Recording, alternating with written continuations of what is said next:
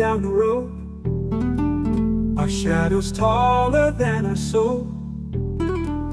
There walks a lady we all know, who shines white light and wants to show how everything still turns to gold.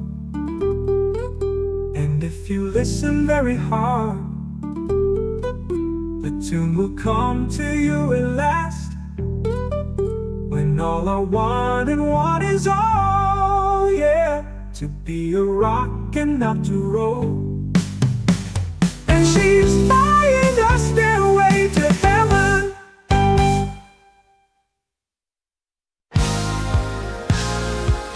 Words never say what you mean. All I hear is a scream.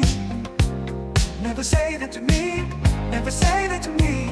Wait, wipe that shit off your face. Let's not stop till we bleed.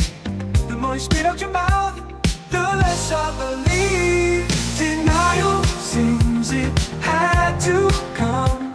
Relied on me to say it all. Denial has left you all alone. How can all that shit that you said ever make any sense? Where did you run to, bitch? While I was holding my breath, what's sacred faded into nothing. Never put that on me, never put that on me. Denial seems it had to come. Relied on me to say it all. Denial has left you all alone.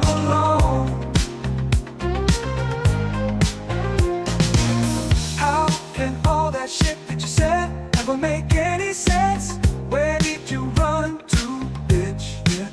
While I was holding my breath, what's sacred faded into nothing.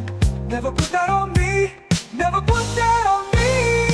Denial seems it had to come. Relied on me to say it all. Denial has left you all alone.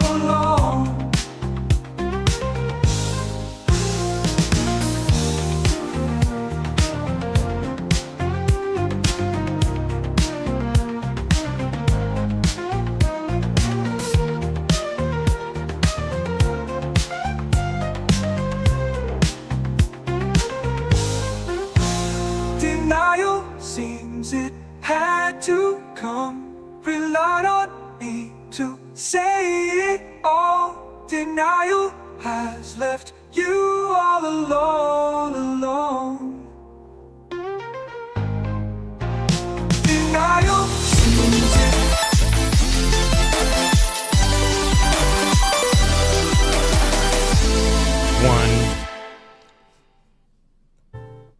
Hello friends and welcome back to the DayOne Show. It's a show, it's a podcast, it's us. We're back from Los Angeles, apart from Nick, who's just always been here, even alone, live streaming shows and making a fun time for himself. Right, Nick? Oh, that's right. It's Special Nick. What's going on? Nick and I have headaches. One of us is coping okay. One of us is getting there, slowly but surely. But yes, it's us. We're back. We're joined as always by Special Nick, but we've got the lovely Arsal who joined us in LA this week as well. And Jesse's here too. Hello. Hey. Yo. Yo. If you are just tuning in, or if you've tuned in a million times before, you should know or be aware that we are a fiercely independent and community-driven publication, and our trip and everything that we've seen over the last couple of weeks has only been made possible by everybody that has supported us directly. So big shout-outs to all of our members, all of our legacy patrons, MVPs, executive producers, but especially our grand benefactors, Crap56, Assassin, and our two CEOs, Kevin S. and Torn Raptor. There's a lot to talk about this week, gentlemen. You know, I mean, we knew going into this that today's show was going to be a long show because when you get Arsal and Nick together, guys, for reference, before the show started, I was told no tangents. We're only going to be quickly. We're not going through every game. We're going to be in and out. Let's see you're how on a that short goes, leash, kiddo. let's see how that goes, chat. I'm going to be right. No more of that. Stop it, you two. I'll be like putting And I you mean, back. hey, like if you ever want us to discuss something, just pop a super chat in, and we'll have no choice. Don't encourage. I'm just Don't saying. encourage this. Super tip. No. I will say that I have really struggled to recover from the jet lag. It's probably been easier for you guys. I slept. My sleeping pattern has been all over the place. Even on Friday, I woke up at 3 and I was just like, okay. And then I stayed around cats last night and I slept from 9 p.m. through till 10:30 the next morning. I haven't slept till that late in years. That's crazy. And yet, 3-4 o'clock this afternoon, I'm sitting there, my head's hurting, kind of dozing a little bit. And I'm like, if this show does go off the rails in a big way, I've kind of said to myself that I'm going to give myself like 2 a.m. is my... Yeah, no, that makes sense. It's a hard cut for me. But we'll see how we fare. There we go. But hey, everybody. Hey, chat. It's good to be back. Nick, have you missed us? No. Oh man, I was up very late last night. It's holiday time for you now, right?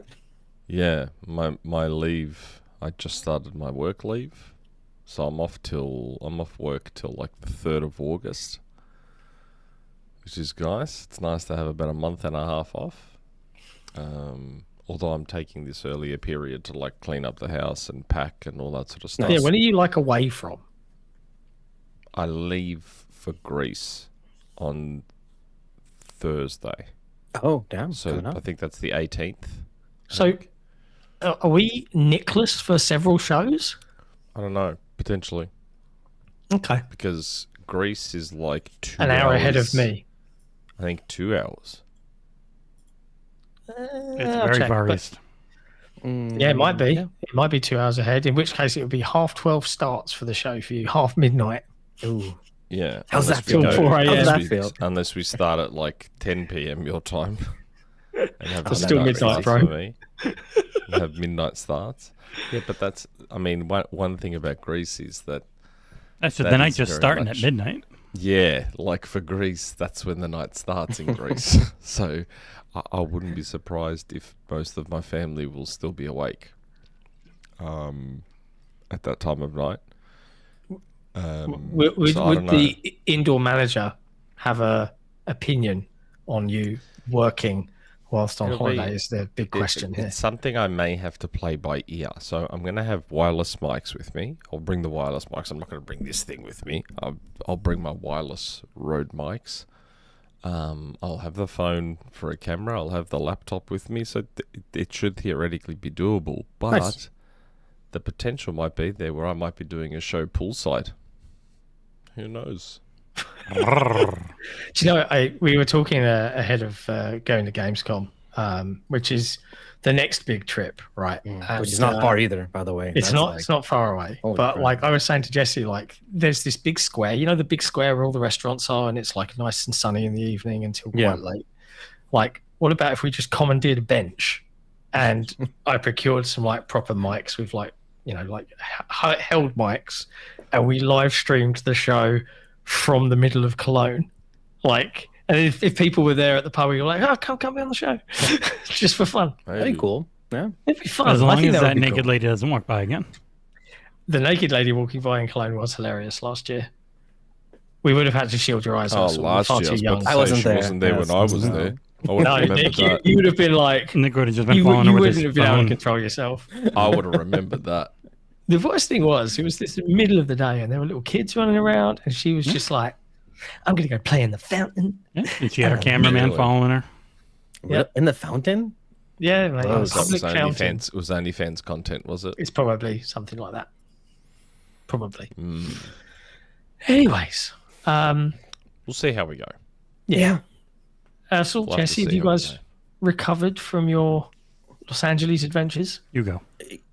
Yeah, I mean, for the most part, it's just, man, you get back home, you get like pulled around part in like different directions of like, you need to do this and this and that. Other than that, no. But in terms of like, yeah, sleep, it's fine. I did notice though, yeah, like when you have like a big time zone shift, getting like acclimating to where you're at is a lot easier than recovering when you're back home, in my opinion.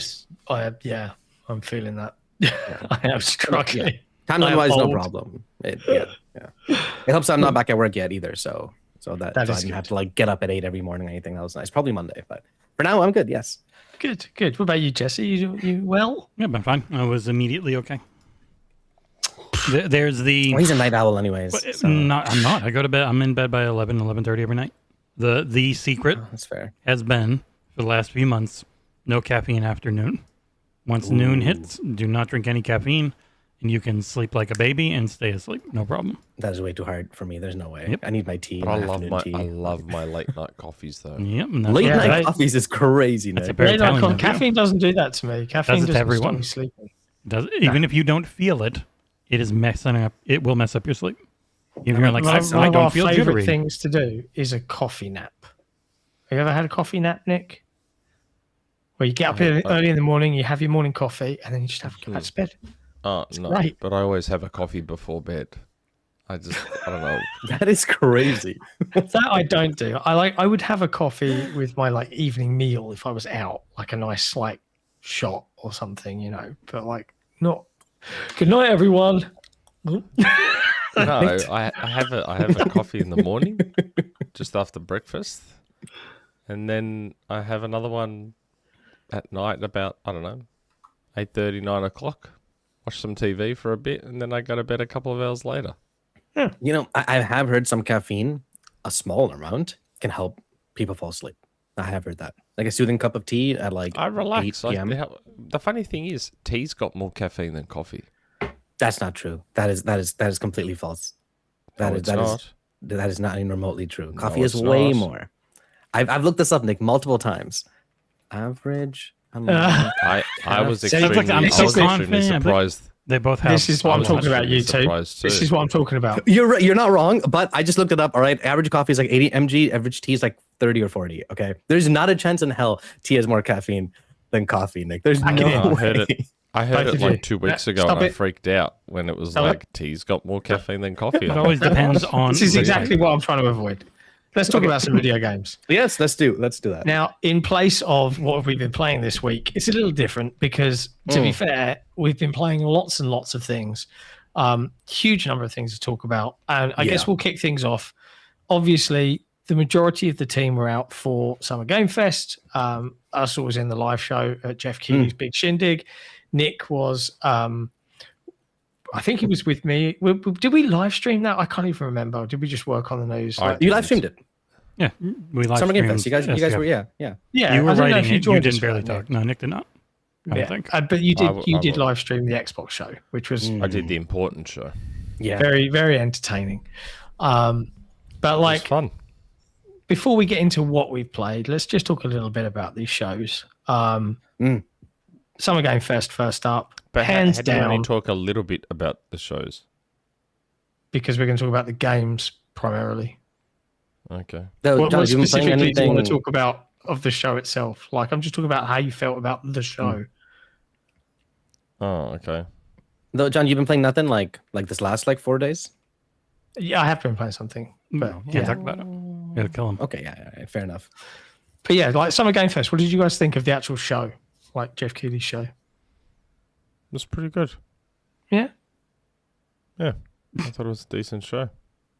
Very low energy, Nick. It was his best.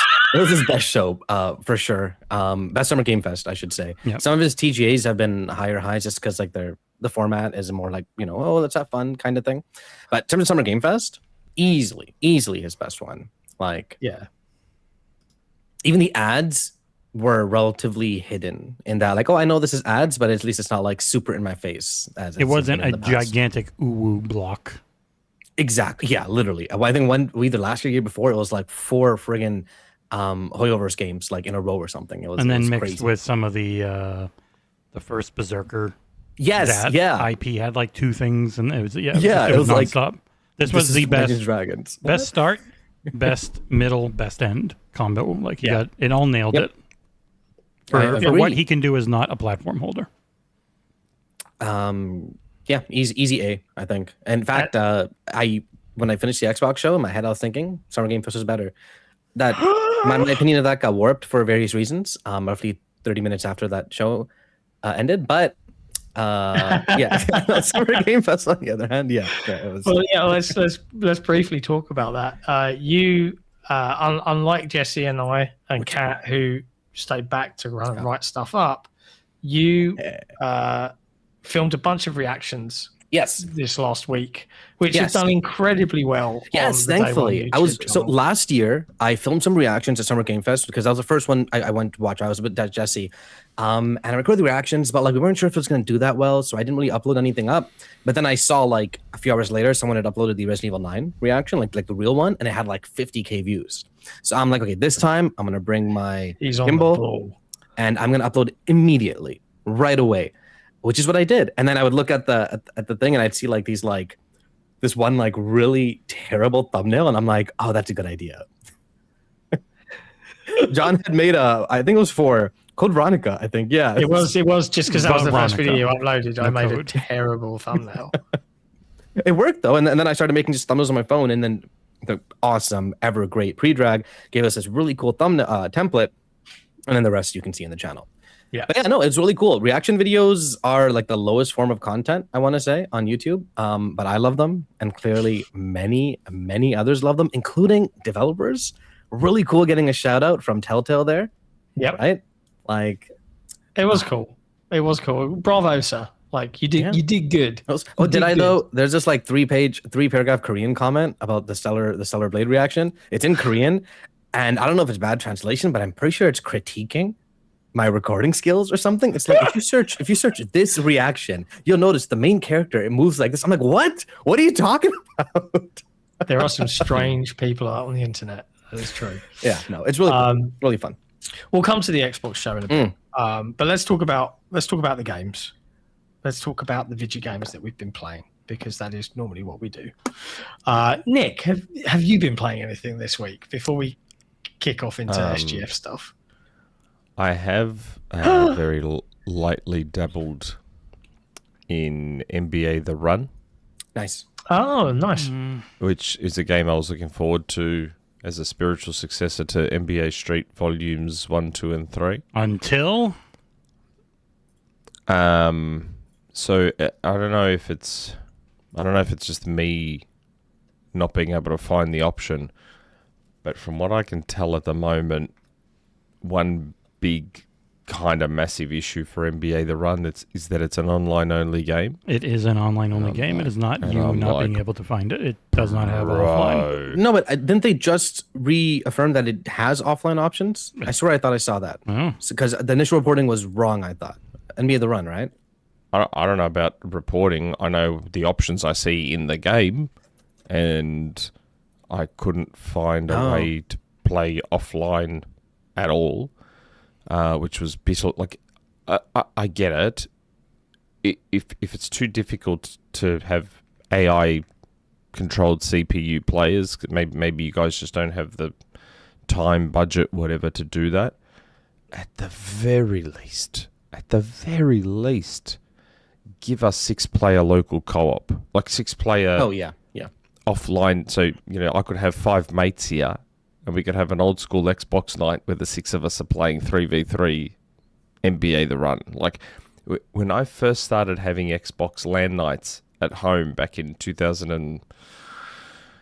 God, when was it? We had OG Xboxes. So, it would have been 2003 or something like that.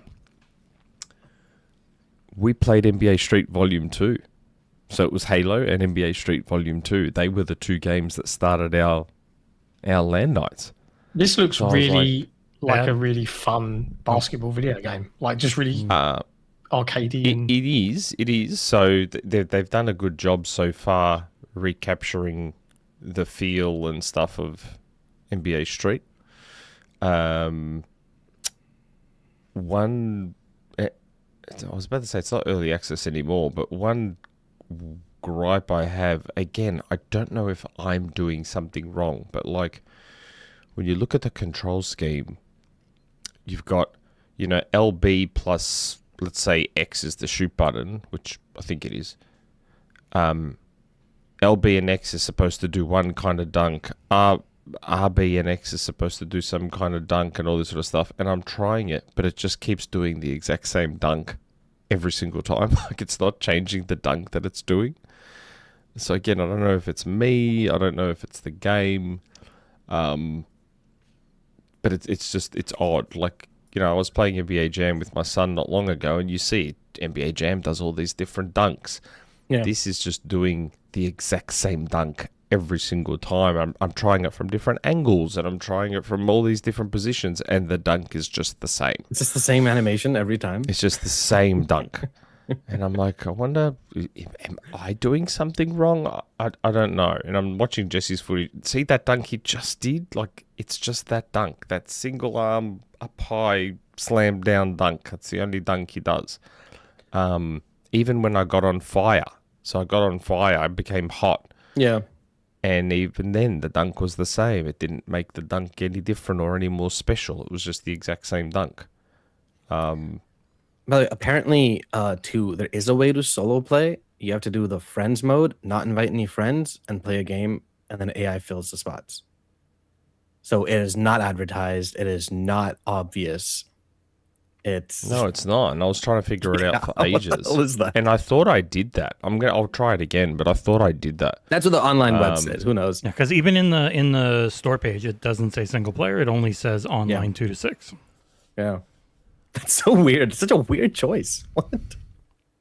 Yeah, I understand this might just be a small team, and they don't know how to figure out they don't have the time or budget to figure out a proper offline, whether it's a single player tournament or whatever the case may be. That's fine. At the very least, just give me offline multiplayer, like local multiplayer, please. Yeah. At the very least. But the core game itself is good. I think it does a good job capturing how it felt to play NBA Street Volume 2. But hopefully there's a bit more tweaking to it. And again, that weirdness of the dunks being exactly the same. Like, it doesn't encourage you to go for the dunks, because it's just like you're just going to see the same animation over and over again. So it doesn't encourage you to do it. Part of what I loved about NBA Jam and the original Street was that there was different dunks, and you'd see what you'd come up with, or whatever the case may be. Not a deal breaker, just Couldn't you like a little bit unlock different disappointed. dunks too and like equip them and stuff? Or is that a different game I'm thinking of? I remember that being a thing in some kind of basketball game. I don't know. Maybe that was NBA the playground NBA games. Oh, maybe. I don't know. But yeah, that's all. I think that's all new I played. I have weirdly gone on a spending spree with games on sale. Oh yeah, you were telling us. Yeah. Like, I bought Metal Gear Solid Volume 1. I just bought, for some weird reason, Resident Evil 3, Resident Evil 5, Resident Evil 4, Resident Evil 6. So I got the triple pack of the old games. Why'd you number them like that? That was weird. I don't know. Because I've got a headache and I'm tired. Fair enough. Dude, when the Resident Evil games are so cheap, it's hard not to buy them. Like, I just they're bought them all all so too, like, cheap right 3-4 now, months so I ago. just bought them. It's Like Resident Evil 3 by itself was $55 Australian. But Resident Evil 3 bundled with Resident Evil 2 Remake, which I already own, was $16. So I'm like, okay, I'll buy Resident Evil 2 again. Right. That's something I hope improves on the Xbox store, because Steam does that, right? If you buy a bundle, it'll be like, hey, you already own this game in the bundle. We're going to cut the price. That'd be a good place to improve store-wise, for sure. Oh, yeah. I didn't know Steam does that. Yeah, Steam Steam's does good in do that sense. I bought Tony Hawk's Pro Skater 1 and 2. That was I on mean, 2 and sale. 1. Sorry. Yeah. I don't know why. Got a tally chart down here, bro. There's a limit. Okay, all right. So, yeah, I've just been weirdly buying all these games on sale. on Xbox for some reason. Why not? It's your money. You do with it as you will. Good tangent though. You bought a bunch of Resident Evil games, and what was No, the just first say. thing? No. That tangent. Two we're supposed to talk about. What's the first thing they showed at Summer Game Fest? And this is worth talking about for sure, right? Yeah, Which was Resident Evil 5. I mean, sorry, Code Veronica. No, Resident Evil 5. Resident Evil Veronica. Yeah, it's not Yeah. code. There's no There's no code in the remake. Are Yeah, I you wonder why they really? dropped the code. Right? I do wonder why they dropped the code. Don't know. Interesting one. No, I mean it's They just did been, confirm it's third person, by the way. Yeah. yeah. Code And so Veronica, it's like thank the God. Resident Evil 3 remake Mm. where it starts out first and then goes third. Yeah. Oh, does it? Yep. Resident Evil 3, the first like 15 minutes is you're waking up in your room, and then you go to the mirror, and then it becomes third person. That's pretty cool. And then you get attacked Oh, I don't by, know. I haven't played it. Pretty fun game too. Only like 3 hours long as well. Yeah, so, they like, cut out quite a bit, even though they probably shouldn't have. But yeah, Very short, yeah. Resident Evil 3 is that short. maybe like 4 hours, but yeah. yeah, they cut out a Worth lot. every penny of the money you just spent. They cut out Yeah. a lot from 3's remake. As someone who never played the original, I loved it. I'm not sure The if you played remake the original, was Nick. not I so. have. I got to see a theater presentation on this. It was just a history lesson and then interview with lead producer. It is the team behind 2, 4, and now this remakes. Yeah. Essentially, it was the right time to do this one because they had 2 and 3. Then they followed Leon in the 4 remake, and now they're following the others, Wesker and was it? Jesus Christ, I don't remember. Jill? Claire. Yeah. They're following Claire and Wesker Chris. and Veronica, which they feel is as important as a mainline entry for story purposes Hell and yeah. stuff. Yeah. So it's getting their full budget. It's getting the whole thing. Looks great. Hopefully the Looks little old amazing. lady's okay. But yeah, full third person. When asked what you can expect that may be, different from the original versus how 2 and 3 and 4 remakes were, he said, expect it to kind of blend what the 2 remake did into the gameplay. So take that as you will. Still pretty far out. Interesting. No date. Some point next year. Yeah, right. Probably next year. Yeah. Oh, really looking forward to it. Mm-hmm. Yeah, because Code Veronica did not hold up at all. Not even a little bit. So, like, yeah, it needed it. I think Capcom are increasingly very smart with the projects that they do. And it's a subject of some scrutiny that we'll get into later on in the show about like getting popular big IP games out faster. In I your think own Capcom have done engine, it. so you don't have to pay any licensing fees. Yeah. Capcom have done a great job of consistently doing that over the last couple of years now that have earned them a lot of love and grace from their fans. Yeah. It's a good thing. It's a good thing. I love seeing it. So good for them. So yeah, like we played a lot of stuff. Like I don't even know where you want to start. Like The Where do previews we we've start? written, probably, right? Like pick a preview and be like, hey, I talked to, like, if you want a little more, just check the written preview out. I mean, yeah, I guess. I mean, we could be here all bloody month talking about it. Go read the preview, Like, How what's the problem? about then, if that's the case, since this is ultimately my show, why don't we cover the games that you guys played that I'm interested in? Okay, go ahead. Sure. I am very much looking forward to Turok. Which we all played. Origins. We all played Turok. We all played it. Yes, all 3 of us. There you go. Perfect choice. And I would- embargo is done, right? Yeah, that was the 10th. Yes. Yes. Yeah. So I would very much like to hear about Turok Origins. Well, it was actually the first thing we played on the first day of Summer Game Fest, and they had slots for all 3 of us because it's a 3-squad game, 3-man squad, and we jumped in, and the developer at Saber gave us a little walkthrough, talk through, and then we started, and Arsal crashed the entire game and ruined it for everybody. Really? My thing yeah. crashes out, He and then, crashed like, the whole one by one, thing. there's crashes out, too. Wow. So, eventually, after a lot of arduous hard work from the development team, they got it all back up and running. No Click an thanks icon twice. to Arsal's chicanery. But no, like it just broke one time and then it was fine. Yeah, but yeah, one thing we you'll- played. Yeah, we played squad. We got to pick like Mm. different character classes each, and we all had some of the classic weapons. Like I had the cerebral bore gun that shoots a dart into their brain. Yeah, into the brain. But I think Looks we were sick. like, Looks if I so had good. to summarize it, and I'll let these two Mm. speak to their own thoughts. If I had to summarize it, you know, this is from the same team that brought us Toxic Commando, right? Which was stupid, dumb fun that I had a lot of, not the same team You as in said the the same same development team, the same publisher. So Yeah, there's similar design ethos and things going on and tech at work. And I would describe my feelings on Turok in a similar way. This was silly, dumb fun that was quite fun. That's how I would. It's It was a fun. That was fun. fun. Yeah, it's fun. That was fun. There you go. What about you? What about you guys? How did you feel about You it? should always direct one person instead of multiple people. Right? Because then we just kind of wait silently to see Yeah. who takes the lead, and then we both take the lead, and then you gotta wait silently again to see. Well, who I takes it. knew it would be Arsal that would take the lead. 'Cause- I usually do take the lead. But right away you can play the game in third person or first person. They give both options. On the fly. And I even asked Dev, I'm like, hey, so like, did you pick one to prioritize when you develop? And he's like, no, it was equal split. It's not equal split. First person is clearly the way to play this game. Maybe it's just because I'm a bigger fan of first person shooters, but there's a dash in this game that just feels so good. You can dash like twice in a row, and like the camera like pivots a bit, like Because it just- technically it it's a feels- roll. Yeah, see, I didn't realize it was a roll till I switched to third person. I'm like, oh, I don't like that. I don't like that at all.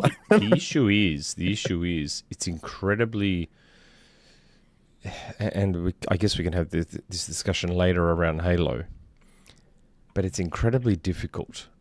I'm not a developer, but there's a tweet I saw from a Naughty Dog developer once that was incredibly insightful and informative on the difficulties and the challenges around first-person cameras versus third, and all the things you have to consider with first from an animation perspective and all that sort of stuff. And I'm watching this Turok footage, and you can tell it was built as a first-person shooter. Right, first. right. That's why I asked the guys. I'm like, dude, this clearly could feels like tell. it was first person first. Like, Yes, you are you can right. Our just tell. third person mode is awful. They're not going to say that. yeah, you're right. They're not gonna say that. And the way I worded it, they're like, even split. I'm like, It okay. doesn't look awful. It doesn't look awful, but I think I would argue that Turok has probably done it better than anyone else just looking at it. But you can still tell in the animation, you can still tell in how the body is pivoting and all that sort of stuff in third person that it was ultimately a first person shooter first, which also makes sense because the franchise's history is first person shooting. And the trailer was first person. It gives a lot of well, no, I think it was third. The very first one. But yeah, I think it was both. the option for people who do actually get motion sickness is always good to have. Like the moment Mort saw it, you could do third person. He was very happy. It's he kind of like gets motion Avowed, where sickness. you can do third person, but it is clearly not the way they intended the game to be played. You know. It does look better than the third person mode does look better than most first person shooters that shoehorn a third person mode in. The platform. There's a lot of platforming in this. Yeah. And I found that easier in the third person mode than in first.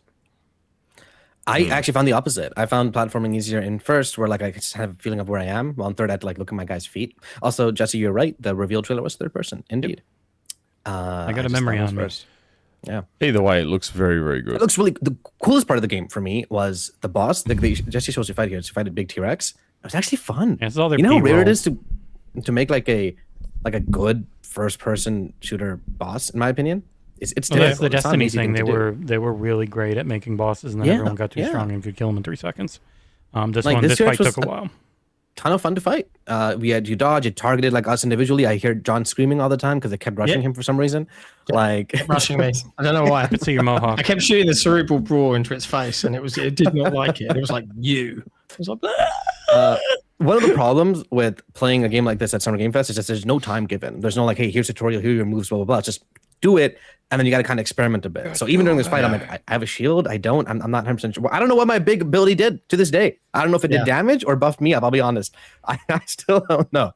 But it was a ton of fun. Does look and- very good.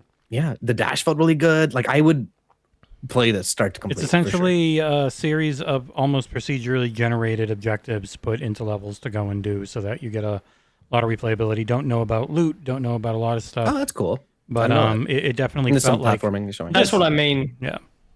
With the comparison with Toxic Commando, because that did a very similar. Hey, we're going to mix the objectives up every level. Like the level layouts are the same. We might be getting into this map, quite a bit later. But sharing tech amongst their teams is the main thing Saber has really gotten into. You could see it with pretty much everything they've done lately, having things like friggin' SnowRunner driving mechanics into all these shooters that share tech, which we might be talking about with everyone's least favorite platform in a bit. I was gonna say there's So the other game I would like you guys to tell me about Tomb Raider. It's that I'm very much looking forward to, and this would be a good test of how well you guys know me. Okay. Which game do you think I would like you to talk about next? Let's see how well you three know. game you know that we played. Crazy Taxi, Nick.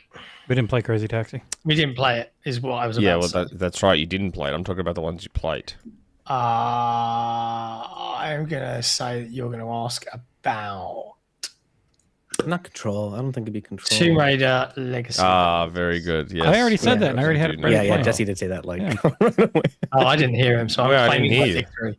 I didn't Yeah, hear me and you. Nick didn't hear, so I win. No, or I something. already had it playing in the background. we so. played Tomb Raider. I John played did. Tomb Raider. Very excited about Tomb Raider. How's Tomb Raider? Slippery okay. So is what everyone told me.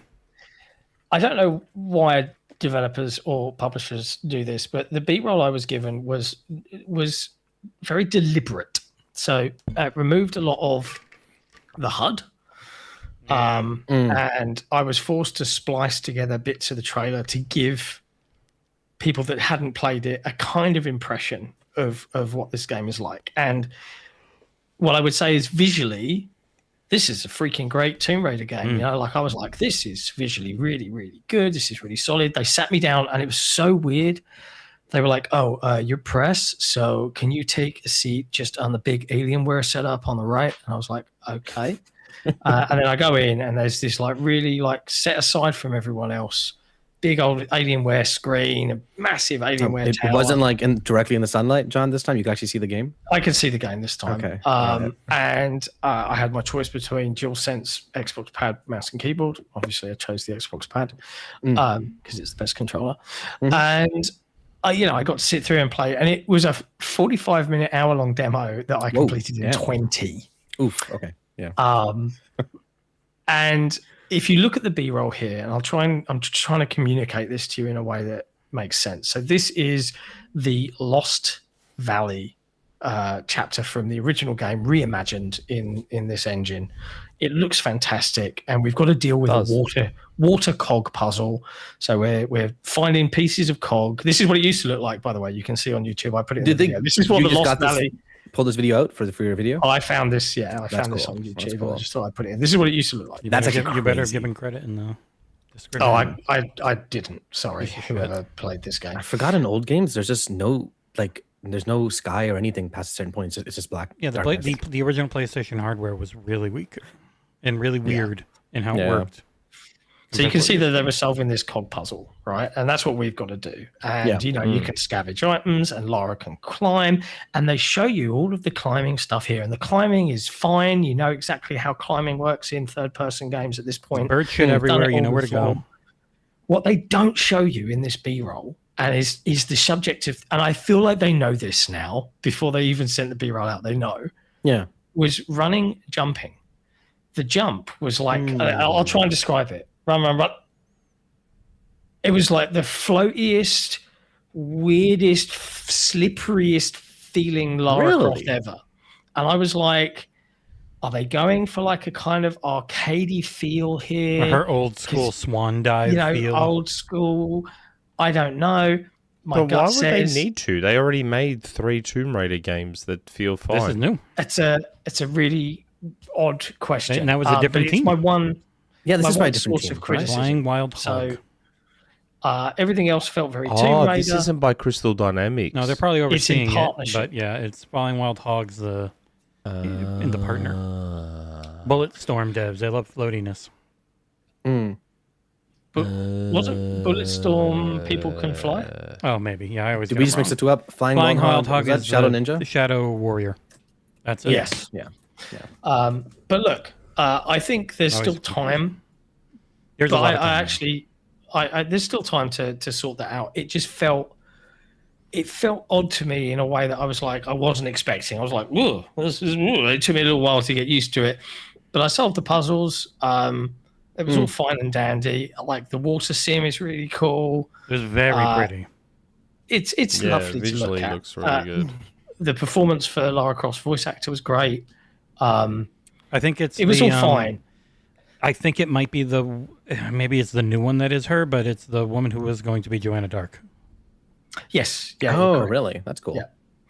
Oh, well, that's But they sat me aside from all the content creators for some reason. So they had rows of other machines for content creators, but they're all close together. I was like, why is that? It's like, press a little bit more serious so we give you guys a little bit of space so you're not surrounded by people going, oh my God, what's up, boys? Listen to me on YouTube. They all were recording themselves as they played for their content. Yeah. So you're not surrounded by people like me and Jesse were last year in certain things? No. Screaming out loud. Oh, I had that in the, I had that in the Resident Evil. There was one of the React guys that you saw. Really? Without the other React guy. And he was just like, oh, React couching, like in the middle of a friggin' press. Oh my God, I want to die. Irritating. But yeah, I thought the Velociraptors, and the frustrating thing about demos like this is, per Arsal's earlier point, we're chucked in. There's no context given. You aren't given a quick rundown of the controls. So I was literally like looking at the sheet in front of me, and Laura has this cool kind of bullet time mechanic where you hit right bumper and she does all the cool backflips and time slows down and it feels really good. And then it culminated after I fought about 4 Velociraptors. T-Rex shows up, and rather than fight the T-Rex, you are running away from the T-Rex, and you were running towards the camera. Towards the camera, Pepsi Man style. And then it switches, and you're running up a log, and then you have to do a jump, and then and then the dino does the giant, and then boom, the demo's over. And I was like, That sounds fun. Yeah. It was fine. I was not as like, fuck yeah. You were they've nailed extremely that. excited going in and not coming out. Yeah, like that's never a good sign. the main things you do as Lara Croft is move and jump and climb, and the climbing was good, but the movement just felt off. And I hope that they could tweak Even like that. the normal movement, like your character didn't have weight, like that kind of thing. Like, Yeah, it just felt slippery, man. Slippery Lara, like she slippery was all when wet. greased up. like kind of like how Turok felt in third person, Ooh, but which is yeah. meant to. It's like No, Turok had weight to it. Turok was fine. I'd pay for a greased up Lara Croft. Well, then maybe this is the game for you. Like, I think they've got time to get that sorted. But it felt worse to control than 2013 Lara Croft, and that feels like a mistake to me personally. I get it if they're trying to emulate the past or something to that effect, but like you've reimagined the whole game, guys. Let's not weirdly stick like, to some even sort old of games still had weight, like Spyro on the PS1. He had weight. He had like, heft to him. It's just slippery. It's the best word I can think to use. But yeah, there you go. That is Tomb Raider Legacy. I'd like to talk about one thing that I can, because I can't talk about. I got to see Hellraiser. I got to see Hot Wheels. Those are both coming at some point in the future. But one thing I got to see a new demo of that no one else has played, and this is all B-roll again, is Onimusha Way of the Sword. I got to play through an early-ish part of the game, and they showed me a later part of the game, them playing it in the theater presentation. And they were playing it too. It wasn't just like a Yeah, like a so video. the theater presentation was talk about Veronica and then play a new late games, like mid to late game section of Onimusha, where he's got more of his Oni gauntlet powers and stuff. Oni armaments, they call them. All this footage, I was allowed 10 minutes, and this video is 9 minutes and 59 seconds long. It is just straight gameplay with me talking over the beginning. If you want to see, I could, after playing, I went into this one excited and came out way more excited. And that's even after playing the demo that's available publicly right now, because this is a different area. It's like a xenomorph. It's everything I wanted. They're all Genma. They're all demons, corrupted people or animals and shit, or just straight demons from hell that pop up like the boss at the end. The different counters and dodges into moves and very fast, visceral combat where outside of bosses and even them, if you hit a string, you can take their health down like that. It feels amazing. It looks and runs incredibly well. The only issue I have is that the voice actors are all very twee British. That does not match the, like, I don't know, is it 1600s Japan? It's really weird. I think maybe they're just trying to emulate old bad dubs for Japanese samurai movies. But this is one I would highly recommend playing subs and not dubs. But the gameplay is top tier. Like, it was fantastic. It was so good. And I was the only person who killed the boss in our entire group. Nice. Isn't it funny how Capcom has, as soon as Capcom stopped trying to appeal to Western audiences, is when they started to make great games again. As soon as they went all in on generative AI. But yeah, I just find that funny. No, Onimusha looks incredible. Can't wait. That's this year, right? It is end of September. September 25th or something, 26th. September? Oh, man. Yeah, funnily enough, that's going to be a busy month. Gears has 5-day early access on the premium edition, which means that, like, 5 days? Right as I finish this, would be going right into Gears. October 1st. I watched our preview video yesterday, and I'm incredibly excited for this, because this was the game at Sony State of Play that I was like, oh, what is this game? And yes, Stuntman Hollywood. Oh, looks so good. Do you know what? I really liked this. This was another demo at the Saber team, and fun story. They thought they'd signed us up for it, but they hadn't. But they are very nice. On the day we were like, is there any room? And they were like, well, we'll email you. And then I missed an email on the Saturday because we were doing something else. Didn't get to play it. So we go back in on the Monday, and I'm like, come on, you've got to get me in. And as I walked in, I was like, any chance? And they were like, we've literally had someone not show up. We can get you in right now. And I was like, let's go. So, yeah, Stuntman. Looks so good. It feels good to play. It looks great. Weirdly, again, Saber, I don't know why they did this with Turok. They did this with the other B-roll. They've removed all of the HUD from the B-roll. Okay. So I have to kind of like, you just try and envisage. The HUD in Turok was good. I like the HUD in that game. It was not in the way it looked nice. Yeah, right. Like it's probably just like not finalized, so they don't include possibly.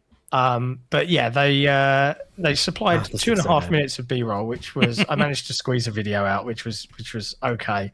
But you're given a driving line, and it's Stuntman as you know it. The director is barking orders. I don't know it. I've never played Stuntman. Oh, okay. So you're gonna love this because it is effectively a kind of like a leaderboard chase to like get that perfect take. Like you are the Stuntman, you've got to get everything nailed. So the director's like, okay, hit the gas. All right, drift around this corner, and then the drift UI comes up, and you've kind of got to get it in the green as you drift around. You're not allowed to hit any walls. You get deducted score. And then, you know, you're like, you've got to do this jump. You've got to go up on 2 wheels. If they ask you to scrape by a car, it will give you like a red, a green, and an amber. And you've got to like hit the line to get it like just by it to make it look cool.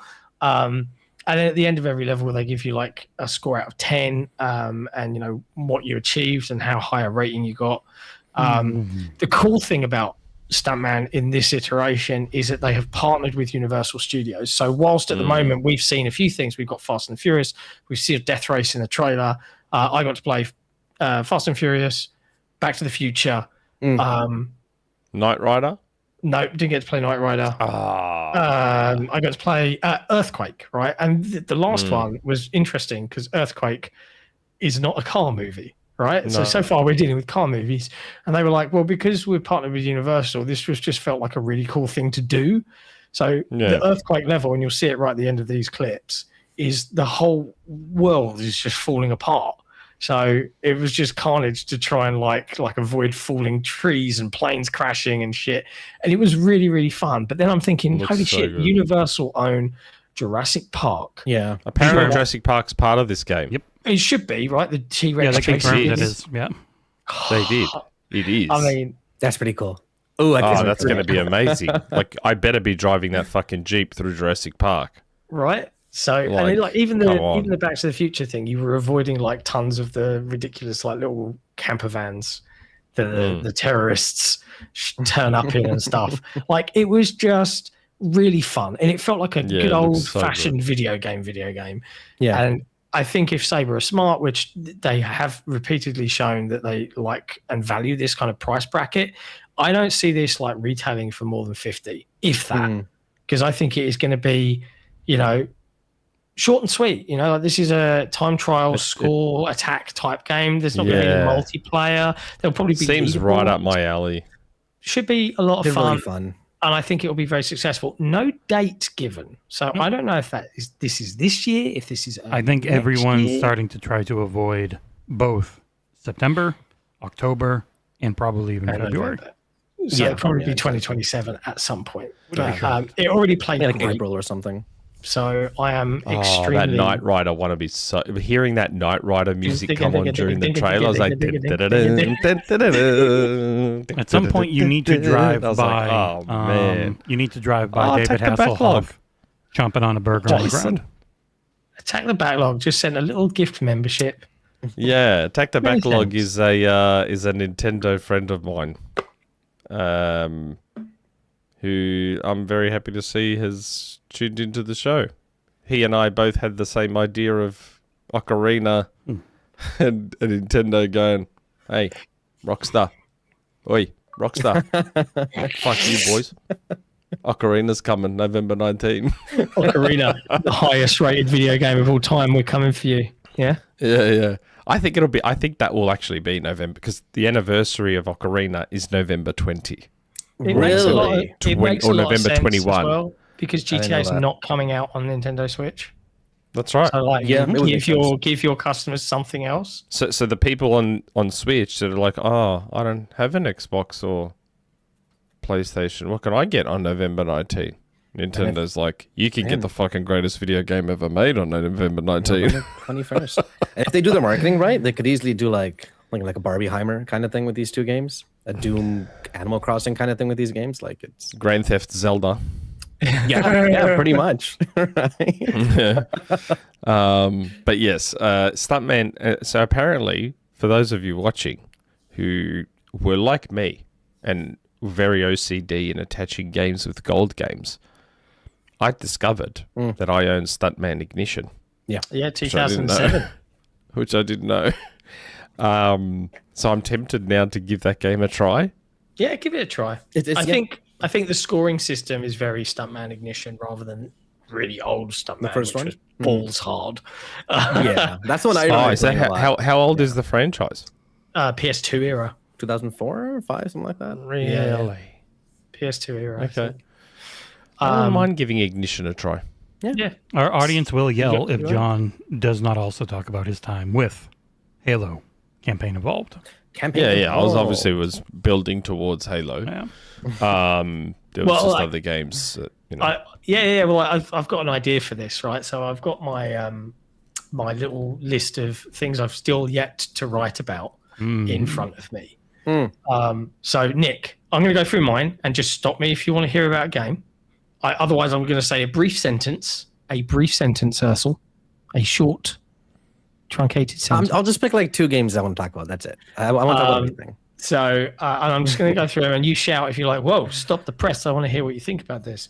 I played Erosion from Plot Twist Games and our good friend Bart, which I really, really liked. And I'm going to be bringing everybody a shiny video preview with tons of footage Monday, Tuesday. I played Aliens Fireteam Elite 2 with Arsal. Where we shot. Yes, that's another thing I played. I'm like, I know I played something else. Yeah. It was really good fun. Like proper sit down with the boys. Let's come on, man. It's game over, man. I played really well. Stuff. Like really good fun. Yeah. Absolute carnage as well. I played the surprising delight that is Sonic Pico Park, an 8-player multiplayer. You were so game. miserable at the thought of having to play that too. I didn't think it was going to be for me, but I really loved it. It was a puzzle game more than anything else. A multiplayer puzzle game. 8 people puzzle game? How does that work? And the levels scale. So if you've only got 4, the level will change to accommodate 4 players or 8 or whatever. I played 1047 Games Empulse, which again felt really good. Solid shooter. Early days. They're going into early access this coming week, I think. And I played Ace Combat 8, The Wings of Thieves. Thief. Thieves. Thief. Theve. The Wings of Hawaii. And I What played. is that word? I don't What even is know. that word? Oh my Thief. god! I'm going to give you some voice acting from the game. Oh my god! It's the wings of thief. A Middle English word that was- that can mean a corpse or a ewe lamb. There you go. Ooh. Now we know. Wings of Wings of the lambs. Dead. Or dead people. And I also played a very cute puzzle game, which I'll do a video preview on for Bad Magpie from a bunch of British devs in London, which was really good. It's great. It is really, really solid. I also played the Cult game, Join Us, from the Xbox Showcase as well. Oh, you which did? Was, Oh, I did. You played I that played solo that. or? It was solo, and I would describe it as very humorous and entertaining, with a good old dollop of the jank that you would know and love from many Euro jank titles. Even though it's not a Euro title, but it feels like one. But yes, other than that, I think the other thing I played was Minecraft Dungeons 2. Which for some reason we're like the only channel to have actually fucking done a video preview on this. So our video has got like 60,000 views at this point. Damn. Everyone's like, "Where did you get this gameplay from?" God, I'm it's like, 400 comments. Microsoft. 400 comments that Yeah. I have had to mostly manually approve for some reason. It's crazy. Yeah. I have Very manually people to the approved channel. like 1,000 comments this Why week. does it look so much For worse which than game? the first game? See, Minecraft Dungeons 2. I don't think it looks worse. I think they've chosen to prioritize performance, because bear in mind it's coming out on Switch, but not Xbox One and PS4. They've chosen to prioritize performance and also make it look more like Minecraft looks, whereas Minecraft Dungeons 1 was super stylized. However, in this, the lighting is really, really nice. I just think that the level they chose for the B-roll, which is the dank biome, or the deep dark biome, was super muted. But it's Minecraft Dungeons. It was fun. They've added jump, so it's a lot easier to maneuver and get around, and you can do jump attacks and stuff. So you don't just need to roll everywhere. You don't need to roll everywhere, and you can kind of climb up stuff, and that it just feels better to play all in all, and the performance was great. So, but yes, I played all those things. There you go. That's it. Oh, that's not so bad. That's all. I did not play nearly as many as I don't have any video to play. Arsal. No worries. I linked you and Discord. I just meant on our YouTube channel. Oh, yes. Well, I mean, I'm just going to talk about, okay, first off, the two games I played, which I'm not sure if I'm going to write a preview on, because one of them, I still don't know what I played. But I played a bit of Animo. Though what's funny is, like, I made my appointment time. The person out there, and I'm thinking, like, is this like school, bro? They're not here for 10 minutes. I can just leave. Like, is that what's happening here? But they showed up. Animo is releasing this year. It was interesting. It's one that's like the Pokemon game, like you transform into the Pokemon. It feels like it's different enough that it should grab an audience, but it was super rough. So, which is why when I asked, like, "Hey, when's it releasing?" They said this year. I'm like, "Oh, I hope this is an old build, because it's super rough, like 10 FPS at times." Hopefully it does well. Keep an eye on it if you like, like Power World or Pokemon. If you are a furry, kinda. you become the animals. It's the furry exactly. thing. It looked fun. I'm not sure it's my kind of game. The other one that I played for literally, like, I think the longest I ever played in Summer Game Fest was this game, because most demos at Summer Game Fest are demos made for us. Or like a specific level, or you'll kill a boss and then it's like, okay, thanks for playing, blah, blah, blah, blah. This game, Sea of Remnants, you might remember had a trailer at Summer Game Fest where someone was just singing the whole time. And nobody knew what it gameplay. was after that demo. Yeah. Do you I'll be know what honest. this game is? I don't know what it is after I played for an hour and 10 minutes. It just kept going. And the person next to me, the team's from China. It's NetEase that made the game. God. Right? The team's from China. I'm thinking NetEase, okay? The team's from China. The person next to me, because usually you have like a dev or someone around the team next to you when you play these things, had a very thick accent. So I could not understand her at all, and I just had to like nod and go along, like, yeah, roguelike. And the speed at which you talk, they were probably like, I cannot understand a word this guy's fucking They saying. probably It couldn't was just the understand two of you, you mate. just going, Pretty much. Though I started playing this, let me off my own. Okay, so Sea of Remnant. Sea of Remnants? That was it called? Remnants. Sea of Remnants. It is a roguelike ship battle turn-based combat game. Not There's musical. no, not musical. No, I mean there was like a really long cutscene where someone was singing, but like the music wasn't really a part of the game itself. I was a little surprised because like the whole trailer was someone singing. You wake up and then you're like puppets and you can customize it. That looked kind of cool. And then you're on an island. You got to find a crew, recruit a crew, go outside onto the seas, get resources and stuff, and then come back into the island. That's like the gameplay loop.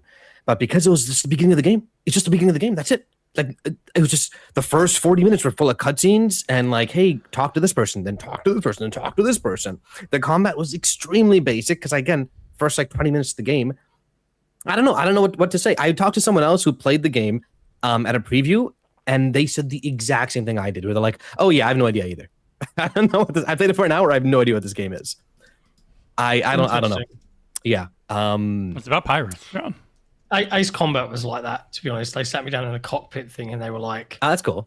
there's a lot of cutscenes. You might want to just hit skip a lot until you actually get to gameplay if you want to like get a decent amount of gameplay in an hour. And I was like, really? And then I was like, oh shit, you guys weren't kidding. There were a lot of cutscenes. But yeah. That reminded me of Kung Pao into the fist.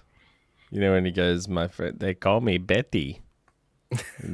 As was saying, team is from Chinese. It sounded like exactly like Kung Pao into the fist. My I played call me Betty.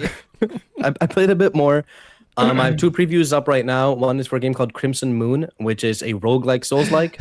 It was cool. It's it plays like a Souls-like, but there's like elements of like you get new gear, and the more you kill, the more you progress. You die, you got to do the level again, that kind of thing. Reminded me of Chalice Dungeons. I was pretty high on it. Like I could see myself playing it this year. Pretty sure it releases in September too, though. So Yep. good luck. The game you really loved though was Nekomi, Nazi Hunter. Oh yeah. I no comment. I don't want to talk about that game. It's still far out. They have a lot of work I to talked do. to a lot of people who told me all right, it here we go. was essentially the world's most basic Arkham combat nonstop. Yes! You Yes! just punch, parry, punch, Dude, parry, punch, literally. punch, And then the guy parry. always has like these like lines like, "Oh, no one, a Nazi always deserves this," or something like that. Every time you do like an execute, and I'm like, this isn't working, bro. This isn't working at all. Yeah, no, that game needs a lot more time. A lot more time. And apparently, I saw there are guns in it, so and I didn't have any shooting at all in my. Whatever my happened to gameplay of that it. Spline or whatever the hell that game was that you played last year, John? Yeah, Still not Yeah, out. they're working on it. It's coming 2027 though. Yeah. So It looked Looking more forward to that. realistic and more fun at Gamescom when at SGF when you played it last year. yeah, it was good. It was good. I have high hopes for that one. I think. I played Escape Academy 2, which turns out has a subtitle called Back to School. I didn't know that.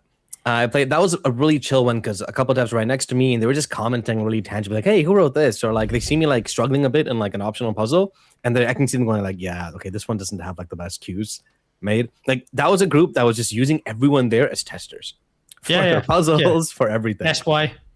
Right? It was a ton of fun. The big difference there is I have a preview up is they opened up the world. There's now like a central campus area. And I asked them up front, I'm like, "Hey, listen, why'd you make it 2? Right? Like, what was your purpose making that?" And they're like, "Our main complaint we heard from the first game was it's not long enough. So we made it longer. So this game's like 3 times as long. It's They like got the 16, Elon 18 Musk hours. lengthening surgery, but it went well this time. It was really fun, open area, some Hogwarts vibes, I want to say, with the thing. And it's coming to Game Pass. Also this year, I believe. But I really liked the first Escape Academy. Like, and we've just had an escape room game hit Game Pass like this month. or literally, last you're month, right. I just saw it pop up on my screen. Like, what is it? which Jesse and I played on stream and was good fun, like figuring out puzzles. So yeah, If you've never I'm been all in an escape room or played this game, there's a certain feeling you get when you just do a bunch of random things and it ends up being correct that you can't really get anywhere else.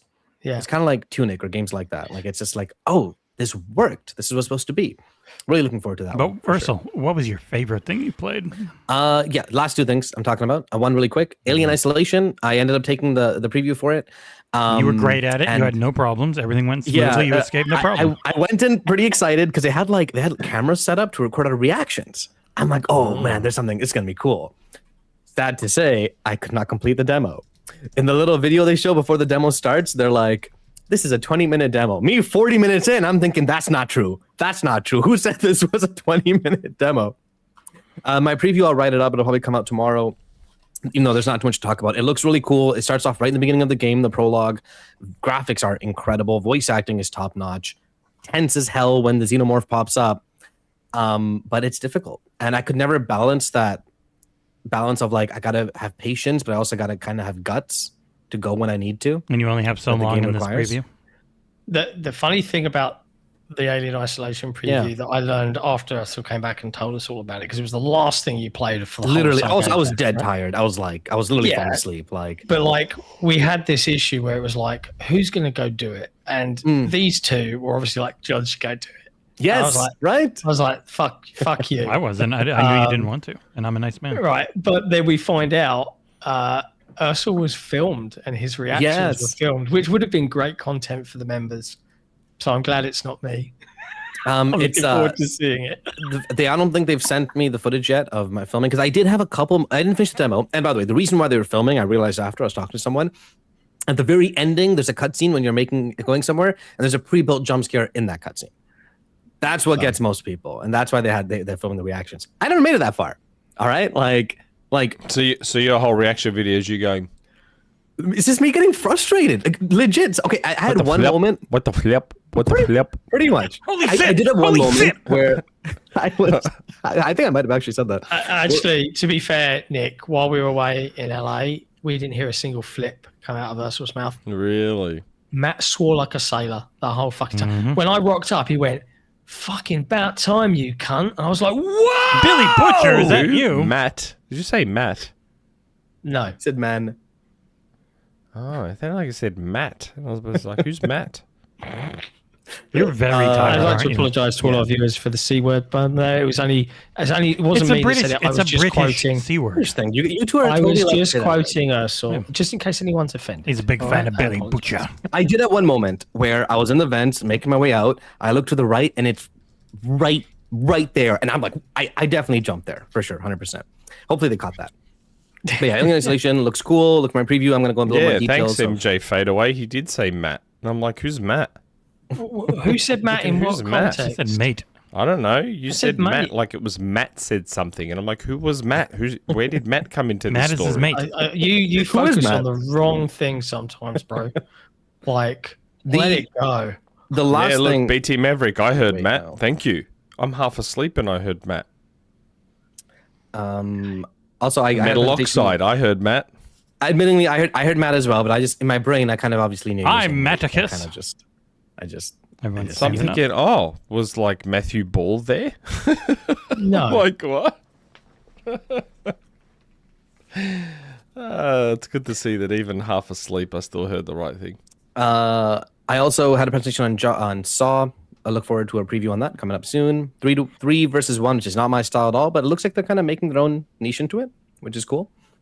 And finally, the game that I actually wasn't originally planning on playing, but ended up doing it as my last thing on the second last day, so I also went in super exhausted, was Control Resonant.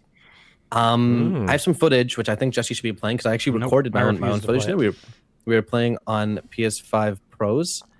I'm sure Jesse will play it soon. Nope. I'm sure. Chat, believe Jesse into playing this footage, right? It's my own gameplay. It's the only gameplay we have where which one of us was playing. Anyways, I never It's finished also the first been control. playing for 10 seconds. God, okay, that makes sense. I'm looking at you guys. I'm not looking at footage. I never beat the first control. I wasn't really that excited for Resonant. Like, it looked cool, but all the trailers are super like slow motion and like floaty and all that stuff. So when I played Resonant, they start off from the beginning of the game, and right away I'm like, wow, this feels good. This feels really good. There's a tutorial section where you get your abilities, and they give you everything. They give you a double jump. They give you a double dash. They give you a triple jump right off the bat. In the first like 10 minutes, like, here you are, have fun. There's a boss. Boss was fun. And then after that, they just kind of throw you in this made sandbox for us, with just a ton of enemies everywhere and a little later in the game. And I just had so much fun. It felt so damn good. I don't know how a studio can go from, in my opinion, relatively okay gameplay. I don't think Remedy games particularly play super well. Pretty much everything I've played of theirs, even like Quantum Break to an extent, to best in class. because this legit felt like best in class melee combat. You have surprised at how much it looks like a video game. exactly. That was a huge part of it. I'm looking at them. They're quite happily skipping the detail of animations to make sure the movement's snappy, and I'm like, Remedy, have you made the right call here? They definitely have. There's a boss fight in this. Near my first attempt on the boss went okay. My second attempt went pretty good. But like when you execute an enemy, you rush towards them. You know, like when you attack something. In fact, the other game I played, which you can read, Jesse, I'm sure we'll talk about it. Yakuza is the exact opposite. Yakuza, your attacks have like a certain range, and that's flipping it. In this, your attacks like they rush to enemies. You have the heavy attack with the Y. You have the other attack with X. You have abilities. I was like smashing people away. It just felt. I didn't know we played a Yakuza game. I had no idea. Are you talking about Stranger Than Heaven? Oh my God, Stranger Than Heaven. It's literally a Yakuza game. It's a prequel. Weird. Okay.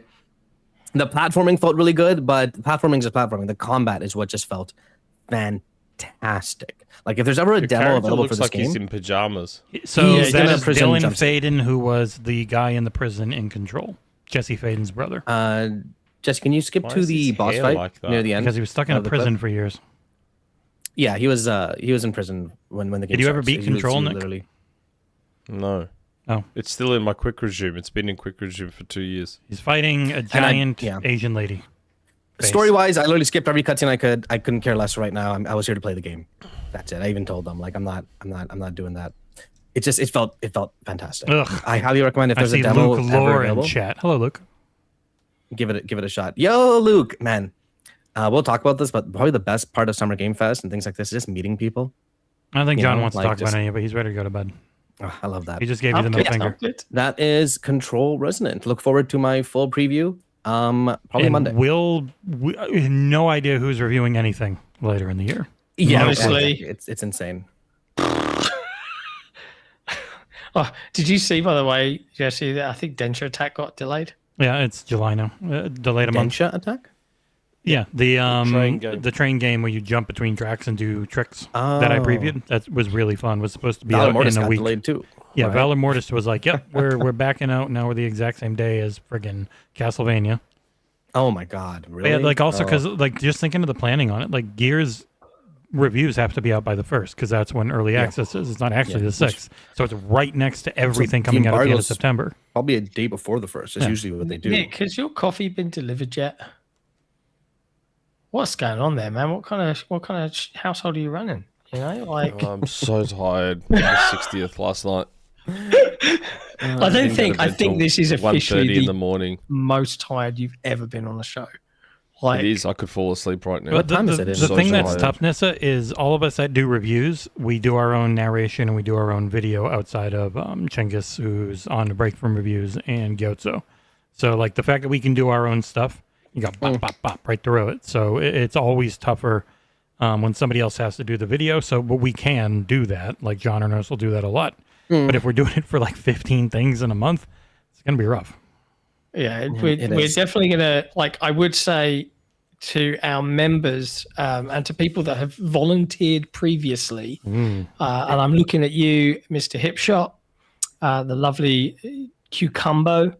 If you guys are up for lending a hand on coverage, if you've got anything that you're keeping an eye on coming out in the months of September and it's very hard. It's very hard to commit to a game because you never know when something's coming in, where it's going to come in on versus what you can play on. Because like that's the reason I've got all these is because there's a very good chance I might get something only on PlayStation and PC. What you're playing on determines when it comes. If they think, for example, new Xbox era for a while, they thought we only had Xboxes, they wouldn't give us PlayStation codes or PC codes, even though those would be like weeks earlier. Yeah. It's rough. But yes, JRPGs in particular. They're just so you can only review so many of them at the same time. It's tough. It's going to be I think this is probably going to be our true If we weren't not going to Gamescom, it'd be a lot easier. But we're going to be wrecked at the beginning of September. And I was mentioning this in the pre-show, and I don't think you either Nick or Russell were here, but I was saying to Jesse, like, I don't know how Gamescom's going to be this year. Like in terms of worthwhileness, like we're going, we're still we're still raising funds for it, by the way. So please do feel free if you want to see us there. Lend your hand where you can. Best way to do that is by becoming a member, of course. Just head to playday.one/memberships. But Gamescom is interesting this year in that normally August, and you would have previews and hands-on for stuff coming out in September, October, November, maybe December, and maybe you'd see some early 2077 stuff. But it was mostly for that last chunk of the year. But this year, while we're at Gamescom, a lot of stuff that's landing in early September should be in for review, which is going to inhibit our ability to actually Blood of Dawn review it. Walker is probably going to have to be fairy if you're watching. Yeah. And then like in terms of what publishers are going to show, I don't know how much publishers are going to bring along for the ride that wouldn't be I did have a couple anyway. Like I think Saw specifically mentioned that they're gonna hoping to get like a playable build at Gamescom, for example. I think there's still going to be a lot because there's a lot of things that they're holding off on the dates on, and we can get more time with, and like and I do think, like, I played High on Life. That didn't come out till February. I think people will be having February and March games there because they're February or March. That makes sense. Because they're ready now, but they can't put them out. Like, I Fable? wouldn't be shocked if playable at Fable's there. Gamescom? Like, Right, like, exactly, yeah. like a lot of Who those things I knows? think would be. Like Gears. Yeah. I bet if they ever invite us. I'm hoping Gears has like a multiplayer something before Gamescom. You have 16 people playing Horde. 12. 12, but No, just for Gamescom, make it 16. Oh, okay. Oh, yeah, okay. I'm down with it. So that's pretty much everything we've been playing. Except for you haven't talked about Halo, and people are going to yell at us as an Xbox. Wait, and player. Jesse didn't go yet. Right. Yeah, but you still that's played what I some said. John's going to skip me. I knew it. Yeah, what the heck?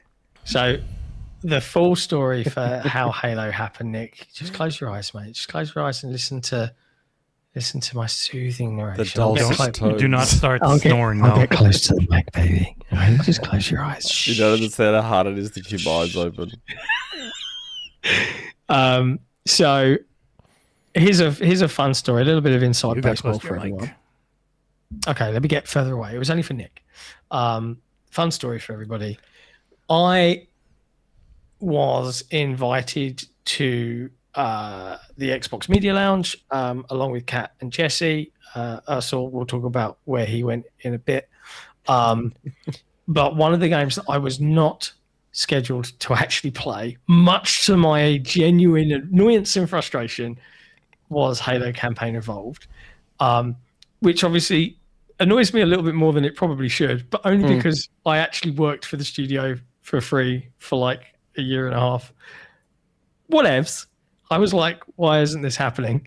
Anyway, the night before the Xbox Showcase, there was an industry mixer, which I attended, and I did some fun stuff. I got to give a copy of Console Wars, the card game, to Asha Sharma, which was hilarious to me because I was like, I heard you like card games and you're learning about the video game industry. Here's a crash course.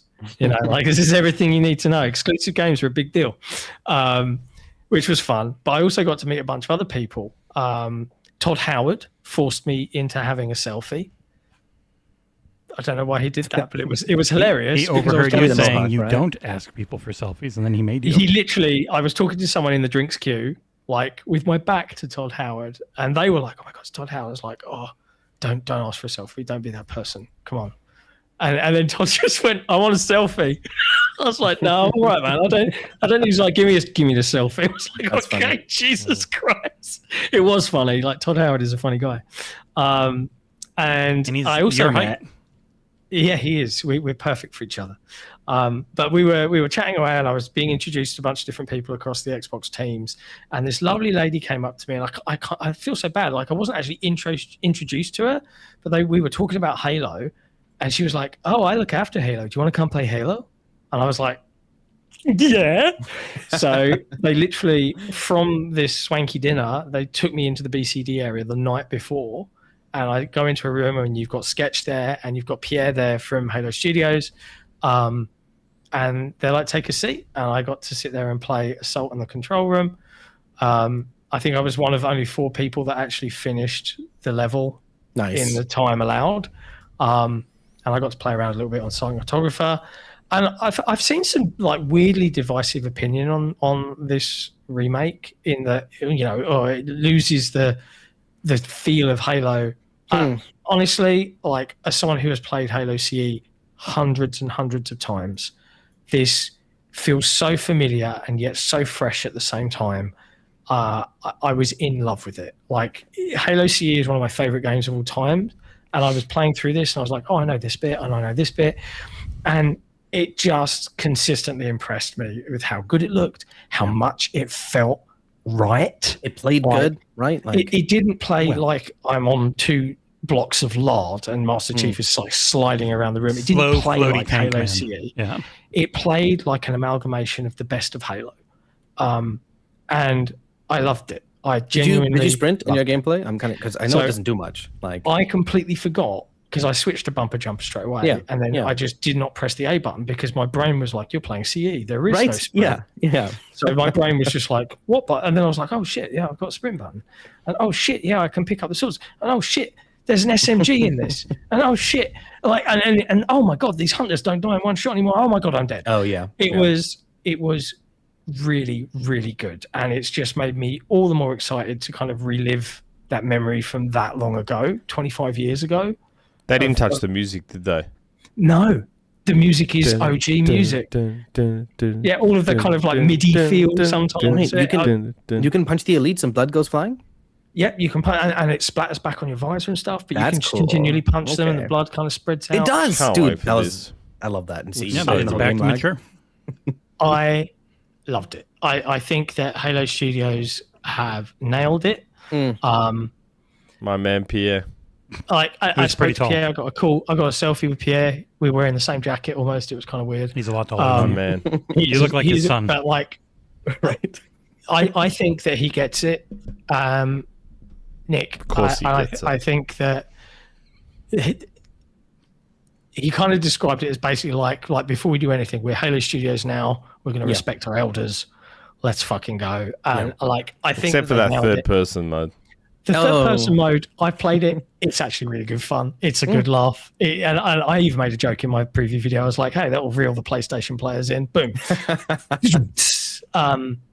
I think there's a lot to love. Now, interestingly, and Tom Warren tweeted this out. I don't know if you saw it, that there were some files in the build for this. Now, I am not going to say a word, but I have seen what they're talking about. Is it like upcoming stuff in the game that they haven't talked about? I'm not going to say. I'm just going to tease. Okay, all right. But the cool thing I'm just going to mention. I'm going to mention this now. You can see this in my footage. Like, you can remix stuff. So I was playing a song photographer here, and the flood were on the beach, and you can even turn on like flood fog throughout the entire level to completely fucking change how it feels. Oh, like the visuals. That's sick. It is just. Wait, you played with the remixer too when you played? Oh, yeah. So the crazy thing about doing this preview was I got to play about 45 minutes before the showcase, and then on the day of the showcase afterwards, I had a Halo BCD that they got me into where I got to interview the developers, and you can find that on Playday.1 now. There's 42 skulls in Halo Campaign Evolved. That's more than ever before. And you've got this remix mode and all this other stuff. There's 3 new levels. They've been penned in cooperation with Troy Denning, who wrote a bunch of the more combat-focused Halo levels. Coming next year. Halo books. Yeah. He's good at combat, that's for sure. Yeah. So, but yeah, I think there's a lot to look forward to here, and there's one thing that will become apparent, and it will come out shortly after the game's launch that will make everybody pretty pleased. Become a parrot. Did everyone else see him say parrot? That's I heard right. him say parrot. He did say the crazy Matt, actually. Yeah, I said, Matt, what are you talking about? The crazy thing about doing this demo was that they were like, we've got an at-home flight. We can get you in. And I was like, yes, please. And then I did the math, and I landed at 11 a.m.-ish, and the build shut down at 4 p.m. that day. Ooh. So I landed jet-lagged and broken, downloaded the game, played as much as I could, and recorded as much as I could in 3 hours. Luke is very insistent. Do you anticipate it reviews well?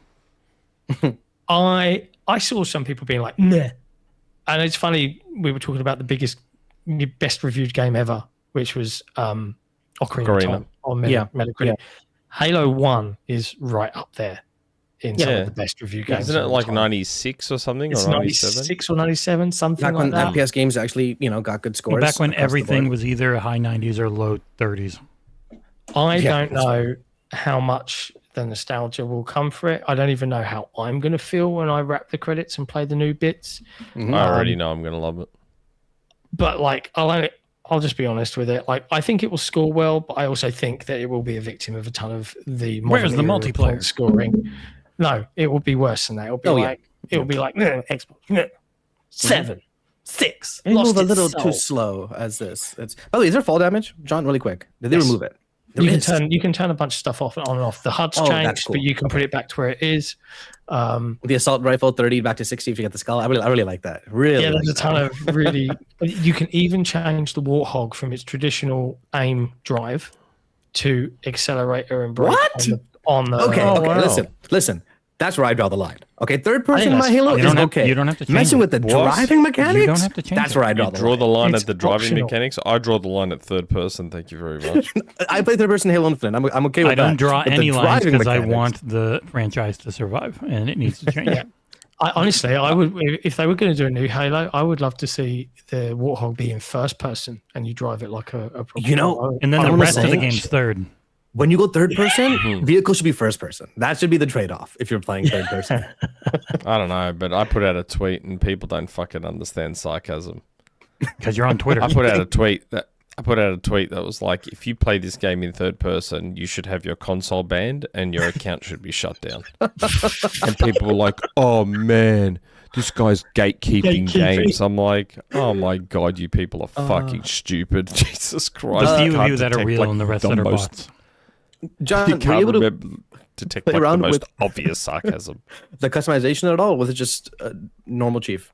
I did not fiddle around with armor. Kagemaru customizations. would have killed you from behind if you changed that skin. Dude, in the trailer, like the Skulls trailer, there's a moment where a flipping like hunter just goes in front and starts shooting another hunter. I'm like, what's happening? I'm like, oh, that's another Oh. chief. What the heck? It looked really good. Just like those shots in third person when he's shooting in the shadows and the light reflects back onto the suit, like the muzzle flashes, looked incredible. Like I think wow. Unreal Engine looks really, really good. The only criticism I had was The bisexual lighting. no, there's kind of like some visual noise at times when it's adjusting the frame rate, where things kind of look a bit shimmery. I can't remember the technical term. I think Digital Foundry commented on the same thing. But again, like There's an it is occlusion pass. minor. So anything that you can see through, like smoke or anything like that, gets its Yep. own dynamic res, which will go very low if it's a very heavy load. One thing's for sure. I don't want is- to play this game anyway. Yeah. I'm not interested in being turned into a bisexual lesbian by the lobby. How does that work? Smash that like button, everybody. One thing's for sure is this game is them going back to like big explosions, a lot of stuff on the screen, rather than like why we need to read everything, which is okay. It's a campaign only game. Have fun, right? Doesn't matter. Cannot wait. I think it's going to be a lot of fun. Like I'm really looking forward to it. Yeah. And I am hoping that it might be fun to do 4 of us playing for a review. One of us on Xbox Series X, one of us on PC, one of us on PS5, one of us on the Xbox Ally, and then take all 4. One of us on Switch too. Is it coming on Switch too? No. No, I think it will. I think Yeah, it will. probably, yeah. But Halo on PS5, bro, I don't know. I as a really proponent of would Halo want on to play PS5. it with a controller that has backpack. Oh wait, Like, yeah, I got a good PS5 controller. Control was on PS5s, PS5 Pros, and it looked great. But like, I had to use the PS5 controller, and I'm like, "Ugh." Yeah, I'm not a fan of the actual DualSense shape. Yeah. Was playing a thing with Kat that I can't talk about yet, and we were playing on a DualSense, and both of our hands fell asleep. Cool. There's something about those buttons, Wait, like fall asleep. the face buttons, make my thumb fall asleep. Yeah. Happened to her too. but yeah, there you go. That's kind of like The whole final trick. thing we that did you skip keep Jesse, trying to technically, skip John. because you hate me, and you probably didn't watch It's the not- video and you hate it because you're racist against the Japanese. Is Stranger Than Heaven? Coming from RGG. Oh boy, they really fucked this one with its latest trailer, bringing friggin' Tupac back to life with the blessing of his whatever you call it, but it's just a guy who had the rights. Apparently they an interview came said they spoke to the family too. They said the estate and the family they spoke to. Okay, so not just the estate, but still, they're bringing a lot of dead people back to life in this one. Even Onimusha is with the face of Musashi is one of my favorite actors ever, Toshiro Mifune, who died 30 years ago. And I think Onimusha might have done the same thing like 20 years ago, like 10 years ago in a previous Onimusha game with a different actor. Yeah. They're no stranger. And this one's doing with multiple, bringing people back to life and stuff. But we did a strict combat demo where both Arsal and I did the left bumper, left trigger, right trigger to control your left and your right arms fighting. It's very fun. It looks very nice. It really ramped up from easy to medium to overly hard because they just gave way too much health on the final boss. My preview's up. It's pretty much every clip they gave me, and I talked for the first few minutes again. They get a good 8 minutes of fighting where you jump between a small easy group, a larger, more difficult group with a big bruiser boy who's like 12 feet tall for some reason, focused on weapons. But yeah, it is essentially, the fighting in this game is you hold A to, was A B, parry? Hold B to block. B to block, A to dodge. Yeah. And you've got to do it in conjunction with the direction you're being attacked from and the bumper that way to get proper timing to be able to hold take B, people then out you quick. press left bumper to block to parry from the left. Like it took me a while. And once you get the timing down, it feels awesome. Like it feels real good. Nothing else quite like it. Like it's like Arkham combat, but without the Arkham combat. Like it's a bunch of enemies rushing you. It's not There's no Arkham combat on. at all. It's way more complicated. What I meant is like someone would see the gameplay and be like, "Oh, it's just a bunch of enemies. It's just Arkham, right?" But it's not. Yeah. It's there's no lock on. There's like you need to be in full control of like your. Shut up! You know what I meant. I was agreeing with you. They laughed. Not even a little bit like Arkham Combat. Well, no, but it's not like Arkham Combat. I know what he meant in the way that it looks when you're watching footage, but in the actual practice, it's very different. Like this last fight with the boss. Bro, I mentioned that in the little interview they did for me after. Hopefully that doesn't make it through to the final cut. Oh shit. It was highly impressive coming to Game Pass the middle of January, which I think more games need to go for, even though Xbox and other like platform holders generally don't exist until the middle of January, so you can't really get a lot of help. Cool. But yeah, like man, there's a part of me that wouldn't mind downloading this. It's mostly story. You can skip all the cutscenes. Like the combat looks fun. Yeah, like there's someone be holding your right arm, and then you need to press left bumper to use your left arm to like smack him or like smack someone else off. Like it's really cool. But it is a story first. It's like game. Arkham.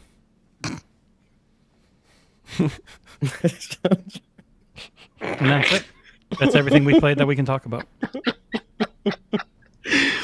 Keep an eye out on day one. I've got 2 more things done and dusted. Arsal's got 12 to write up, and John's got a couple to write up. No, only like 3. Only like 3. I didn't have that much I needed to write. So especially if I'm not writing for Animo and Sea of Remnants, because I don't think I will. But the other ones I will. I did just remember because I've been half asleep. I did play. I did try out the Star Fox demo. Oh, nice. There's a demo up, John. I don't know if you've downloaded it. I haven't yet, but I will do. We're an hour and a half in. I don't think John cares anymore. No, I'm good. It's, I'm still alive. Yeah. I'm not going to talk about it in depth. I've played the Star Fox demo. It's good. I've heard nice things about it. It's good. Yeah. But yeah, so I did want to briefly talk about, before we get into the drama of Xbox this week, because they were so back following that showcase, and it wouldn't be right to not talk about the showcase itself. Nick, you reacted to it live in a solo live stream. Congratulations! I did. It was great. I enjoyed it. The community really loved it. So like, understandable. Kudos. And it's funny because I didn't actually watch the show until the flight home. You panicked the whole show trying to write news. Yeah, I am not as fast as Jesse at writing news. Well, you refuse to just get stubs to fix later. You have to do the whole thing. Yeah. I had to finish the whole thing. So, but yeah, Jesse, Kat, and I were up in the media lounge. We were watching it on the TV up there, but really we were like, what's been announced? Okay. And then we were just writing. Still got to experience the whole show. Yes. But even then, technically, it was a little tense where like if a moment a trailer popped up that I knew wasn't worth reacting, I'd go on my phone immediately and have like a minute and a half to upload it and change the monetization and change the title. And then I message Jesse. I'm like, Jesse, and he's like, I'm doing so much news. I'm like, okay, all right. I just replied, I'm It was doing news. stressful. I'm not going to be going through your stuff right now. Yeah. I didn't yell. But It he's was a still in bit the pushing them live, which is awesome. I just need the issue with like uploading stuff on the phone on YouTube is you can't turn off notifications for some dumb reason. You can only do that during the friggin' desktop app on YouTube for some reason. I don't know why. Yeah. So I don't know if we want to go through the show beat by beat. I don't think that's worthwhile. But there are some big hitters here that I want to call out. But overall, now that we've had time to digest it and chew on it, how do we feel about the show? It was my favorite show of the week. It would go Xbox top, just barely above SGF, comfortably above Sony, comfortably above Nintendo. I've sent Jesse a message on Discord. Oh shit! Yeah, I think no, that's fair. It ended weak was my issue with it. It ended with the DMZ trailer. A, I already seen that trailer. And B, come on, you got even caught twice in a row. That's a miss. They should not have done that, I think.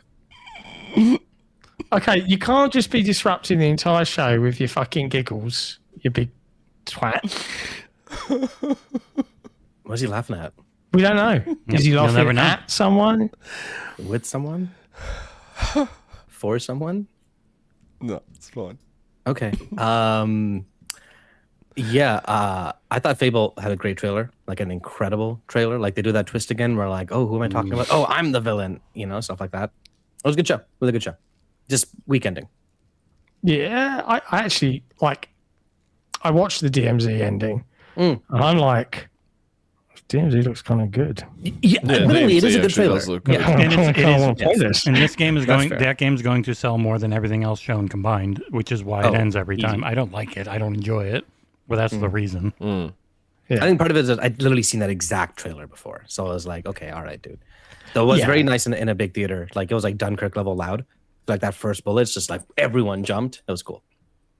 But yeah, I agree. Like, I think they had a good selection on offer. It wasn't as massive and like all stars I thought it was going to be. Like they were hyping, and like I was satisfied, but I was surprised that we didn't get something. You know what the we difference didn't is? get anything that was more further out. Yeah, that than- is it. They Yeah. have too much that coming. is- They have yeah. so much coming that this show was mostly Xbox and didn't have to focus on anything a year out. Yep. And it was, I think that because it was, we know pretty much everything you're showing us here. There was a surprising lack of surprise. I was like, there's not. Hellblade they're not gonna was surprising. surprise me something. Senua, I want to say. I mean, there was a few, but they weren't like massive. Yes, I did tell everyone before the stream started. I said there's going to be a game here that will take you by surprise. And right that before it's you here. went live, you told me Hellblade 3, but you're wrong. It's not Hellblade 3. It's Senua. My reaction video has brackets Hellblade 3 written on it. I should remove that. I do like that they have renamed Hellblade 2 to Hellblade 2 Senua's Saga. Yeah. Yes. Me too. Yes. Me Always too. kinda Their naming weird. convention was very silly, but I love that that's a studio that's like, I loved Hellblade 2, right? Genuinely adored it. It's one of the best walking sim experiences With ever. fun combat if you put it on hard, but not a ton of Yeah, it. you had to bump it up. But like, I also love that the studio in a world where we need the studios to stay alive, recognized that a lot of the people were like, we wanted an action adventure game, and so they're like, okay, and then like, yeah, all right, let's go. Let's go in see what 3 that is years like. somehow. But you know how that happens, and I guess we'll get into it later. If you don't Yeah. fire everyone and they get to work together for a long time, they work really well and fast. Yeah, Yep. yeah. And the tools There's are built like up and whatnot. I did the interview with the Spyro devs, right? And they only started working on Toys for Matt. yeah, Toys for Bob. They only started working on it 2 years ago, and it's coming out spring next year. And I'm like, that is a remarkably short turnaround time for a developer in today's game development world. And they were like, we're one of the oldest game companies in the United States. They were founded in 1989. They are 37 years old. You know what they talked about Really? too? They sought their independence. They Yes. were not going to be shut down, and they bought it. They were looking for it, which was interesting. Very cool. I'm glad Get they us got out of it. the COD factory, right? The COD mines. But yeah, like I think far and away though, like Fable, I do want to talk about That 30-minute because- gameplay. You watch it? Yes, I did. Oh, I have man. never Holy been crap. more excited Mhm. about Fable because the Playground have got it. Like, did anyone else when Colin the Talking Pig piped up? Well, what about? And I'm like, If anyone kills him, you are a bad human being. Which is fine. I gotta see more, bro. Maybe Game maybe lets you he's a be better. jerk. No, he has his own door at the pub. He's not bad. They wouldn't give him that if he was bad. That's fair. I'd love it if he turned out to be a villain. That would be so fucking Right? funny. You save his Told you, life. I John. mean, that would be great. That is very Fable as well. So yeah, I'm sad that it's not this year, but also like February, great. Like Even if he, standing on Yeah, its there's Nick, going to be so yeah. much to catch up on. Like they're going to have to send out their for your consideration codes at review time. Like, oh, here's 6 codes for our game because it's the only chance any of you are going to have to play it before Game Awards time and shit. Because normally Yeah, I'd you start mean getting for- codes Oh, very you late release November. it this year. Yeah. No, I just mean for any game coming out before Grand Theft Auto time. Generally, you'd get the for your consideration codes early in December. Also, wouldn't be surprised if Jeff bent his rules for GTA 6 Well, it this year in terms of wholly depends on what if they have any type of review process and what it is. yeah. Now the gameplay Hayley looks like Atwell, in yeah. Fable. Okay, I'm surprised people didn't recognize her right away. She's pretty recognizable. Like it's like That's oh, it's what I Paige would've Turner. It's other people she's played. Like it's Mission Impossible, right? Like Hayley Atwell. I was just delighted. There were so many little things in that trailer that really made me happy to see, like the talking stone face doors. Yes, the demon doors being are back. I called you a You twat. know, I was just like, this is so good, and it just looks so good. I just hope that, I mean, I'll be playing it on PC anyway because I'm not. If I can avoid playing it at 30 FPS, I will. It'll But they probably did say before that there'll be a performance mode. I think Oh, I read in someone else's interview at launch, but whether that's 40 FPS, No one ever or calls something. 40 performance. That'd be a lie. yeah, exactly. I'd play this at 40 probably. Like Hogwarts played well at 40 on a 120 screen. And what we saw in the 30-minute gameplay demo was played for people on a series dev kit live. Yes. So that is what Really? it looks like, yeah. yeah, I didn't know is- that. That is a Series X footage. Was that demo 30 FPS? I Yes. didn't check. It was. Yeah. It was an incredibly smooth 30 FPS. Playground. Okay, John, couple questions. What did you think of the combat at the end of the demo? I only did like 2 like minutes of it. It looks It's okay. not like Arkham. It okay. looks okay. It looks extremely varied We look very in Fable. terms of the different powers and spells that they were pulling off, like on the fly, and just leaving people floating and like slamming them down to the ground or turning them into a fucking frog or Yeah. you know, like it looked really really cool. It's really hard without having hands on a controller, and that's like the litmus test that needs to be done, I think. But Fable showed up very very strongly for me. And they Like have Fable's- floating Onimusha orbs. Yeah. Yeah. Oh, okay, I swear. I love seeing the experience pop up like that. Oh my god, yes, and the different colors too. I'm pretty sure. Like, you have green and blue. Don't you mean Like- Devil May Cry? It's both. Yeah, Okay. yeah. Fable combat has never been particularly like deep. I want to Or say, good. Nope. but it's always been fun, and in my opinion, that makes it good. Like I enjoyed the combat in Fables 1, 2, and 3. I had a good time fighting enemies. Right, like the I mean, it was Coliseums just a were never button boring. bash. It was just button mashing. Button It wasn't bash a while skill. using spells at the same time, and I like that. I would blink behind people. I would use, a berserk and then time warp and then button mash. Like that little bit of variety made it fun the whole time. Yeah. You don't always need a parry or like an instant dodge or like a fast dodge for a game to be fun. And Yep. this showed me that exact thing. That's why I'm super excited. Yes, the AI is clearly set to zero aggression. Welcome to game shows, guys. Go watch the Wolverine trailer and you'll see they're not attacking him either. Watch E-Day. Why? Everyone dies in 3 shots. I'm like, oh, why are they Literally, dying so they're playing quick? on- Because they're trying to get through the sections real fast. Yep. He's shooting like the guy's arm and the head pops off. Like that. That's clearly, E-Day was a very low difficulty set. It's just how it goes. What matters is other things. Oh, I can't wait. I cannot wait. But you have Yeah, to. It's it not does Gears of February. War looks ridiculous.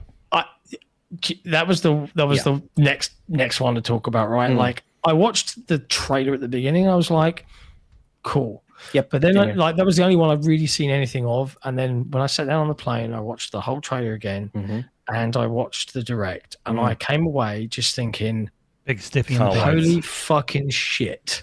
Can't wait. The It looks line incredible. more detail in his eyebrow than the entire original model.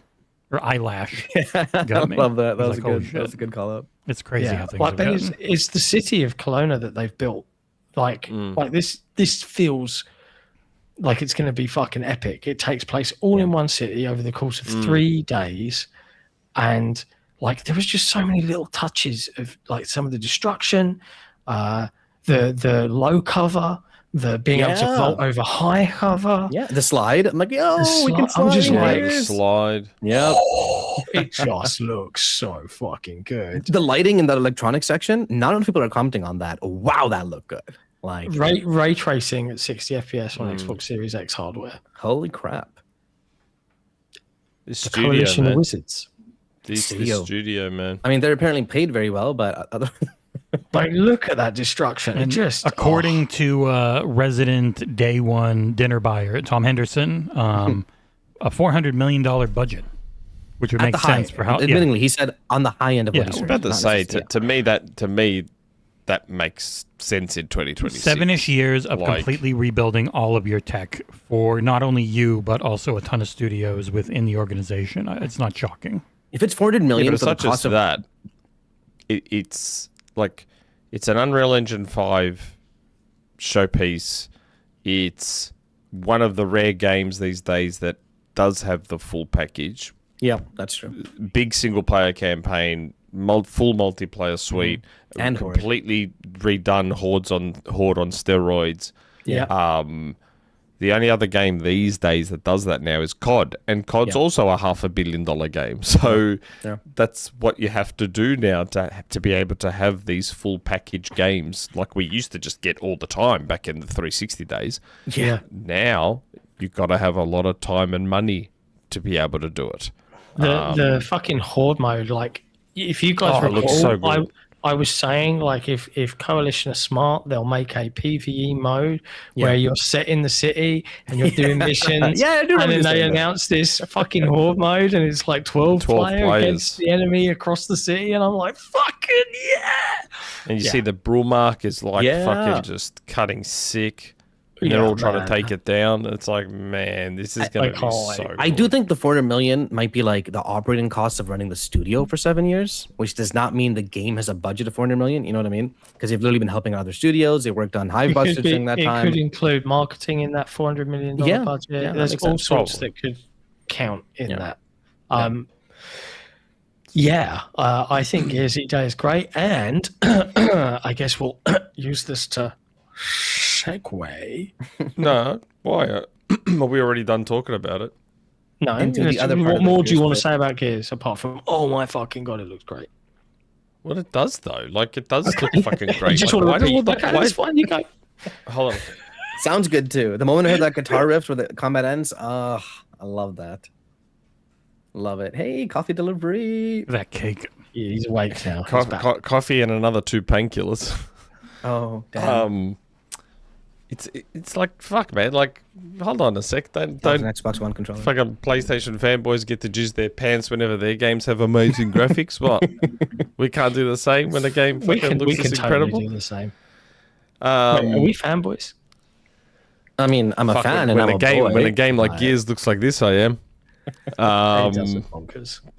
But fuck it, hell, man. Like I was just, and I love how much more mobility they've given all the characters now. Yeah.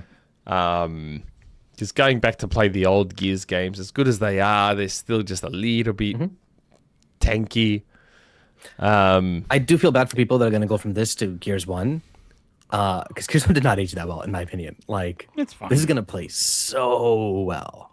But just like, this is fucking on another level. Like the way this looks is on just a completely different plane of existence to anything else that's out there. Like it's ridiculous. All at 60, that's also ridiculous. The fact that it looks like that at fucking 60. It's just, look at that. Look how fucking good that looks, man.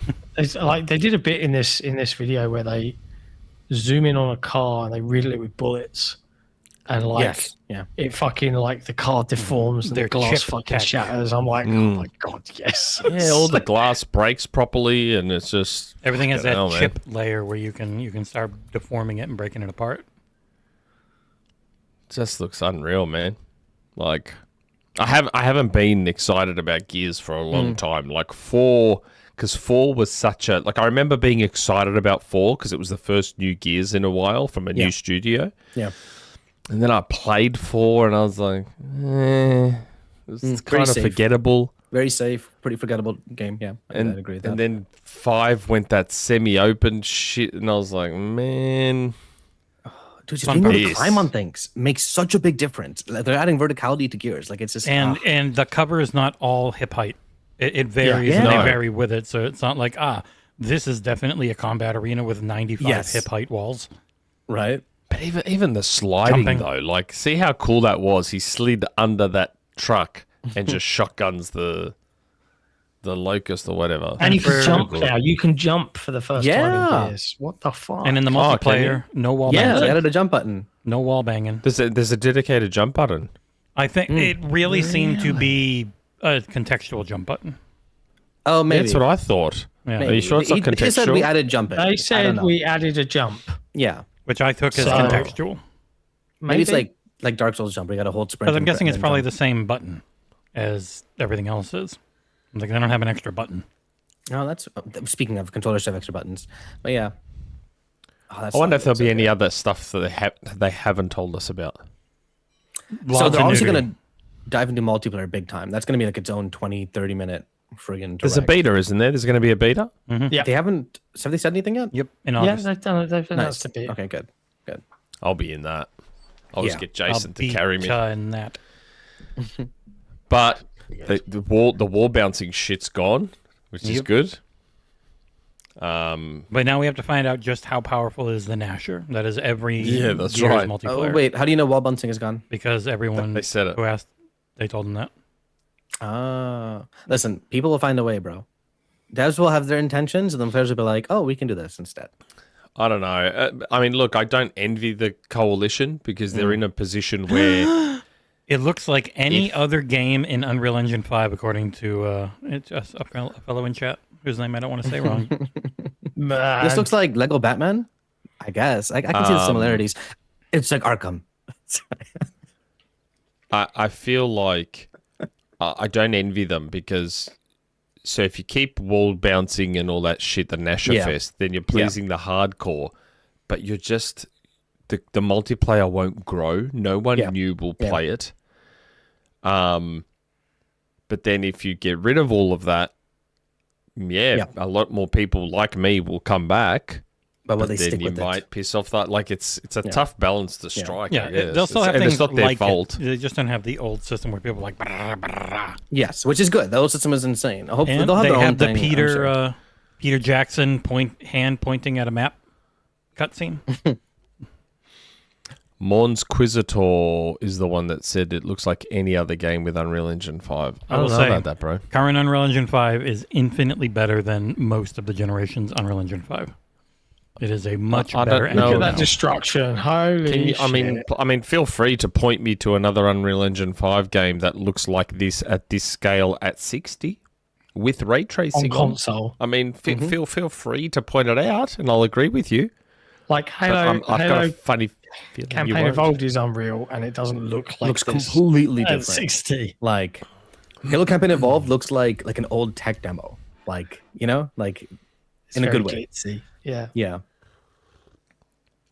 And we said it. We said it a few years back after Gears 5. Remember that Unreal demo that the Coalition showed with that dude holding the light up Yeah. with the beard? Yeah. Yeah. And the fog. And I'm like, man, can you imagine when they do, an Unreal Engine 5 Gears? This is it. And it looks... It looks great. I mean, it's Man. still a video game, obviously, as in like there's certain animations and things like that where it's clearly a video game. That's a good thing, guys. That means it's gonna play well. Like, But didn't they also say that that's running at native 4K 60? None of this upscale fucking bad bullshit. with They said upscale. native. I don't I have remember. doubt. Then I don't think they're going to put their neck out there and say native 4K 60 if it's not. I mean, it looks really clear in the clips, but There's that card It does look definition. fucking Look at that. clean as. yeah. Either way, Like, I'm man. extremely excited to play Gears. I am. I'm like 4-player co-op as well. Yeah, which is a first for the franchise, by the way. I'm Nope. pretty sure, unless 3 had it. 3 had 4-player. 3 and I think Judgment. No, 4 and 5 are both 3 players. I'm pretty 3 sure. and Judgment, I think, had it. Judgment might have. Yeah. Okay. All right.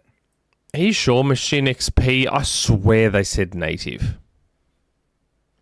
They said matte native 4K 60. With Arkham Arkham style. Combat. Arkham style combat. Yep. All right.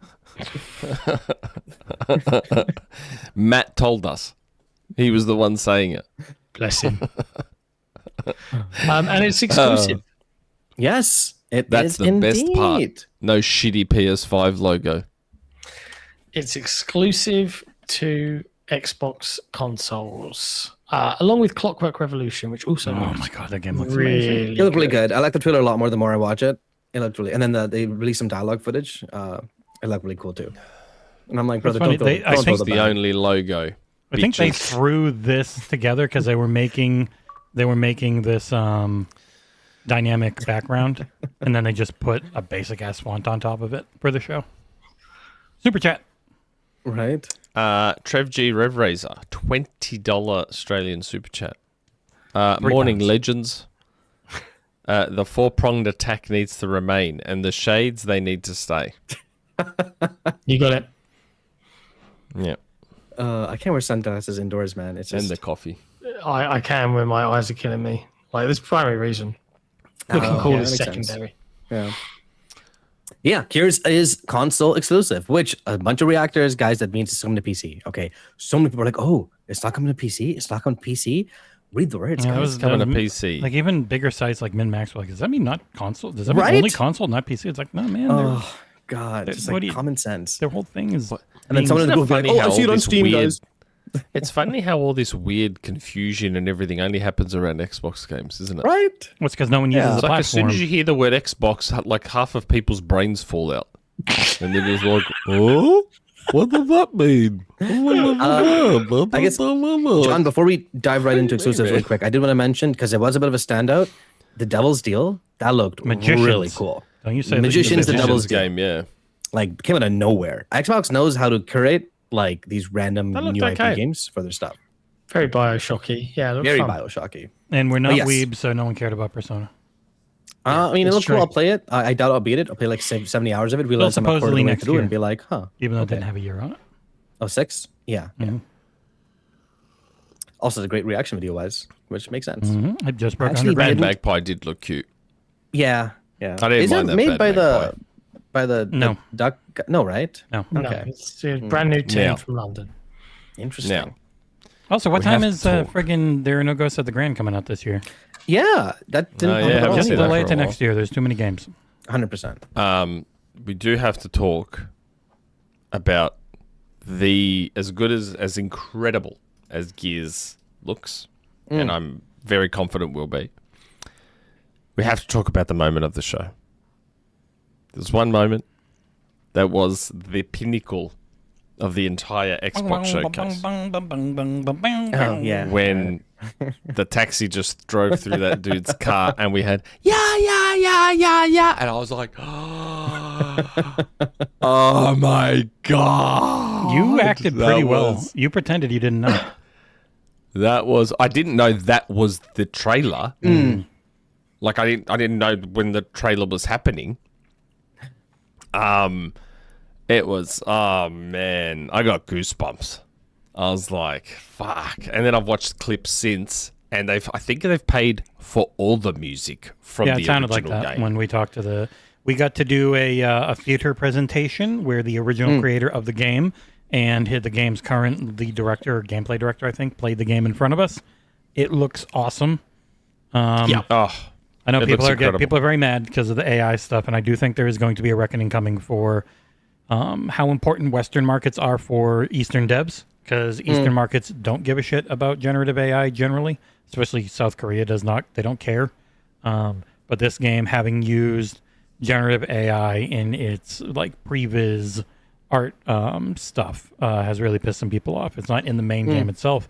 Everything we saw in the main game looked and sounded awesome. Like the very first mission that started up, the music kicked in, and everyone in the little theater group went, "Hey!" Oh, Yeah, it was really And good. people were standing up and screaming. It was pretty cool. How long have I been saying it? You can't, like, we've known this game existed since last year because Sega announced it last year, and sort of quiet announced it.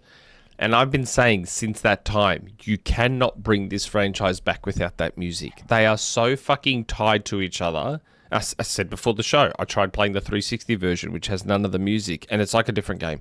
Nick, they're like a so different tied to game their that I did old not want to stuff. play. They brought back the old Sega on the eyeball outro.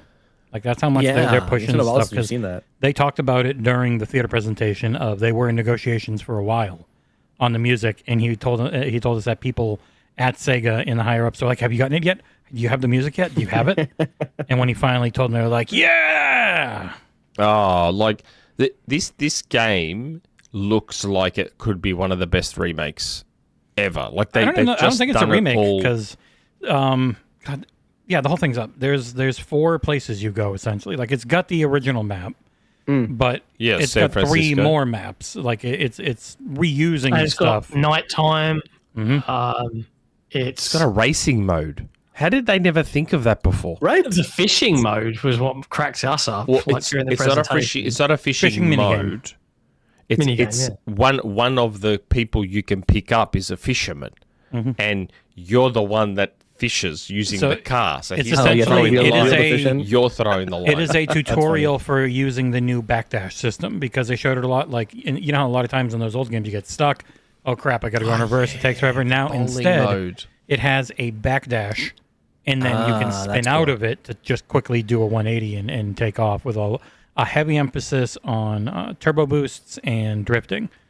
It's got online multiplayer, but it's not a giant online multiplayer focused game. It's got a full campaign. They showed us the classic rush mode, which was what you used to play back at the arcade. Time limited. It just oh my god, this makes me so happy. Like and it's play anywhere. Yeah. So I'll fucking be playing Sega's the all in. fuck out of this on my ROG, on my You could be Asus doing the Republic review of for this one, Gamers. Nick? No, I am. Jesse wants to do it. I said, "Can I do it?" And Jesse's like, "I'm doing If it." it's a Dreamcast game, I want it because I played all of them. Me. So did I. Yep. You don't get to cherry pick though. I've done enough bad reviews that I didn't want to do that. I just take the ones I want. Oh man, I can't wait for this. It makes Yeah. me so happy. Like hearing that music again, I just got fucking goosebumps. I was like, man. You know what? I didn't watch a reaction to it. I got to go back and watch that. Jesse you won't had to hear it. mute it. It was blocked. I in wouldn't hear it, but it was that's okay, blocked in like- so many regions. You can Oh, still yeah. see his face. Yes. The face is. Yeah, what I do matters. I apologize. on a lot of downloaded this- it. Yeah. If you download it and watch the downloaded version out of StreamYard, you'll hear it with all the audio. Yeah. That's Because cool. I didn't know what the trailer was. Yeah. It's very Like, annoying. I didn't know. Just They want like demonetizing isn't great, but the constant blocking in certain regions that they do now Yeah, with music like it just can't be drives me seen. Period. insane. That pisses me Like off. with everything John Yeah. uploads lately. No, I check. And the only country that gets blocked in is It's Russia. mostly so, Belarus and Russia for you. Yeah. Okay. oh, okay. Yeah, Like I I linked your just song in our video for the vlog. Yeah, that was and good. I was just like, yeah, it was a But yeah. good song. Yeah. Oh, I still haven't seen But that. I did watch the footage of the racing mode, and it looks incredible.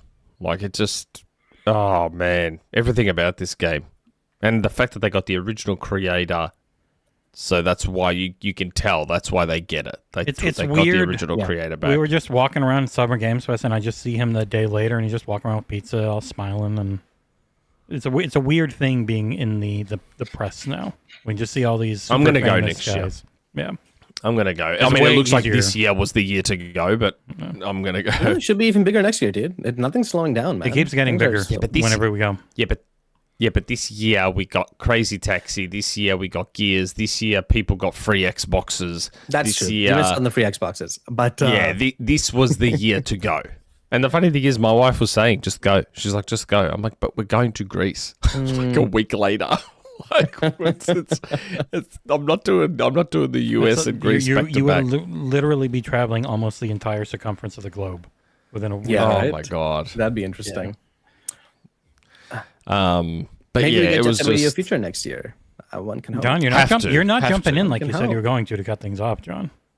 Why? He's We're not asleep, going that's on why. tangents. We're talking this about is crazy what I want the taxis. games. I can Exactly. just see, I can see it in his face. You know, one thing Taser Taxi wasn't. It wasn't on Game Pass. But you know what was on Game Pass, and probably the biggest Game Pass Persona day one 6. game. Yeah, dude, that is the biggest third-party day one ever, right? I think. Like nothing big even deal. comes Yeah. close. I did go back and watch my leak. So when I did the solo stream, I played them a clip from our show back in 2023, where I was like, well, Nate the Hate has been suggesting that Persona 6 might have PlayStation exclusivity. My information is that Persona 6 is going to be there on Xbox day one. Hey, and that was before. I like, did all say the that I new haven't games heard if there's a coming. Game Pass deal, though. So I assume the Game Pass deal was relatively late in the game. They must have paid a lot of money for that deal, by the way. Like a lot. Oh, yeah. Oh, yeah. It's going to cost them like 30, 40 sales on Xbox. They would have paid. They would have had to pay a pretty penny. They seem to have a really good deal suggest. with Sega right now. They have Stranger Than Heaven and Persona 6 in Game Pass. They have Crazy Taxi as Play Anywhere. Like, Do because you they had think- dropped out of or- Play Anywhere for a bit. Or do you think there was something tied there to the Super game getting cancelled? Yeah, because there was Yeah, it could be. Azure was the back end deal for that, right? Oh yeah, That, that's that, true. that was a deal they signed between the two of them for a lot of money. Do you think there was a trade-off there? They were like, okay, let's cancel Super Game, but how about Stranger Yeah, Than yeah, Heaven, yeah, yeah. Persona, yeah. yeah. Did you see the poll I put up? That was like, I know, I saw yeah. Yes, yeah. yeah, I saw that. It was easy to put polls up in StreamYard. It was good. What else was there? There was There's a a lot. lot. I mean, It was there a was a lot. thing we haven't talked about, which was everyone. We've only mentioned it in passing. The 25th anniversary Xbox. Oh yes, that was a good reveal. It looks good too. And Oh my I would say God. that and 3 collector's editions when no one's doing them right now. Yeah. Old Here's school Halo and collector's Fable. editions. $200 and I checked $300 the- statues. They're friggin' Yeah. Whew. Yeah, I checked the prices in Australia, $500. I was like, fucking hell. Seriously? That's that's 4 collector's editions that for the first time in a very long time I actually want. I Yes. want the They're all Ubisoft good. Assassin's Creed Black Flag. Oh, I haven't even seen that one. I want the Halo campaign involved. I want Fables, and I want Gears. I Yeah, want Gears. them all. I like how Gears is the inverse of the first trailer, where it's Marcus holding Dom up as Dom shooting a guy right in the head with a friggin' like acrylic blood shooting out, and a $3 super tip from good old Collingwood, which has fixed the bar. Thank you. Don't forget about nice. Magicians: The Devil's Deal coming out next year. I mentioned it because it's coming from an Australian developer. Ooh, didn't know that. We did talk about it earlier. Yep, it looks awesome. It looks really cool. Almost as But good as this. that translucent Yeah.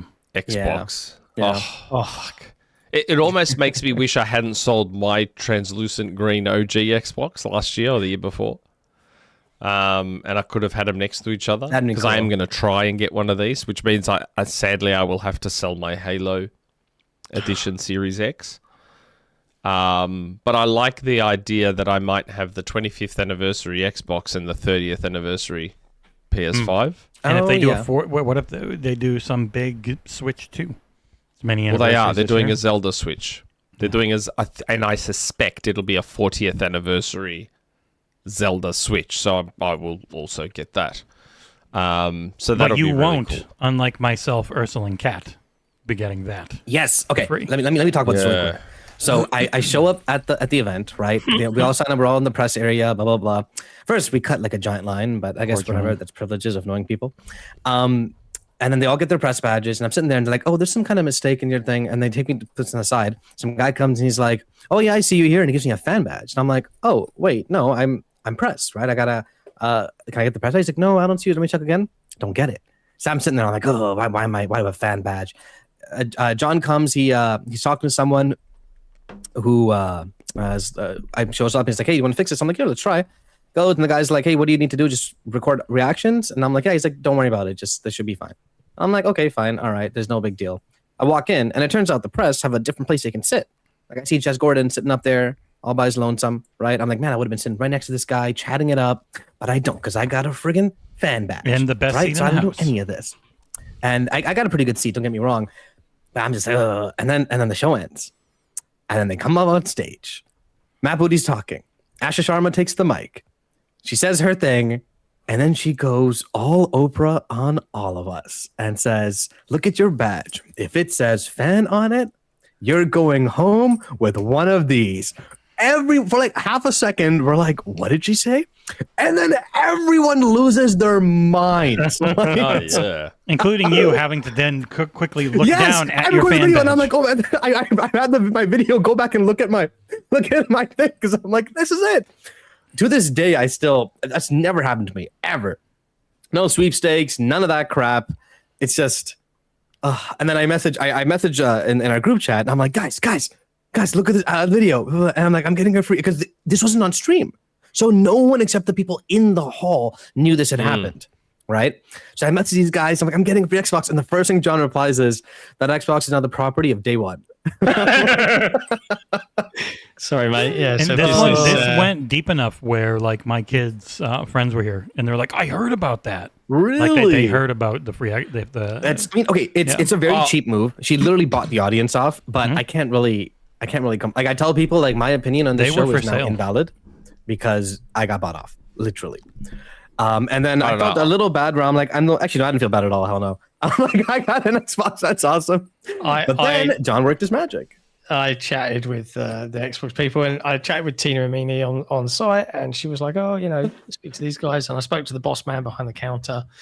And like the real person that needs to have the thanks, and I don't know if they're watching, but if they are, is Ben Kenobi, the chap that makes the awesome collector's coins, did the hard work with, I think, Woggerman to build out what's it called? Their own fan fest last year when Microsoft didn't have one. Yeah. And he pinged because I'd got invited, but the team hadn't, and I was like, this sucks. And he was like, in the big group chat, he was like, hey, did you need to get some additional access to FanFest? And I was like, I mean, if you can do it, great. And he pinged through the codes to get Jesse, Aarsal, and Kat in, and they were fan codes. Then Xbox PR, like 2 days after we'd done that, said, oh, by the way, John, your team can join. Like, here's the PR codes for press. But obviously they'd already registered. So I was like, hey, we didn't need them.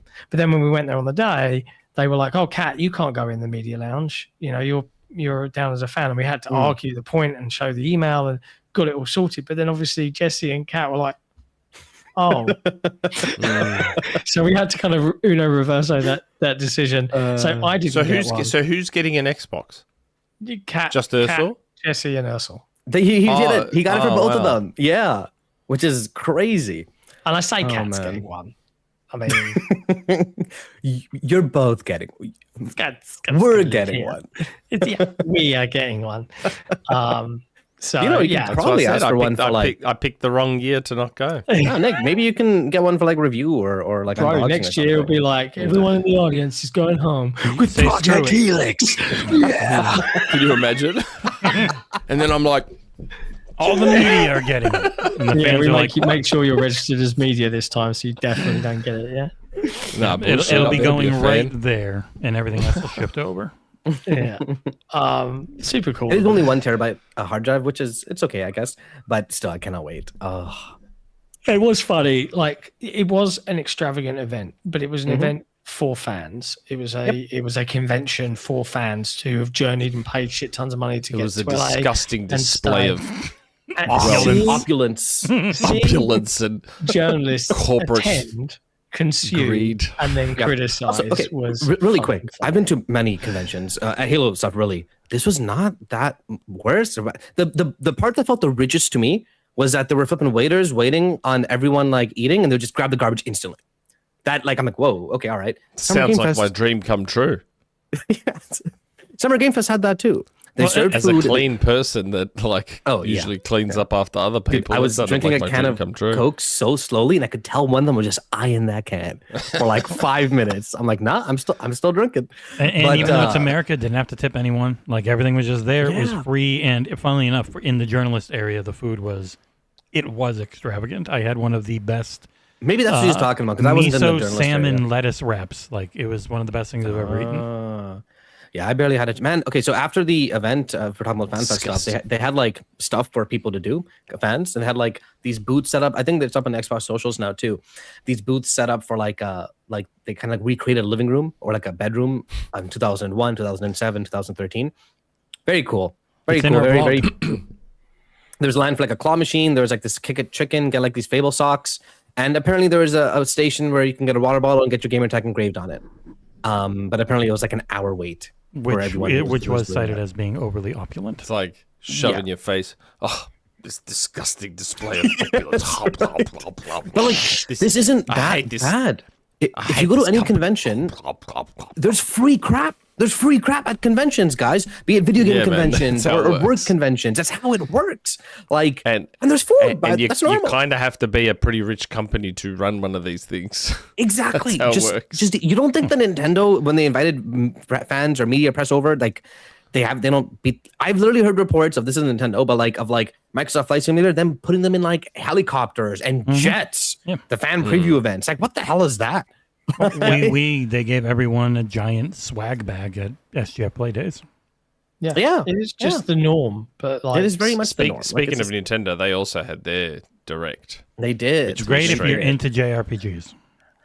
Even if you weird. are, it was a pretty mid. It was a heavily mid. My feeling about that direct was so odd, and my feelings have continued to shift post that direct. Like, towards it being better, towards it being worse. well, no, neither really. Like, it was weird, and I've been trying to figure out why. So, if someone came to you and just showed you the list of games that were at that direct, so you didn't know what the show was like, you just saw the list of games, you'd be like, wow, fuck. Yeah. What a show. Yep. You'd be like, Jesus fucking Christ. All Almost- that was at this show? Yeah, almost every one of them, though, was a bad showing of, especially the biggest things. And I think that's what the problem was. I think it was a combination of two things. Nintendo themselves spent too much time on the wrong games, but a lot what are of you the talking trailers... about? I that- loved Thumb Wars. Oh my god! It gave us a good meme. Mind you, to be fair, Nintendo Switch Sports is going to outsell Yes, that probably looks- every that other looked cool. game there combined, except Yes. Ocarina. But I feel like it was a combination of they spent too much time on the wrong games, but I guess the trailers that were being submitted as well weren't great. I think. And they had a couple of think good showings. Resonance, Final Fantasy Resonance, a new Final Fantasy game, looked really cool. The trailer looked cool. The game looked cool. The problem is, as someone who has openly said many times, I'm not into JRPGs. Yeah. You can understand why a lot of that show just didn't do much for Because me. the other big I'm like, announcement was Xenoblade. Xenoblade. yeah, like, right? don't get me wrong. Yes, I'm aware Fire Emblem is a big deal. I'm aware Xenoblade is a big deal. Final Fantasy is a big deal. Kingdom Hearts 4 is a big deal. Oh, yeah. Like, I get that. I get that they are all big deals. I'm just not into JRPGs. And then I was there for one game and one game only, Ocarina. And then, because I knew Ocarina was going to be there, Yes. and it What was like that showing? What was a that showing? 5-second teaser. And I'm like, And then the year comes. that's like, yeah, because they're going to have a dedicated Zelda Direct. Yes. Which is yes. where we're going to get our deep dive, which is where we're going to get our console, which is where we're going to get probably more fucking amiibos. And oh my God, I can't wait. But like the trailer, if you look deep enough for Ocarina, did give some little hints to how much is going to change in this game. You know, I did hear many years ago that this was a big budget remake. Like for Nintendo, this was a big budget remake, and you already saw the hints of that in that trailer. Yes. And I absolutely can't wait. But Again, the weird thing for me though, Nick, like I don't watch Nintendo Directs very often, so it felt really jarring to me, and I am stunned that more people aren't like, this sucks. Like, I know Nintendo popular. Oh, it's very divisive. It's been a very divisive Direct. But it's fair to say that both Sony and Xbox have now completely outclassed them in terms of the pacing of their shows. What do you mean? We're not even here close. talking about this latest I Nintendo. cannot Oh, stand that Verb tweet. this. I Did you cannot see stand that the tweet that I narration. posted? That's so good. Oh my god! Like I love my Nintendo Directs, but that video was fucking hilarious. Like, did you see it, John? No. Jesse, we've got to play it. Like, can you my play God. it? Oh. Is We it- have is to it- play it. It's a guy mocking Directs, and it is the fucking funniest He's thing I've mocking heard. the way It's really that good. directs generally. Oh, tell me we can play it. Can you In play it? I this sent you action the tweet. adventure game, you'll That's take what it is. on- He's like, Oh. this game from 3 years ago has people in it. You push buttons to do things. You hear that noise? I can play it so everyone can hear it. It was so funny. I can play it so everyone can hear it, but you can't talk. Listen to it on Okay, YouTube. okay. Just do it. I want John to hear it. Yeah. It's so good. Oh goddamn! I freaking hate Twitter. It's While you're Twitter doing that, down. one Cody of them. Bishop, look at John catching some Zeds behind those shades. I'm wide awake, Yeah. motherfucker. It is one Okay. of the Here it funniest is. things I've heard. All right, and I'm gonna start Just playing listen, John. it. Listen. A port of a game from 3 years ago is verbing its way onto the Nintendo Switch. The anticipation. Oh, I thought it was already going and John could hear it. You are a person. I can't hear. Explore an incredible world. I literally said you have to watch the stream. Oh, John? okay, sorry. I said watch the stream. Oh, You deaf okay. bastards. I'll go. You know what? We're a few seconds in. I'll go back for you, very tired individuals. No more talking God, until I man. say. A port of a game from 3 years ago is verbing its way onto the Nintendo Switch.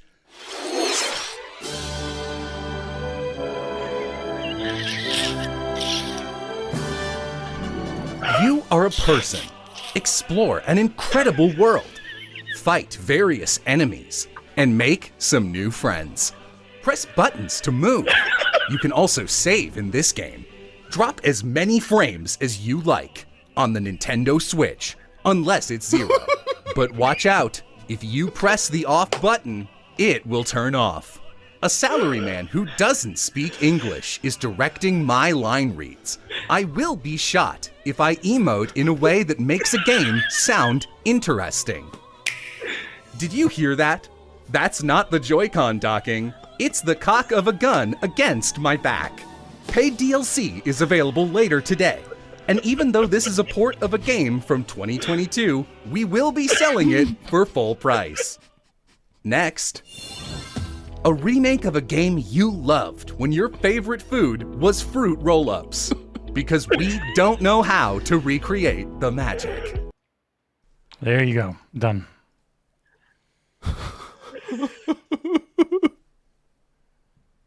That was from Oh Brendan my Blaber God. on Twitter. Brendan Blaber. That was one of the funniest things I've ever heard. I just. So accurate, but so accurate. I can't. Like, I can't understand how. Like Oh, everyone in this entire industry, I get it. You grew up on Nintendo. Nintendo are great. Having that narration over your game sucks. Like I found that when he goes push buttons to do things and you can save in this game, I fucking lost it. I absolutely lost it. And then he goes, but be careful. If you push the power button, it will turn off. I was like, oh my God. He's correct. I just don't get how they've had the exact same format for like what 6 years, 7. How has no one said anything? Like, hey guys, we're 7 years older now. My kids are 7 years older now. Can you please grow up a little My bit too? assumption is that those directs probably get more casual viewers than we give it credit for. Oh, certainly. Like, because there's no other reason. There's no other way to explain it. Like, I don't know. because it's true that narration, it sounds like they're talking to dummies. Yes. Like, that's They're why that nearing video 5 is so million funny. views. And like the people sorry? that really loved That They're video? nearing 5 million views Oh, yeah. on the English YouTube. And like so the they people must get a lot of very casual views. Oh yeah. And like the press that loves it is probably thinking like, oh, I feel just like I'm a kid. Why? You ain't a kid. Like you can handle some talking, They've some already verbs. almost caught up to the state of play. But yeah, the direct itself, honestly, I thought it was extremely mid. Like easily the worst showing of the last week and a half. A C at best. And again, It's been so divisive though. Like everyone has either been, oh my god, best direct ever, those people are or stupid. what the fuck was that? Like that I'll be that's completely been okay, listen, the if people spectrum. watch direct like that and say, wow, that was the best thing ever, you're bad at watching shows. You're bad at consuming shows. Again, Holy flip. again, that's why I said it's a tough balance to strike, because if you judge it based on just the titles alone, We're it talking was about- quite strong.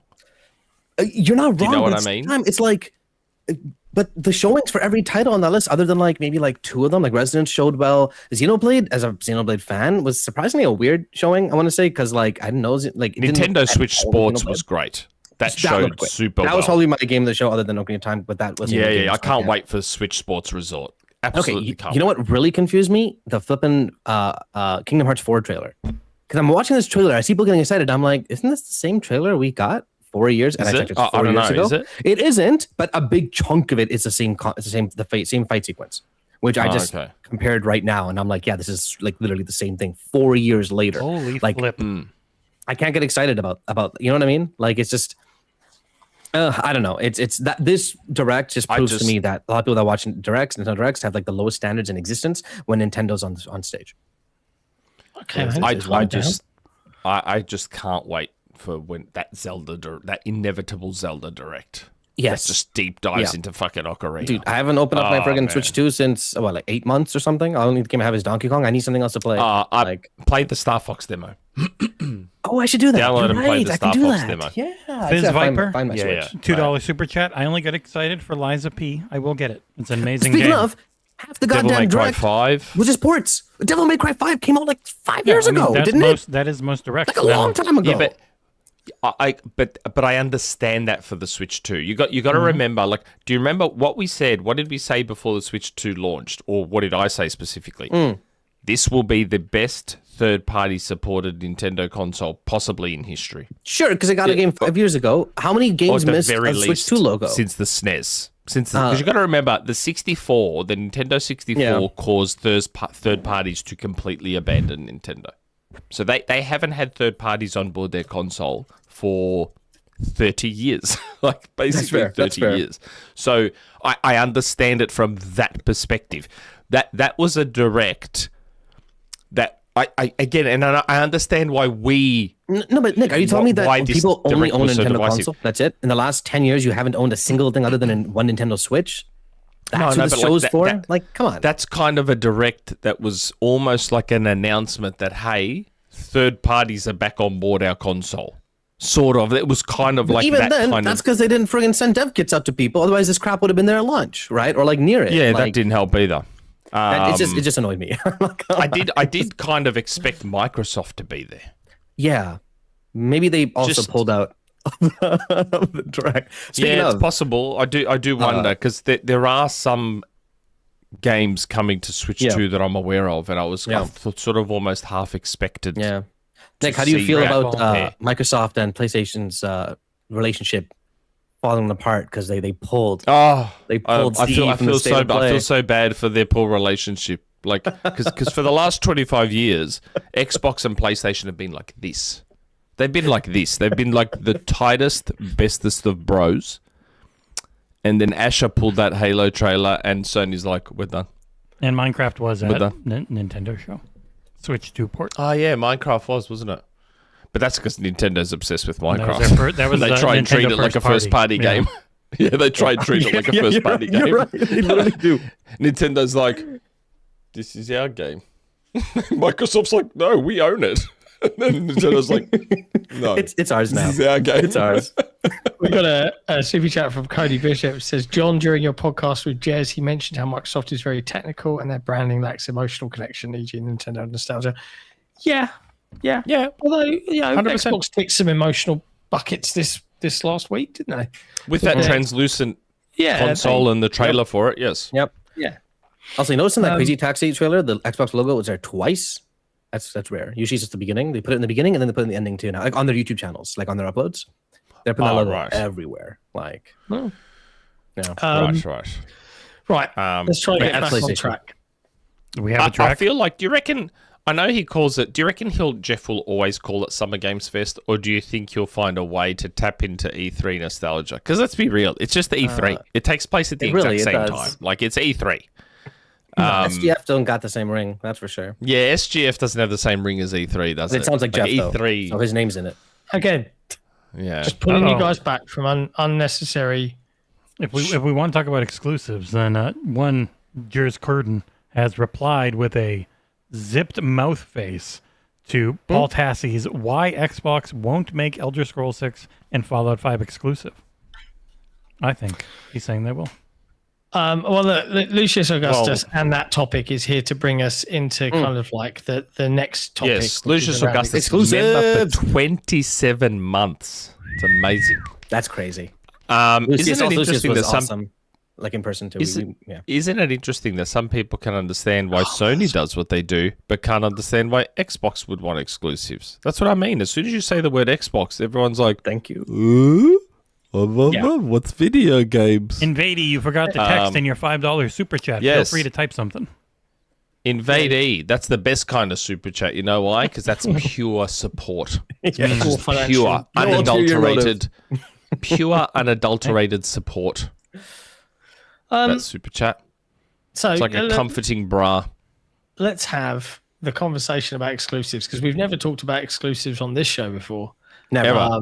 Brand new topic.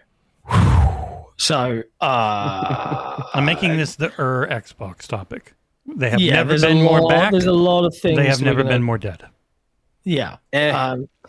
After the show, Xbox was riding high. They announced the return of exclusives, right? Asher Sharma had made Gears, E-Day, and Clockwork Revolution exclusive. As you know, fans sitting there and other people were all questioning, well, why is Fable still going to PlayStation 5? Why have you not pulled Halo? And I think there is a big element here, from what I understand, of fulfilling existing contractual obligations. So I think there'll be more wiggle room, and this is the beginning of putting exclusives back on the menu, for want of a better phrase. But yeah, like we've had this discussion at length, and the big stuff that came out this week was, Xbox is back, everything's great, and then they do some more interviews, and oh dear, we get this memo which seems to indicate layoffs are coming in July. People are already hearing about different studios being shut down, but Asher Sharma revealed that the Xbox organization was running at just a 3% profit margin, which is shockingly low. That is very bad. That number was bear in a little mind though, misleading. it is still a profit. It is, yes, fair. it is. And still if a you profit. look at their financials for this year up through the first 3 quarters, they kept talking about actually hitting all their margins and stuff. The Asha's thing to me kind of feels like it's written in a way where it's like, hey, things are doing really, really bad, so the stuff we got to do right now is because of this, but we'll get better. Like it felt like she's kind of exaggerating or making things seem a little worse than they are. The 3% cut, again, I don't know anything about business, but I've heard that the Game Pass price drop might have had a big chunk to do with it, regarding the. And is it the whole year? Is it the last quarter? Exactly. It's not fully crystal clear.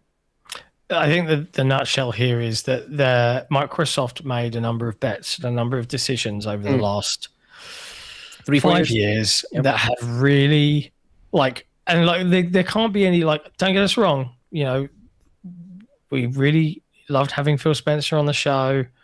Back that Love him as a person, but clearly, and we don't know, and that's the thing, we don't have enough information, but clearly something was very, very wrong.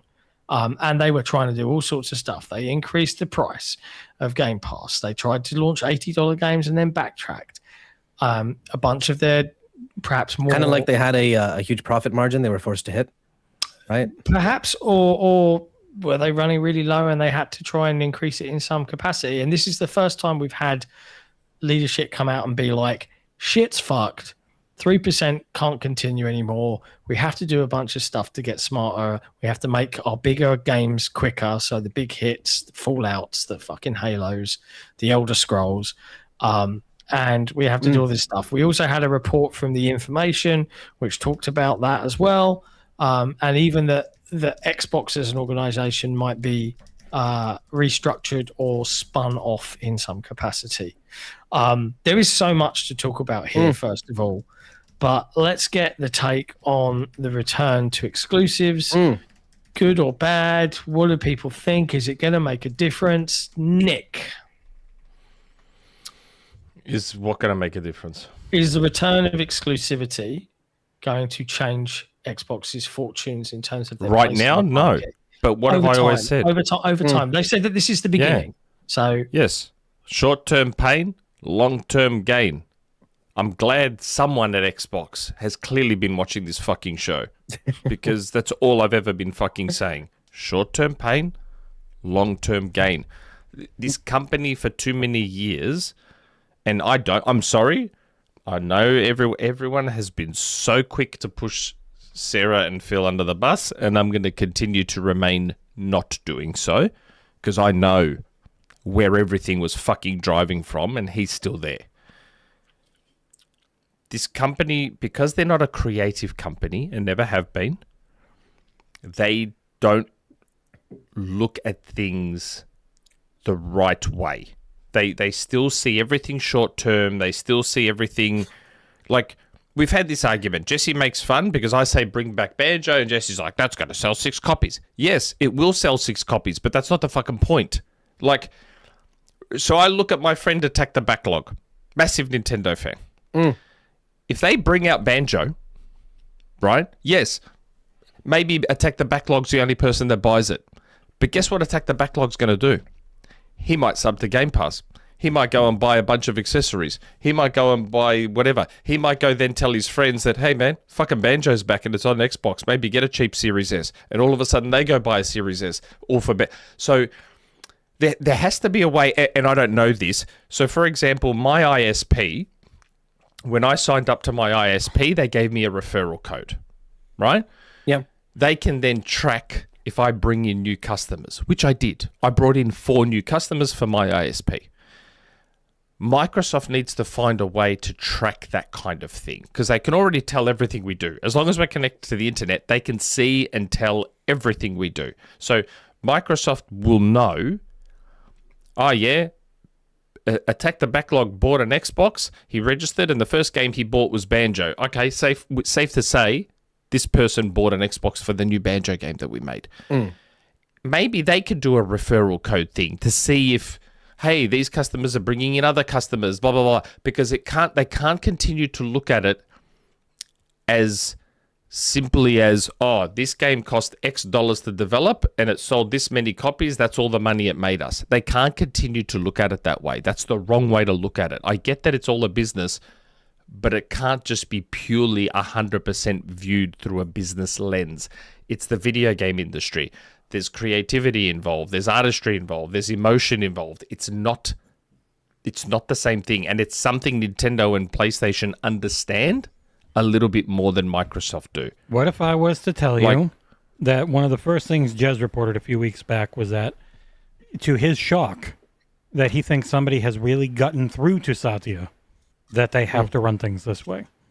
Like that it actually has. So. That's why you've seen all these changes, and from the scuttlebutt we heard, their commitment to many years of losing money and not gaining profits to try and fix everything. Yeah.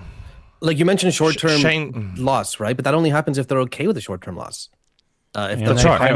And they need to be. If they care about the long term, then they need to be. They don't have a fucking choice. Yeah, but you need to convince the guy at the top of the money that, hey, it's got to kind of be this way. That's right. Yeah. The thing that's always is frustrating about this conversation is that I fully get both sides of the argument, and I don't fundamentally really give a shit if a game is exclusive or not. But if you take a step back, my biggest concern was always shit, if if Fable is, I'm just picking an example, like Gears E-Day. Gears E-Day is exclusive. It doesn't sell enough. Shit. Now some money man somewhere is going, well, the coalitions, they're in the red now. And that's what needs to stop. Right. That's like the money 300 man million, aspect. they've got to go. Yes. We've got to shut the studio down. No. And to be fair, that is what has been happening throughout this industry. So the grown up in me that has no real kind of allegiance to, I just like cool video games. I'm like, well, then do what's necessary to make sure that the teams get to stay together and games get to keep being made, because that's what I care about fundamentally. Which is what it felt like the previous administration was doing in the last trying few to years. communicate. Or trying to do, yeah. But they're also 100% correct in terms of what Nick's saying, in that wherever people play, like Xbox, Nintendo, PlayStation, PC, people have the things they love. People have the memories that they make, the friendships that they make, and they form a bond with that device. Yeah. People call it fanboyism, and there's varying degrees of how high that fanboyism is going to go. Yes, you'll get people that will be like, no, they can never do anything wrong. And you'll get people that are a little bit more honest about it. But I can imagine everybody on this show and a majority of people in our audience have fond memories of a console, Xbox, PlayStation, Nintendo, from their childhoods, from LAN parties, from anything like that.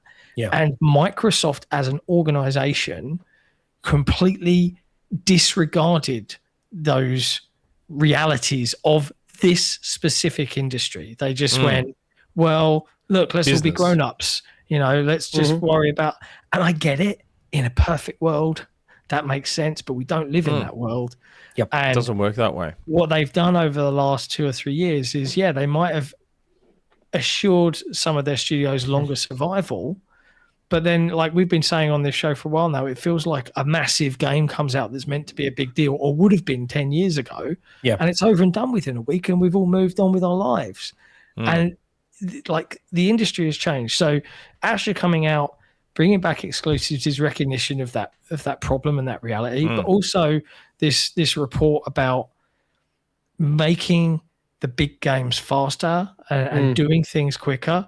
And it makes me think, when I hear about layoffs and stuff like that, at the moment we've got an Xbox that is Xbox and Activision and Bethesda and Blizzard and King, and each one of those subdivisions of the Xbox brand has a fucking PR team and all of this jazz.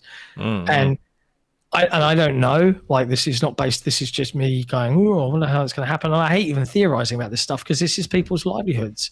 But like, it would make more sense to have one team that is responsible for looking after all those games instead of like 8 PR teams and stuff like that. I don't know what's going to happen, but people are talking about like what's going to happen to smaller studios like Double Fine, like Compulsion. Like what is going to happen to these guys that make, because I remember Booty saying, we're going to have Game Pass allows us to have these niche smaller games. Yeah, that was the whole point, wasn't it? Yeah. And now what? Now it's all about the big franchises again. Like, as someone who loves indies, I hope that that's not the case. Yeah. Although I think apparently Matthew Ball was misquoted there. By the way, Shane G, I didn't say people are going to leave their ecosystems. That's not what I said. But like, you can't tell me that there aren't Nintendo fans out there who are craving Banjo as much as we are, that if they made a Banjo and it was an exclusive to Xbox, you're telling me there'd be no Nintendo Switch 2 owners that might be like, you know what? Maybe I'll get an Xbox as a home console with my Switch being the one that's on the go. Like, you can't tell me there'd be none. There is a reality, I think, out there where, and I would want to live in a universe where this happens, just to see how this industry and particular legacy media react. If Microsoft are like, you know what, like, we're clearly in third place, like we're just, that's it. Call of Duty multiplayer, and Minecraft, they're staying multi-platform. But you want to play Elder Scrolls 6? Yeah. You want to play Fallout 5? You want to play Minecraft 2? Buy an Xbox. Or you can play it on PC. Minecraft 2 if would they be did that, how would that industry react? How would this industry be like, where it seems to be absolutely fine, absolutely no problems with understanding exclusivity when one of the other platform holders does it, but is immediately confused and lost. I guess the confusing thing, as soon as you put the word Xbox in front of any sentence, The It's like- confusing thing is because it's still Fable. Senua was just announced and is multi-plat. Yeah. Like they have a bunch of multi-plats, not everything. So then it's confusing. When I think the reality is certain things are too far along, certain things had too many things signed, and they weren't going to pay the breakup or waste all the work money spent on everything. They chose to do it with 2 games for now. Don't get me wrong. As much as I would have loved it if Asher had just For Halo. flicked the Ripped it switch up. and said, Yep. Yeah. all of it's gone. Was that ever going to be a reality? Like, that's what's so disingenuous They don't have the consoles about to so sell much it. of the reaction. Yeah, like, and you're I'd doing love it. if they did Fable exclusive, though. I'll be honest. You're That doing game it, looks but even then incredible with to play. Fable, you're doing it at a time when they don't have the consoles to sell. Yeah. Well, that's So- the other problem. They got to get consoles to sell. They have to figure out how to. I You think can't make Shane- exclusives and push a console if you don't have a console to push. I think Shane said Right. earlier, I haven't seen where he said it, but supposedly Jez said they're losing like $220 a console. $220. Yeah, Yeah. we got to check that. Well, that's they. Cody Bishop with a super chat. Was watching YouTube reaction vids of Zelda fans reacting to Ocarina of Time remake, and one Zelda fan said, "This is going to make me buy a Switch too." Cody, there was someone in this chat earlier that was like, "I went and bought a Switch 2 as soon as I saw the Ocarina remake announced." But Nick, He'll be here's the dusting issue it off once with, it finally with releases. exclusives for selling consoles. I have a PS5 Pro. Sorry, not Pro. I have a PS5. I have the one that came in Ghost of Tsushima. I played Ghost of Yotei. Sorry, I played Ghost of Yotei. That's flipping it. It sat there collecting but dust for like. but Have this they is the lost point, money though. on me with that console? Again, I You know? don't know how many times I have to continue to be right before you all realize I'm almost always right. What have I said about first-party games being the window dressing? Sony understands that those first-party games are marketing. Sony understands that. My son is a perfect anecdotal example of that. He wanted a PS5 because of Astro. He loved Yes. Astro. He saw me playing Astro and he loved Astro, and he went and he saved up and he got a PS5 for Astro. He played Astro for an hour, and now all his PS5 does is play Fortnite, Rocket League, NBA 2K, and he just discovered FIFA because FIFA came with PS Plus Yes, last yeah. month, I think. How much And does he's he just spend discovered in FIFA. those games? Because that's actually Oh, something. Fortnite, he spends a lot. Okay, Fortnite and 'cause- Rocket League, so he spends. it's One not of, the same one of example the then main as me. things that has come out, with the advertising talk, which Matthew Ball was misquoted on. The reason it's a thing is because so many people have consoles to play free-to-play games, and they're not spending that much money because they don't have it. So you're losing over the course of their life. You lose money on that person buying it, which is also it's the give and the take, and the thing that they've noticed more and more lately. Which is why I do think, and it wouldn't be a system-wide thing. I do think it's going to be something that the platform holders work out with free-to-play games. Is having advertisements for those, because you're giving them, you can play for free on these servers we're paying for, using hardware that we subsidize to you, and you never give us a penny. We're going to make money off of you, and people will worry because then it will eventually, like everything, like Amazon Prime, it then moves into the premium experience, which happens all the time. What I meant to say, Nick, is it's they need to do more than just 1 or 2 exclusives. Is what I mean. It needs to be. Of course they do, but they couldn't flip the switch overnight.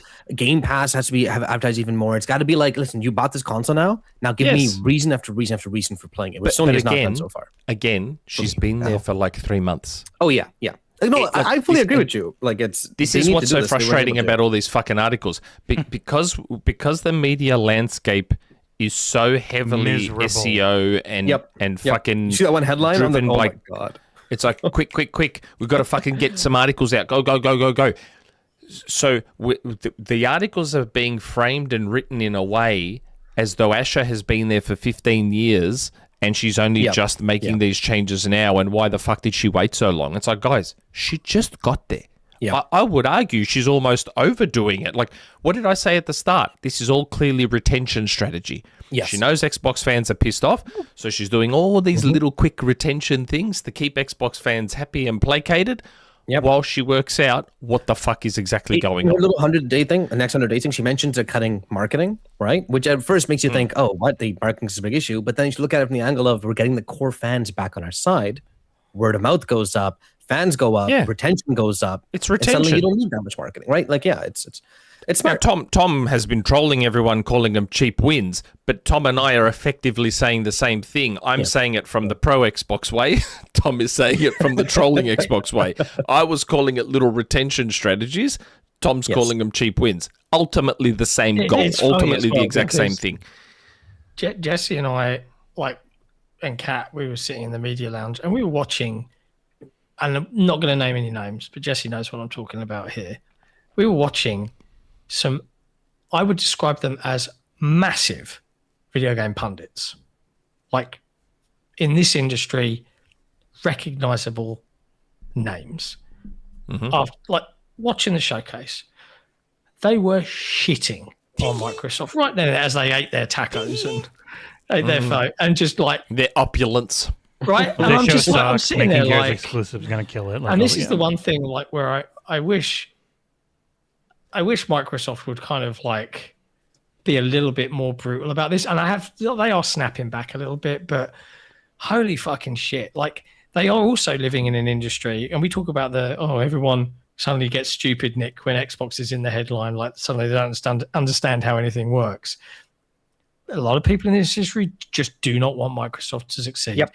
I can't wait to read the somersault headlines when Elder Scrolls 6 is exclusive to an Xbox console. Yep.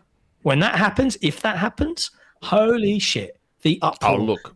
My original information was that Elder Scrolls would be exclusive, but that was long before Project fucking Latitude or whatever it's called and business updates in 4 games. That was long before any of that came along. So I know definitely the original plan was obviously for Elder Scrolls to be exclusive.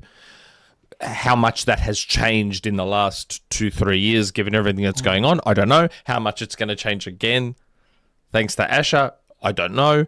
I just know that earliest days when they first bought Bethesda, Elder Scrolls was 100% being locked down. It's like if you're doing exclusives, do it, right? I get the ones that weren't chosen, and like just do it.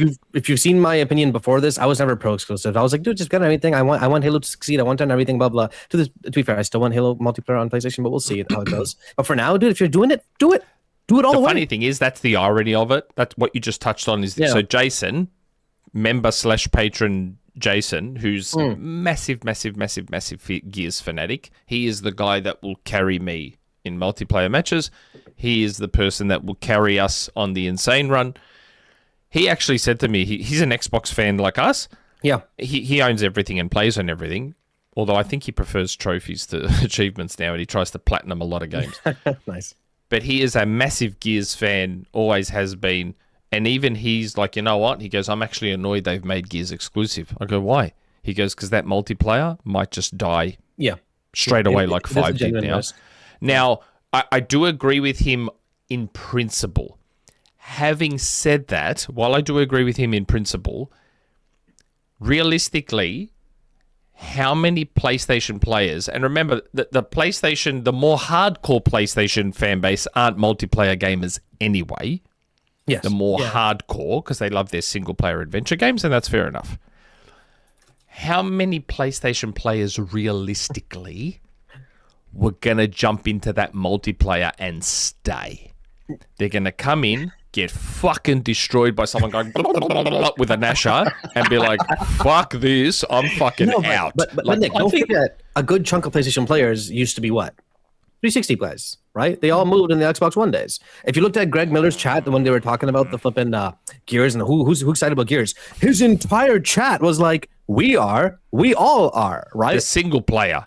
And the single player looks amazing. To be fair, Gears refers to everything, in my opinion. Multiplayer and single player. I only care about single player, but there is a dedicated audience for multiplayer. Especially in LATAM, by the way, which I think...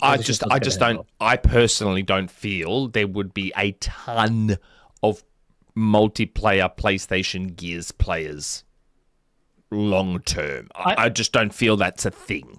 I do think there's one benefit to the current, like, okay, we're going to slowly go back to... There's one benefit in that some PlayStation gamers that probably don't live in this bubble where they're told that Xbox games are shit or Xbox has no games and had Tom that rhetoric Henderson for like 20 years or whatever. Like, they would have had a taste of Forza Horizons, the Gears of Wars, the Halos.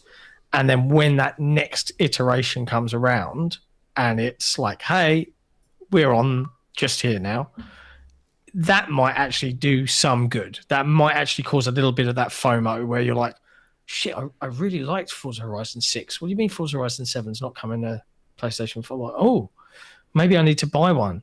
And that might do something. I don't know, because it's all just anecdotal theorizing, right? But like potentially. We got another super chat here from Claw 117. You think we'll see more Xbox Studios split single player and multiplayer into separate apps so they can make all multiplayer, multi-platform, and single player campaigns exclusive? I'd be open to that. I think that'd be okay too. Open to that. Halo's gonna be free to play probably. Make it its own separate thing and release it on everything. They were looking at it for Infinite. That is a thing they were discussing with Infinite, to separate the multiplayer, release it on PlayStation. Yeah, And technically they did. And then go, you hey. load a different app when you play single player now. they eventually did after it screwed with so much of the stuff they wanted to do in multiplayer. Also, really quick, I was just checking Gears in Mexico. Most played on Xbox, because it's even today, even like right now, Gears 5 is the 18th most played game ahead of MCC. Yeah. Gears 3 shows up on the list. Gears 4 shows up on the list. Gears 2 shows up on the list. They love it there. They US love and Canada, it's not even in the top 50. Like there is still a dedicated audience to that franchise in certain parts of the world, is what I'm saying. Yes. No, I know there is. I just don't think it would last on PlayStation. Well, we'll have to see. I'm curious about how big of an esports push Gears E-Day gets, because Gears has always had at least a couple years of like a pretty big esports push. Well, do you think with the way they're casualizing it slightly, do you think that might not be there? It will. It'll be there. Okay, the fact that sprint is that fast and they have a slide. Yeah, Nick, maybe. That slide is going to be, players are going to find some weird text that they never intended to be there. And then suddenly that's going to be the meta. That happens in every single Halo game, literally. Like, we'll see how it goes. It's just, I don't know. To try and get it back on track, my issue with the way this is being discussed in the media is it's so obviously disingenuous, like so very clearly and obviously disingenuous, 100%. Because it's all about, well, hold on, so they're going to making them exclusives and all these games are sent to die, and it's like, but it's not about right now. Like, it should be obvious it's not about the right now. It should be obvious that this is Gears and Clockwork are merely a first step. Yes. Towards looking 10, 15 years down the track. Like, come on, you guys can't be that Senua? Like, why Senua third on PlayStation? That one confuses me a little bit. Even Matthew Ball said no comment when he was asked about it. I'll be honest with you, I don't know either. Right? That one just confuses me a bit. Like, it's. Remember how Phil said when they bought Bethesda, Phil made a comment saying stuff that has legacy on PlayStation will stay, so stuff like Doom that had already come out. Maybe it's something on that track, because Hellblade 1 and 2 were already on PlayStation, so maybe it's like, okay, we'll just put, it's a smaller budget thing, maybe just put Senua on PlayStation as well. I don't know. This is just speculation now. I actually kind of appreciated Matthew Ball going, no comment. Yeah. That was interesting. No comment. Good I interview. don't care if you're trying to get a headline. No comment. Yeah. Fuck yeah. More, please. More. I want them to start pissing people off. Start pissing people off and start fucking being evil. People get pissed off no matter whether you're trying to piss them off or not. Language, Arsal. Yeah, that's right. They are. It's what I've been saying. But the media sees them as the big, evil, bad, yucky Microsoft. So fucking just be that. Yeah. Just be it. And he said once they've talked to their internal teams, they will make a statement about it. They'll let people know what's going to be exclusive. And I guess most things. Yeah. So as we look now going forward, we've had this statement from Asher Sharma talking about resetting the business now. So we're probably going to be looking, as financial year comes to the end at the end of June, we're going to be looking at likely layoffs, certainly studio closures, maybe. Well, I don't know. I really hope there isn't, though. I really hope there isn't, because it goes against. If they shut down studios, it completely goes against what should be the ultimate principle of what they're doing. On top of the existence of Game Pass, I'd rather you get rid of Game Pass. Like, seriously, because half the point was, Game Pass allows us to do all these fucking things and have all these games, and it doesn't matter if they don't get sales because we got Game Pass. We just want Game Pass subs.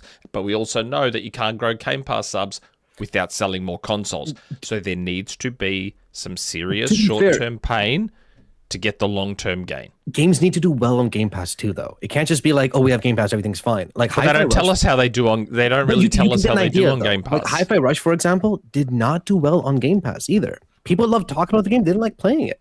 Like it did worse than Wo Long, it did worse than Atomic Heart, it did worse than Hi-Fi Rush. Like a lot of these third-party games did significantly better. It did worse than itself. Did worse than Arkham.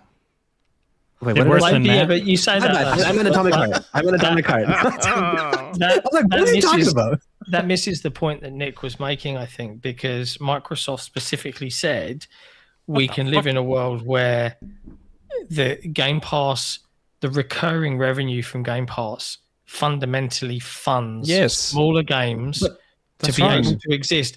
It didn't say, oh, but they also have to still, like, it doesn't matter who plays Isn't that them. the assumption? It doesn't matter. That's Hyper Rush not is the point. not a But it smaller shouldn't game. be. That was a It triple A shouldn't game, be. pretty much. Like that game needed to still do decent. It was not a small game at all. But this is the problem. Like they have rightly or wrongly conditioned their audience to just want things on the Game Pass. service. But the audience didn't even play it on the service.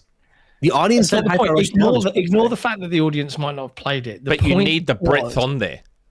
Microsoft themselves, and this is the one thing that bugs me more than anything else about Microsoft is, and it falls into of this show for the last 7 years, that executives say what they need to say when they need to say it, in that they'll make these arguments about why X and Y exists and why it's good, and then their next argument will completely almost contradict what they're saying. Oh yes, 100%. i.e. each of these studios needs to be run as as a business and needs to be profitable in and of themselves without any outside influence.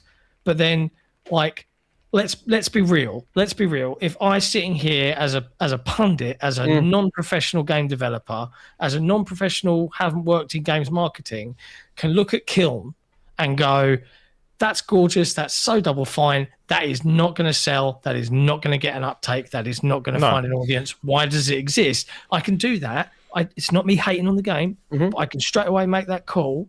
But they, as a business, have already told me as a consumer, Game Pass funds these experimental things to exist. So don't worry. Don't worry about it, consumer. Because the theory is that the casual gamer buys 1 or 2 games a year, but if we can get the casual gamer to subscribe to Game Pass and keep for the amount of a recurring X amount a month, well, then they're buying 3 or 4 games from us a year, and that actually means that we can fund all these little things. But that's assuming these little things help keep people subbed, right? That's like saying Netflix should never cancel TV shows no matter what because, hey, people keep subbing for it. It's a dumb thing to assume. And it is a dumb thing for them to say. I fully agree. Them saying that That's all I'm saying. It was a contradictory Dude, they statement. contradict themselves all the goddamn time. Like, you gotta kind of like take and remember Hyper Rush, they're like, oh, it hit all our sales, all our metrics that we needed to. Clearly it flipping didn't. Well, no, Chef was right there.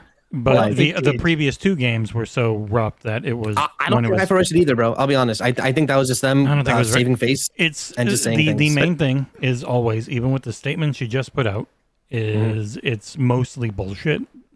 Like that is what that is business speak. What do I want to tell people? Yeah. Okay, how do I take whatever the information is and twist it to match what I need? Like, but I don't commit to anything. I don't actually really say anything. Like people keep saying in chat, oh, Satya today said that they need to be a sustainable business. They have been. He's like, oh, we've been subsidizing them for 25 years. It's like at points at certain times, but their last fiscal year was the best they've ever had. They talked about it was the most money they've ever made, the most money they've ever kept in their financials and shit. And they just throw that out because it doesn't fit what they want to do now, which is what companies always do when shit gets tough, which is pull the fire chain and you just fire a whole bunch of people to make your numbers immediately look better. They're just, they are liars. That is what being a business person is. It sounds callous to say, but like, John, for example, something like Kiln, for example, it's a pretty cool game, right? Yep. How the hell does that game release without local co-op? Some kind of party mode. How does that happen? Right? As someone who has zero knowledge of the industry, zero knowledge of how game development, I don't flip in nothing. How does that happen? Yeah. But Phil was super off hands, right? So maybe you gotta need a bit more of a balance, right? Where it's like, hey, Kiln looks cool, but what do you mean I can only play online with other people? That doesn't make any sense. That's what's happening in NBA The Run. So I can't believe there's no local mode in NBA The Run. Like that's just staggering to me. That comes a little baffling to me, right? It's kind of like how Sony, for example, just recently killed their entire momentum for Marathon Season 2 by releasing the flipping Destiny stuff at the exact same time. Just really stupid. Right, but to me, if they're gonna still sort of take that lens, that more traditional lens of how many people have played this, how many people have done this, and if it's not doing well, we're going to shut down this studio, then don't have Game Pass. then don't have it and go back to just games selling. I'd rather have some. I think Game Pass is too important. I think it's too central to the brand. I think removing Game Pass is the death of Xbox as a brand right now. They've tied it to their identity. They've tied it to their successes. The things, I don't know. I feel like the things they're saying, to me, it almost makes it sound like they are strongly considering maybe just fucking pulling the plug on it. I don't. What? Give me one single thing that made you think that. Was it the recommitment to Game Pass in the showcase, which they specifically did compared to the last 2 years? Was it getting They've recommitted to a lot of things, and now we're already back to Xbox dead. No, Xbox. We're not back to Xbox dead. Not even remotely. Everything she said in those 100 days thing was. I'm not saying I believe Xbox dead. I'm saying as in the general sentiment. The media will flip in, and Xbox fans love falling on their sword. Right? That's like a habit. That is a friggin' like.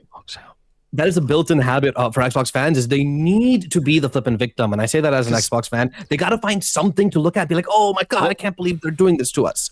Xbox isn't flippin' dead at all. Right? Oh, sorry, what I haven't seen anyone asking in all these interviews, because if they plan to go back to exclusivity, they're not... I haven't seen anyone ask that question. It's like, okay, so Gears is a very expensive video game. Yeah, definitely. Right? Regardless, even if Tom is pulling those numbers out of his ass. Still at least a couple $100 million, like minimum. Which I'm sure he's not.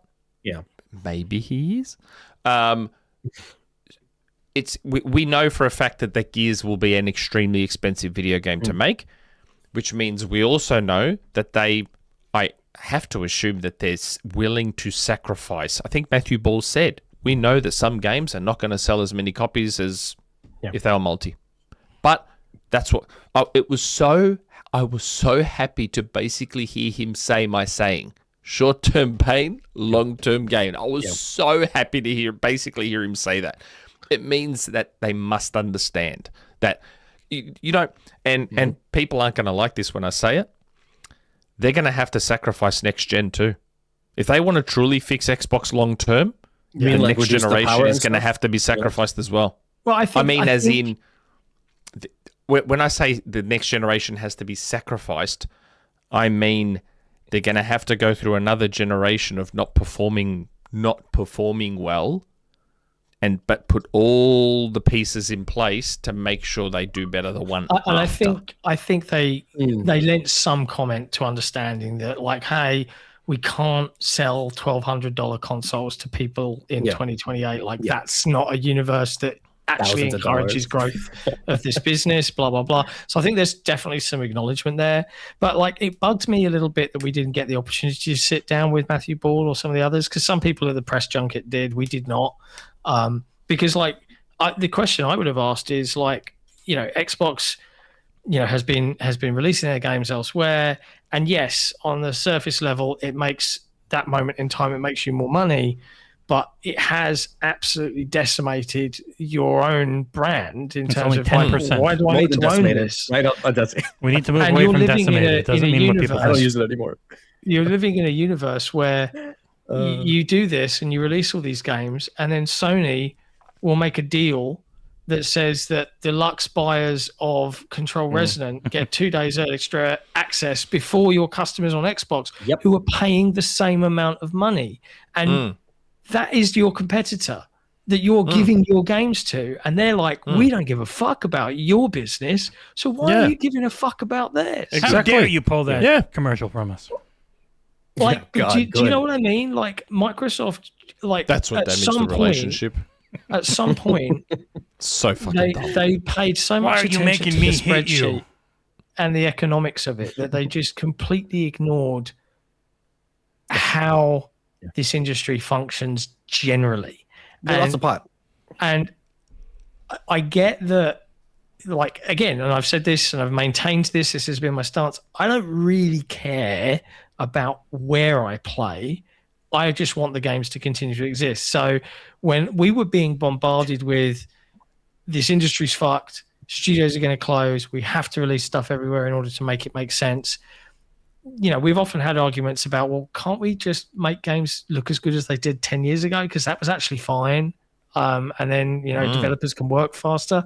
Let's go back to that. Then you're all fapping over Gears. I don't know. I think I think $40 million. as we've now come out of this and we're going to see what happens over the next kind of 3 months, I think it's going to be very interesting.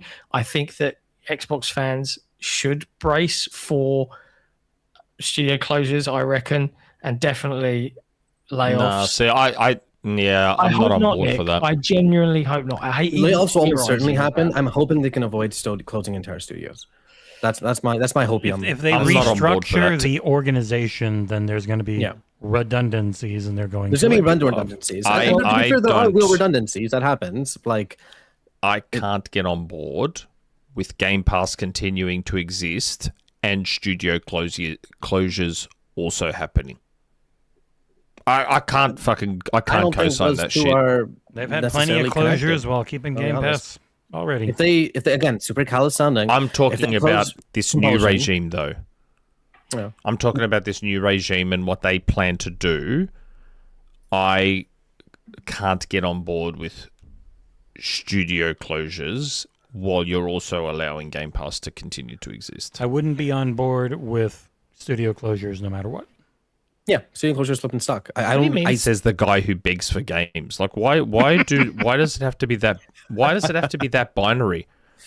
Gentle Stone, mate. If they stopped making video games tomorrow, bro, I probably wouldn't give a fuck because I've got a backlog that contains roughly straight up. 10,647 games, which will take me to my deathbed. If that means that all these studios are okay, so be it. I don't give a fuck. what I Like, do seriously, think- I don't give a fuck. Like, all jokes aside, we're talking about $1 trillion company. This whole fucking shareholder bullshit. Welcome to America, Nick. It's just how business Asher, goes. Again, to me, at the very least, this new regime should be like, okay, everyone, clean slate. What have you got coming down the pipeline? What games have you got coming? You know, blah, blah, blah, blah. Like, don't just come in and go, oh, cut. Because then we're just back at No, here's the Square thing. I one, think like- the assumption is she is doing that, right? Because she mentioned recommitment to bigger IP, right? Which makes me think that in the past, Phil and them were like, hey, pitch to us what you want to make. We'll see what's up, right? Now it might be more like, hey, Obsidian, you did Avowed, you did friggin' Outer Worlds 2, both didn't annoyingly do well enough because they were fantastic games. You're on Fallout now. That's it. Pitch us Fallout ideas. That's it. You know what I mean? Like, that is what I think is going to be happening right now with the way she's I'm talking. and inclined whatnot. to agree. I think you will see Xbox go, we own some of the biggest IPs in gaming. We've got a shit ton of studios. Why the fuck aren't we making Fallout 5 right now? Like, why isn't that in development right now to be nearly coming when Fallout Season 3 lands? Or You're whatever? right. If you look at the TV Yeah. show, they're like, you have the second most popular show in the world, and you're not working on a Fallout game? It's nuts. So, like, and I get it that, you know, Todd might be like, but I want to do, you know, well, sorry, Todd, you know, like we've got to make the smart business call. So I think you might see more like that. But there is one topic that I wanted to touch on before we jump into community questions and hear from our members about what they wanted to ask from this last week, which was about this whole spinning off element. Oh, yeah. Yeah. I've seen a the lot of spinning off. people That's immediately the buzz phrase now. salivating at the concept that Microsoft would have to sell Xbox. Can You mean we the start- 30 pages of etc.? Yeah. Can we start this topic properly and point out, because we all know why there is so much salivation over the idea of Xbox being spun off. Can we start this appropriately and say, guess what, guys? Guess what happened a decade ago? PlayStation was spun off. They're a fully owned subsidiary. Wholly as owned. well. Yeah, That was Sony like a decade ago? SIE. Sony Interactive Entertainment is a wholly Yeah. owned subsidiary of the Sony Group Corporation.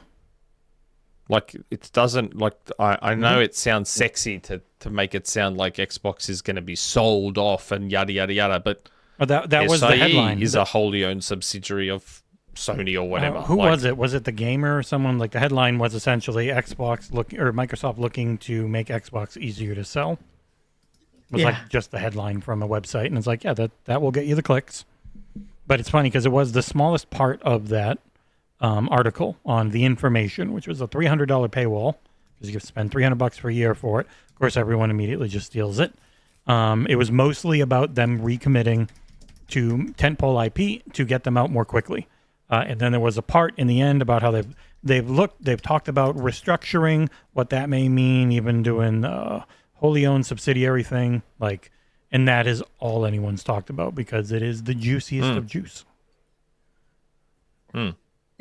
It's a lot less extravagant than the headlines make it out to be. I think. I imagine they've probably had these talks for a while, anyways. It's a potential thing, yeah. Yeah, It's potential, so it does make them easier to sell off, but it also means that conversely, it also means that Xbox can run a little more autonomously. Well, they talked about it. The blueprint of it is what LinkedIn and GitHub are. They are both wholly owned subsidiaries of Microsoft. The blueprint of it is what SIE is to Sony. Yeah. I know people hate GitHub since they purchased it, but I mean, I did some research and it's like, okay, as a service, it's improved in terms of like user share and things like that. Like, is what it is. No, but what I'm saying is, so while technically it's correct, it makes Xbox easier to sell. That's just the usual suspects that's fair. wanting Xbox to sell it and whatever.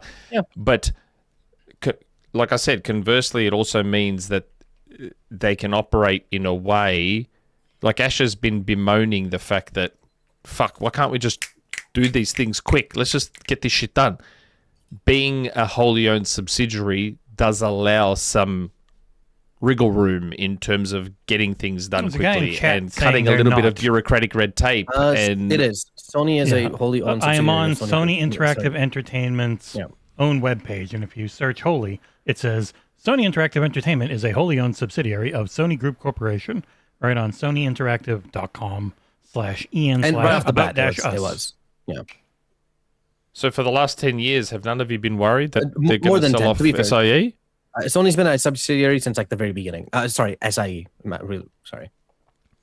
Yeah, but the point of showing that is that it's an example of how spinning off doesn't automatically mean, oh, they're selling Xbox. If your Xbox first thought of Xbox might get spun off to its own wholly owned subsidiary is, oh, they're going to sell the brand, you missed the pot. Like to be honest. Who's got 110 billion yes. ish right now? Like, and like, very there are a lot of advantages to being your own subsidiary. Even people at Xbox are probably like, yeah, can we do this? Right? Like, is this possible? Can we get out of the contractor requirement for the state of Washington because we're no longer That's never happening unless you move out of the state of Washington. That has to be government. But that's a deal that Microsoft has signed with the government. I'm pretty sure every big studio has that deal, dude. I'm pretty sure it's just a statewide law that contractors cannot be signed on for more than 18 months. Take over the government of Washington, get rid of it. That's also true, Springfield Chaser. You're right. PlayStation is fucking half holding up Sony. Microsoft Xbox does not isn't want holding to, up Microsoft. But Microsoft does not want to lose Xbox. They're still like an eighth of the company. Mm-hmm. You're not going to replace that 20 billion like at all because AI is going to fall apart. But yes, like again, they can turn around later, and it's easy to sell them. So if they continue to not operate at a level they want them to, or whatever the case may be, Zaychek's untimed out, and he says, but that's how Sony organized their businesses. It is the standard. Microsoft is not. It is the exception, except for it's also we're back to LinkedIn and GitHub. That's how they're set up right now. Yep. Also, Jesse, you were right. Sorry, that was something Microsoft negotiated after a lawsuit. Yes. The 18-month thing is a Microsoft only thing. Man, if that gets out of the 18-month thing, that'd be friggin' fantastic. Well, like, the 10-year thing. Yeah, the whole contractor thing. Yeah, you have to. It's pretty much a 10-year thing across all of America. It's not by tenure, or are you saying 10-year? Sorry, tenure. TENUR. They have a specific deal with Washington, which is why it's different for them with the contractors. Microsoft made a specific deal after a lawsuit saying 18 months, 6 months off, 18 months, 6 months off regarding contract workers in Washington. The reason being that, and this was, I used to work in contingent labor. I used to work for a company that Microsoft uses for contingent labor and Activision, funnily enough. I used to work for both. They were my boss's clients. And the general rule is you can't hire a contractor for more than 18 months and not offer them a full-time position, which is why contractors kind of suck in game development, because you bounce them out, then you've got to train someone new up, and if you're not working on something like Unreal where everyone knows how that fucking works, then you're in a... It's what was happening to 343 a lot. It's what was happening a lot to 343, yeah. So, But yes, to me, it sounds like this is something Asher would strongly consider because it allows her to run Xbox in a more agile and autonomous way. Agile. That's the impression I I'm get. pretty sure they're using agile probably in like every studio. Sorry. That's the impression I get from her. Yeah. It's the reason why I'm confused at the Doom is like what she's doing here. When Phil and Microsoft had the layoffs, right? Those were like corporate mandated layoffs, right? It's like, hey, we're Microsoft, 8% across the board. Xbox are cutting so and so. Boom, there goes the campaign team for 343.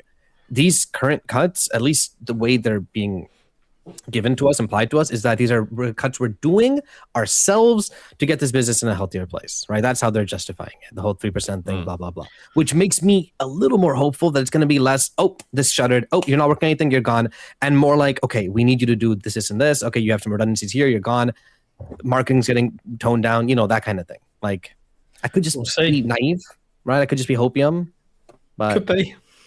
hopefully not. I don't.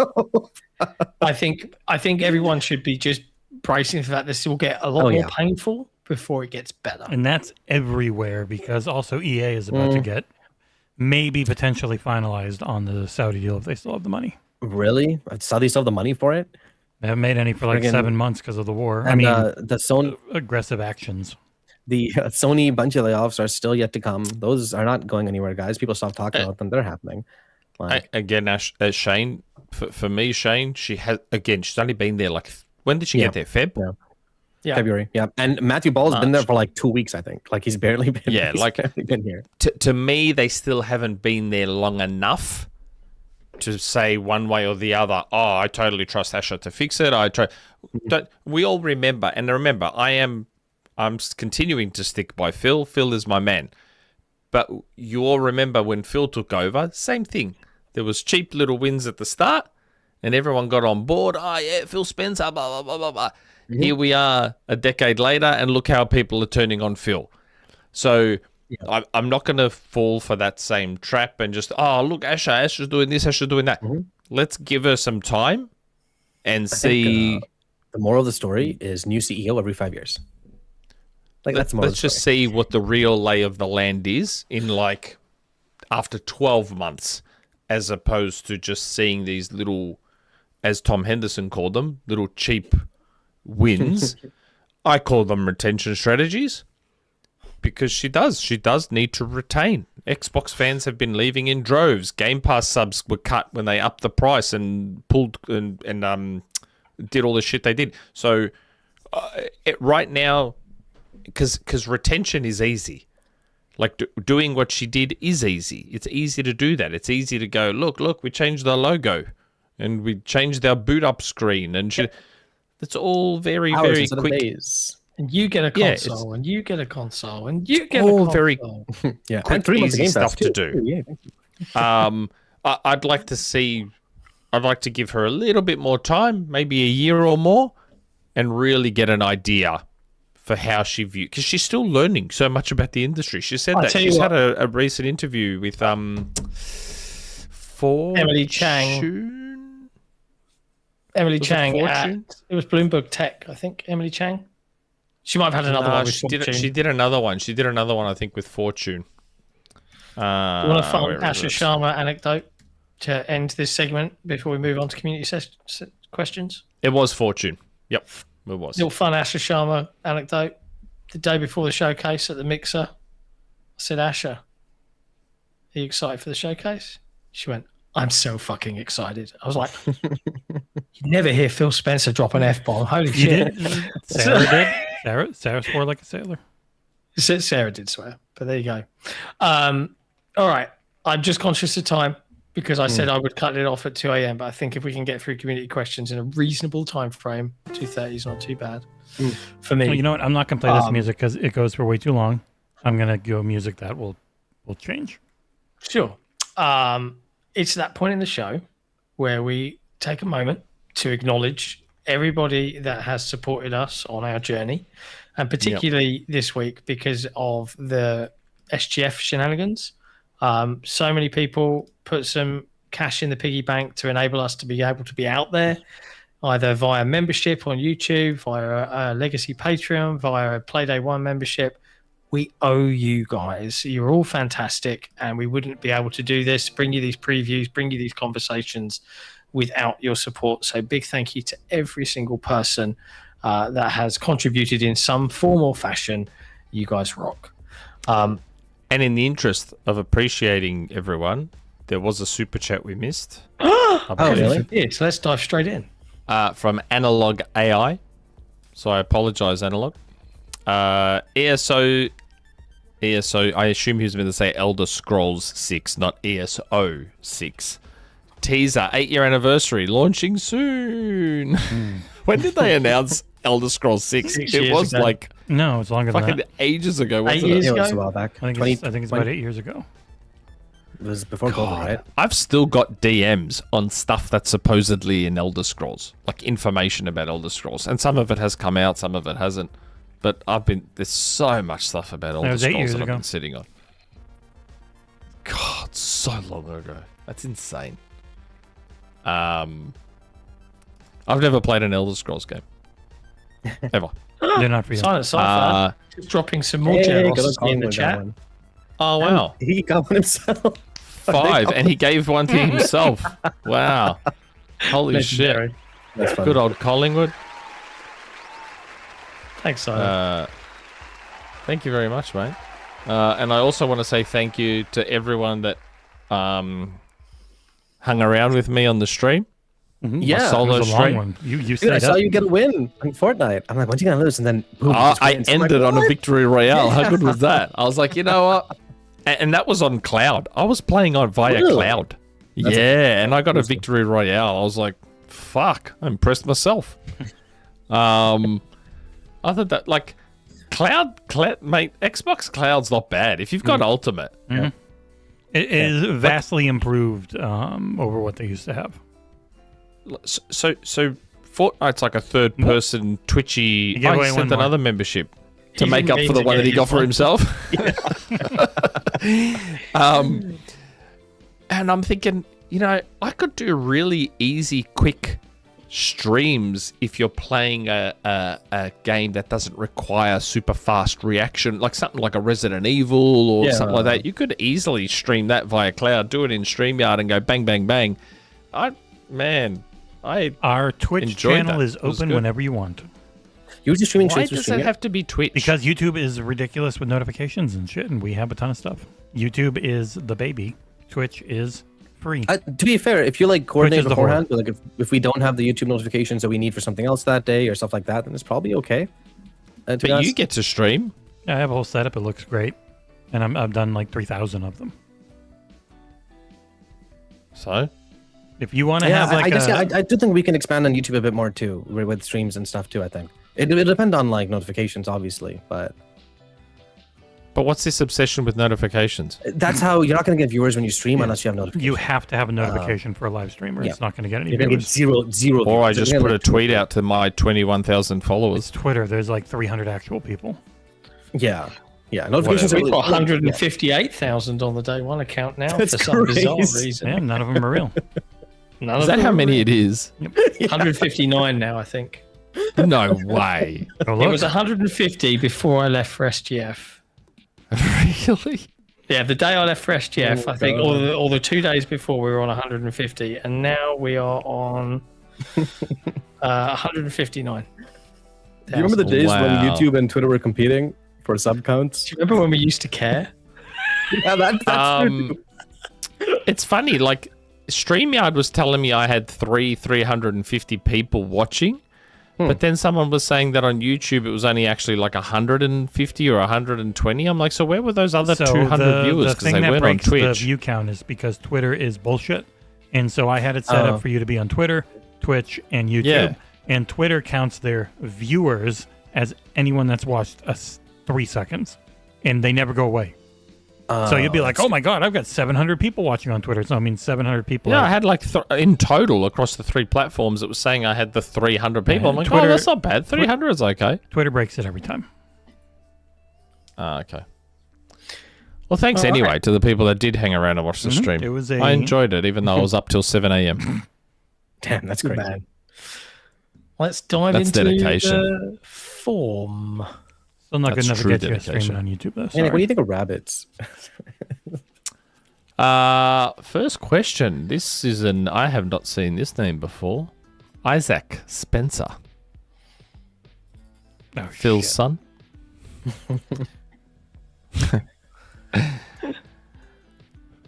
If you could go back and experience one game for the first time again, what would it be? Oh, fuck. That's a great question. That's a loaded question. Fuck. Pentiment. What remains Easy of question. Edith Finch?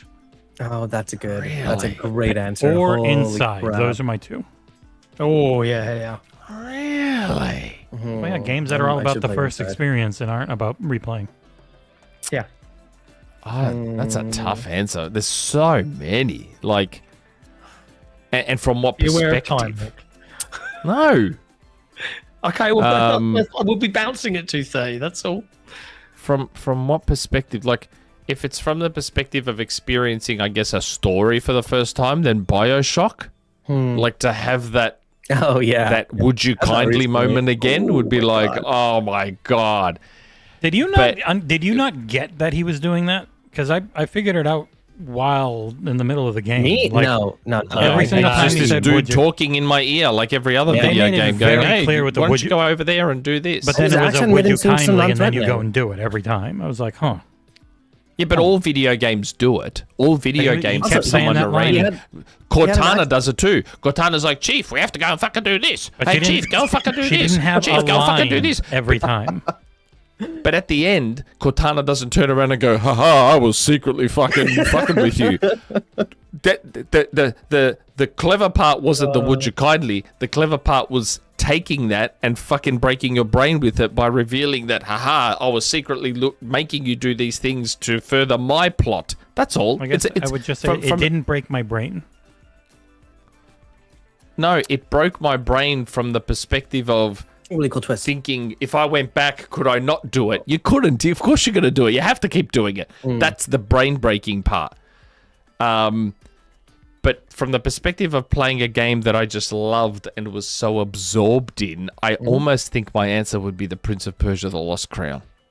Oh, that's a good To be answer. able to 100% that game again, That's a really especially good the answer. updated version, and just start fresh. Oh god, Prince of Persia: The Lost Crown is just one of the most amazing fucking video games ever. It is so. Oh my god. Yeah, mine's What a pretty game, obvious. man. What a Fable fucking 1 game. is my pick. That was great. Either that or Ori 2. Both the games I would definitely want to play again without having played them. Oh my god, The Lost Crown, man. I should play the DLC. What about you, Jesse? What would you play for the first time? I already said two games. Pentiment Did you? and Inside. Oh yeah, Pentiment and Inside. Yeah. That's right. Sorry. I know, unlike John, you actually do pay attention. You were just so absorbed in your own one you forgot. Lost Crown, man. Fucking hell, that game. The Remember fact the that whole there's time I was even- reviewing it and I was telling you this is one of the best things I've ever played. like the fact that there's even the slightest possibility that we could get a sequel to that game. Oh man. I mean, we didn't talk about it, but according to Insider Gaming, their Ghost Recon and Far Cry development cycles are going real horrible. So I'm not Really? expecting anything great out of Ubisoft for a while. Even if Assassin's Creed Shadows was legit amazing. I mean, there is Rayman. I hope to review the Doom DLC, Shane. It's always a bit harder because the moment DLC is made live on a console, it's live for everyone, so they have to do a whole whitelisting process, which is a lot easier on Steam. So hopefully I do get to do something with it, because I would love to review that. I am a huge Doom the Dark Ages fan. Yeah, great game. Yeah. Great music. I got the full 1,000 in that. Really? I'm Okay. one. Fuck yeah. I'm like one gold That's a bar away from it. great I game. cannot find it. It's driving me crazy. I I gave got up. the full 1,000 in that game, and I played the fuck out of Doom the Dark Ages. Game is fucking fantastic. It is. Next question. Kid 2015. Hello, gentlemen. I wanted to borrow Nick for a second. Feel free, mate. Thanks for all the Fortnite content. That's what's snapped out. Virtua Fighter Crossroads. Oh, God, we didn't even talk about that. Virtua Fighter Crossroads was my favorite surprise out of SGF. Sleeping Dogs sits in top 10 for me, and Virtua Fighter Crossroads reminded me a lot of that. Oh, yeah, that story mode. Now that I think about it, that's a good point. A narrative game with kung fu, Chinese setting, and set in an open world. Oh, boy. I just need radio stations, and you have all the ingredients for a spiritual successor to Sleeping Dogs. Nick, have you played Sleeping Dogs? I have. And are you worried about the direction to make Virtua Fighter Crossroads a more mainstream game? P.S. You all rock, and looking forward to the many upcoming previews. Cheers, Kit. Look, I was a bit weirded out when I saw the story mode to Virtua Fighter Crossroads as somewhat like, that's not a thing that's ever been a thing in Virtua Fighter. And then I had to think back and be like, why am I worried about something more expansive being included in Virtua Fighter? It's not a bad thing. It doesn't mean there's not going to be the good multiplayer. Yeah, as long as that core arcade one-on-one experience is there, what does a story mode matter? Like, whatever. But yeah, I never even thought about how much that story mode did look like Sleeping Dogs. It kind of did, like a more... I really want to go to the movies this weekend to see The Furious. It's supposed to be so good. Martial arts movie. It's got 100% on Rotten Tomatoes right now. Oh, yeah, I saw the trailer for this. Okay. It's got Joe Taslim, who was Sub-Zero in the Mortal Kombat movies. He was in The Raid, and some other guys, and it's supposed to be amazing. I watched it. It was very good. The last like 20 minutes, my mouth was just open like the whole. I'm like, how did you film this? Was you weren't talking there with like The Raid 2? It's a different kind of movie. It's nowhere near as violent. You know that final like sequence of fights in The Raid 2. Oh yes. Very, very similar vibes of like, holy crap, this is so cool. I'm having so much fun, but nowhere near as violent. So don't expect it going like blood and spattering everywhere. We need to do another that movie We Are the podcast, Night one, or whatever it was. That was just unbelievably gory. We Own the Night. Which one? It was. When the Night Comes for Us. Yeah, I think that was. Might be going to go see Disclosure Day tomorrow. Oh yeah, I have like no interest. Yeah, in I want to see that. Why? Mate, what's the interesting part? Oh, yeah, you say yes, Spielberg, and I have no interest in it. Right, like Super 8 was good. It's not bad. But it's not a thing I'm going to go see in a movie. Generally, it's something I might check out later on streaming. And also Super Chat. And yes, Master I'll read that out in a sec. But I'll just finish off this question quickly. But yes, Virtua Fighter Crossroads, I'm looking forward to overall. Hopefully I'll get to review it like I did Revo, World Stage Revo, which I think I gave a 9, I want to say. You gave a 10. I think. Yeah. I changed so the who score. knows? Maybe Crossroads will be my first ever 10. Doubt. Who knows? It won't be. Super Mario Odyssey 2 will be your first 10. Yeah, Super Mario Odyssey 2. Ocarina of Time, mate, maybe. You already know. Ocarina of Time. Maybe that'll be your first. Oh, yeah. Do you want me to review Ocarina of Time? I mean, it's either me or you, bro. Unless, no, Jesse, I guess he played the original game too. Whoever buys it. I also because I played know we the got a original code. game. Oh, I guess we all. I mean, I could buy it. Shane G with Actually, a super chat. Thanks for the nuanced takes, guys. Appreciate it. And that's despite okay, having Shane Nick. G. Thanks, Shane. My takes were the most nuanced. I like that we all have a variety of opinions and that we're not dicks about it. Well, 3 of us. Yeah, Arsal. Yeah, I know. Oh, come on, I wasn't that be a bit bad. annoying. I wasn't that bad. Arsal can be a bit annoying. And speaking of the lovely TiberiusMonk in chat, he's the next question. Yes. Yeah, next question is TiberiusMonk. Hello, DayOne Show. Recently, Stranger Than Heaven dropped a game trailer featuring a random appearance by Tupac Shakur. Yeah. As a fan, I'm equal parts perplexed and optimistic, but it easily takes the crown for the most unexpected trailer moment I've seen in a video game in a long time. It got me thinking, who is one supporting character in a video game and one in film that you felt was just as good or even better than the main cast, and why? Thanks for the incredible daily Summer Game Pass coverage. Keep up the amazing work. Take care, and ciao. God, I have an answer for this straight away. I have an easy answer. Wait, Nick, I think me and you I have the same saw a answer here, video. bro. Wait, no, maybe. Wait, who are you saying? Is it? So it's funny because I just saw a video on Twitter, I think, about this person talking to Ben Stiller. Okay, Ben Stiller was doing an interview, and he was talking about Tom Cruise in Tropic Thunder. Tropic Thunder, yeah, okay. Oh man, like, and Ben Stiller. So they did Les Grossman. That character was not in Tropic Thunder originally. So Ben Stiller wanted Tom Cruise in the movie, and he gave Tom Cruise the script, and Tom Cruise read it because originally they wanted Tom Cruise, I think, to be Matthew McConaughey's character, the agent, and Tom Cruise was like, "I've already been an agent. I don't want to be an agent again."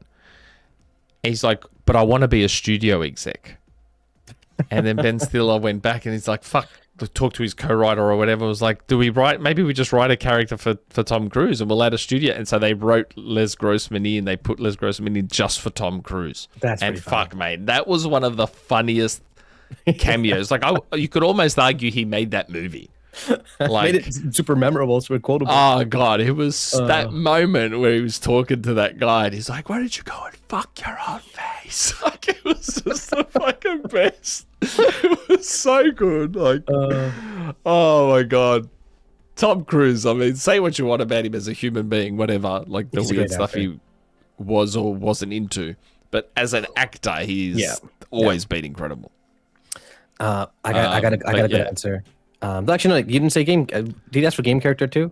It doesn't matter, I guess.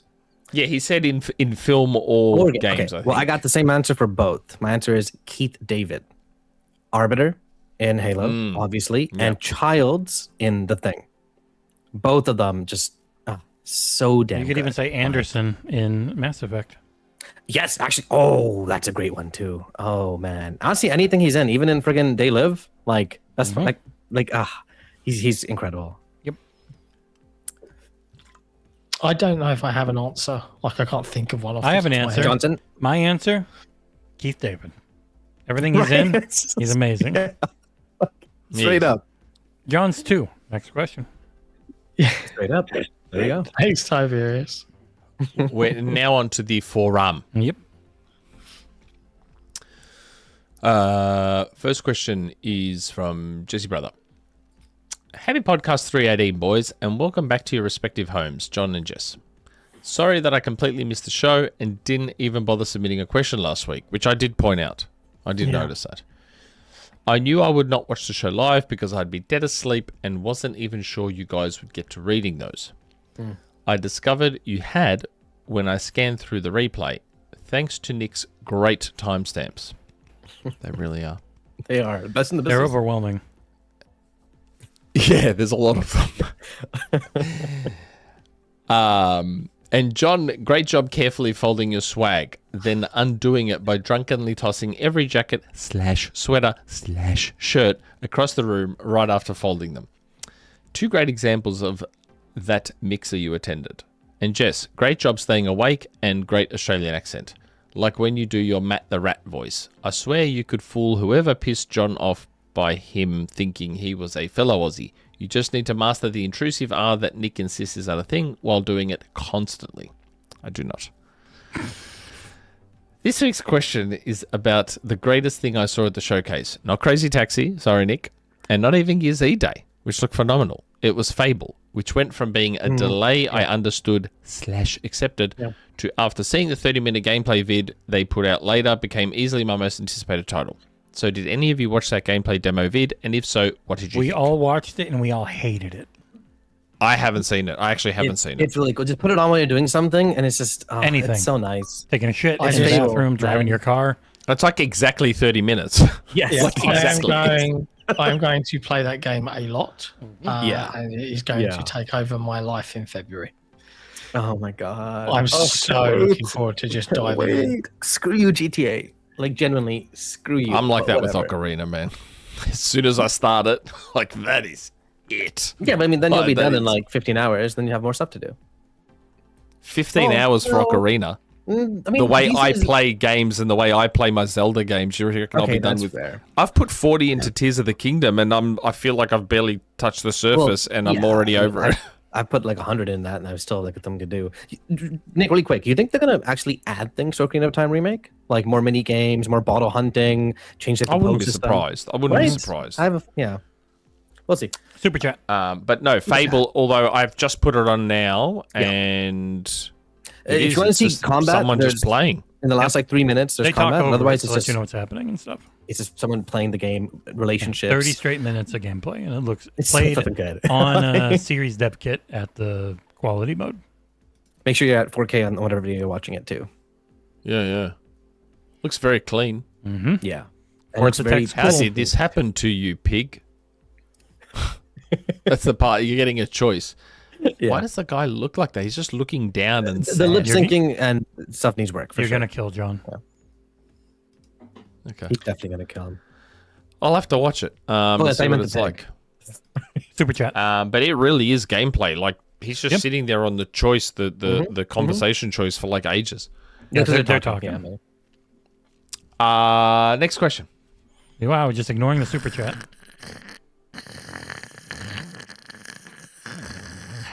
Hytham G. The showcases of video games are cool and dope, but speaking of the games being shown, but this is something I want to ask is this. When it comes to Jason Schreier report on Xbox moves on Sony during the pre-video game showcase, how damaged is the relationship between two, and could it be one-sided and all move on from this sort of thing without getting off-hand in gaming? But your gent's take on that It is scenario? entirely one-sided, and I don't think it matters. P.S. When it comes to Jason Schreier, I'm going to be honest, he's getting in my nerves on his reports that are genuinely accurate and such. But has he ever been wrong before in his reporting before? Yes, no, maybe? I think he's pretty damn accurate. I think he is. There was a time that he thinks people didn't see. He deleted a tweet, but some people captured it, and I managed to capture it, where he insinuated that Mario plus Rabbids 2 was a Switch 2 game, which it was not, and he deleted that tweet. Yeah, that whole relationship thing. Like, look, I'm not trying to bag Schreier's reporting or anything, but the idea that Asher pulling that trailer damaged a relationship, like, I don't know. I just find the context of that insane. So it's laughable, genuinely. So like, yeah, laughable is the perfect word for it. So the idea that this company, these two companies who have been competing at a cutthroat level for 25 years, to the point where one has actively tried to put the other out of the console business for the last 15 or more, but them pulling a trailer from a state of play, well, that's the thing that's damaged the relationship. Not Sony putting Game Pass exclusion clauses in their game marketing deals, not Sony money-hatting Street Fighter V and crippling the fighting game community on Xbox. Not Xbox doing COD deals around fucking map paps in the 360 days. All these other things that have happened in the last 20 years, they were all good. None of them did any damage to their wonderful relationship. It was this one Halo trailer being pulled. That's what's damaged the relationship. Like, bro, like that. it is I'm funny. not going to say what I was about to say because it's going to get clipped and everyone will be like, "Oh, look what Nick said about Jason." It's just. It's funny how them I'm keeping sorry. the Play on PS5 Pro is essentially our confirmation that it was on the state of play and they took it off. I like that. I like that they kept it. Oh, look, I hope the story is 100% true. Yep. I fucking hope Asher turned around an hour before the state of play was due to fucking happen and was like, get that fucking shit out of there. I actually hope that's what happened. And you know what I hope? When is Halo Combat Campaign due to come out? July 28th? Yep. I hope on July 27, she turns around and goes, cancel the PS5 port. I fucking hope. I hope. Hey, Half-Life was basically pulled from fucking store shelves on Dreamcast. Look at NBA Live.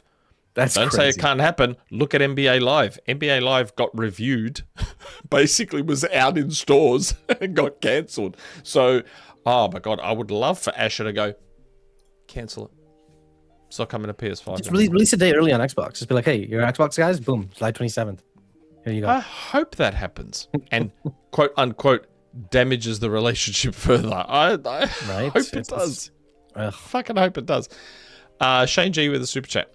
What advice would you give Asha and her team on the navigation of games media? Oh, there you go. Perfect. On the navigation of games media and the balance of being transparent. I wish you would call them out more. Fuck yeah. I wish you would too. And I wish she would stop. I hope she learns from the previous regime and stops giving the wrong people the fucking access that they get. Yeah, honestly, it sounds kind of like callous. Not callous, kind of like fanboys to say, but no. Sony is strict with their codes and kind of for a reason. Yep. Like, Nintendo is picky as well. Nintendo has, I believe, what are called like brand ambassadors that like watch content creators and stuff like that. Crazy. Yeah, like what? Why not be fucking strict? Was How many times have you heard me say, stop giving Jeff stuff? Stop. Yeah. He doesn't like you, so stop giving him stuff. He mutes the crowd when you reveal your fucking console. That's probably why fucking reaction videos like Arsal's partially do so well. Yeah. Because you're getting the real reaction. You're not getting the fucking muted stream. Yeah, so the Here's NBA the Xbox Series X. trying to remember. Here's Godfall. It was NBA Elite 11. That is the one that was like they had a demo out and then they canceled it for crazy. 360 and PlayStation 3. Half-Life on Dreamcast, I believe, was like in warehouses, ready to go out to fucking retail. You can take Fable off, bro. That's the one game that irritates me that's still coming to PlayStation. Like the other ones all make sense. They have the reasonings. Third game in the trilogy, multiplayer, blah, blah, blah, whatever. Yeah. Fable not be on PlayStation. Like, I am now fully on board with exclusive crap. Find a way to take it off. You know, like... Hey, don't say she's not... What do I say? Fuck. How many times have you heard me say fuck the agreements? Just cancel it. Yeah, right. Clearly, she partially feels the same way because Halo was allegedly pulled, and that was an agreement. So she's open to the idea. I read a report somewhere saying that she looked into potentially moving Fable and stuff, but wasn't doable enough or something like that. Which I guess is like better than nothing. But you're doing the thing, John. We'll end up throttling you over. It's okay. We only have 13 minutes. July so 27. We're almost done. July 27. We're not at this pace. We're going to get through 2 questions in those 13 minutes. How many more questions are there? I actually don't know. Herman, I got some bad news for you, mate. Yeah, it's not happening. I'm pulling it. Yeah, look, I know, I get it. You're not happy about it, but it's sorry. You have your own first-party studios. Make your own games. We can't keep giving out games Next question. for your console. This conversation. I'm sorry, Herman. No, sorry. Don't beg, Herman. No. Okay. Okay. Next question. PianoBlack. Hi guys. Weeks of news in the span of a few days. I'll try to keep it short since it's probably around 4 a.m. for John. First, thanks for the great coverage from LA. Second, I've got nothing against narrative-focused games, but I'm excited for the more action-oriented direction from Plague Tale, Resonant, and Senua. How are you all feeling about these decisions from Asobo and Ninja Theory? And do you see these moves as creatively driven, taking player feedback, or trying to increase their general appeal given current market pressures? All 3. I reckon, yeah, a little bit of all of it. Yeah, a little bit of column A, a little bit of column B and C. They literally said with Hellblade it was player feedback. Yep. That being said, Hellblade, at least personally, I know people disagree. It's a complete. Immediately, it felt visually worse, like the trailer. Right away, I'm like, oh, they're going for more like actual gameplay here. But every the visual trailer we saw dropped. before was in when they didn't have performance mode in Hellblade 2. We only ever saw 30 FPS. Oh yeah, I know. Yeah, pretty much. 30 FPS, 100%. But still, even then, like just the cinematic, nature of Hellblade 2, like super close-up camera, the incredibly detailed combat. That's all like the animation specifically in Senua are clearly video game animations. You can tell when she attacks, when she throws they're her not sword. choreographed fights that you are Exactly. It's not like it's all mocap like it was for Hellblade 2, which I'm a little disappointed because I fucking loved Hellblade 2, but Hellblade 2 exists. It's still there. I can go back to it anytime I want. Let them appeal to a wider audience with Senua. Yeah, for I sure. still think it looked visually pretty good. It looked great. Don't get me wrong. It's just Hellblade 2 is a next level. Like nothing compares to that. It's just. I will say as well, seeing as PianoBlack mentioned it, if you are a day one member or a patron, the members only 45-minute video blog I still need to watch this. What the is hell? live and available for members to watch now. It has like, videos of FanFest, behind the scenes stuff, us doing the walk around SGF. So go check it out. I edited it today. It's out and available for you to watch. And it's linked in chat. I would argue when you... What was that? I linked it in chat. I would argue It's members only. if you take the full context into account, that Gears looks better than Hellblade. Yeah. Yes. Well, yeah. I mean, linked in I agree. chat to the members only page where you have to be a member. I didn't like the YouTube video. Like in isolation, just taking a screenshot, yes, Hellblade 2, you could argue looks better than Gears because Hellblade 2 basically looks real. But Hellblade 2 is so much smaller in scale, so much less is going on. It's very much its own specific. There's nothing else like Hellblade 2. It was its own experience. They wanted to do what they did. They did it. They did a fantastic job of it. And now you move on to something else. I'm okay with that. But Gears, everything going on in Gears and all of it running at native 4K 60, that's just fucking insane. Like It is pretty crazy. That's not normal, bro. That shit's not normal. Bro. Like, fucking hell. Okay. Next question. That Viking gamer. I don't believe they've put a question in before. I could be wrong. Well, but I don't believe it's just their first line literally suggests that this is their first time. I don't of like getting a reading question. ahead before I say well, I just things. haven't read ahead. That's Exactly. all. I haven't That's why read we're ahead. poking fun at you.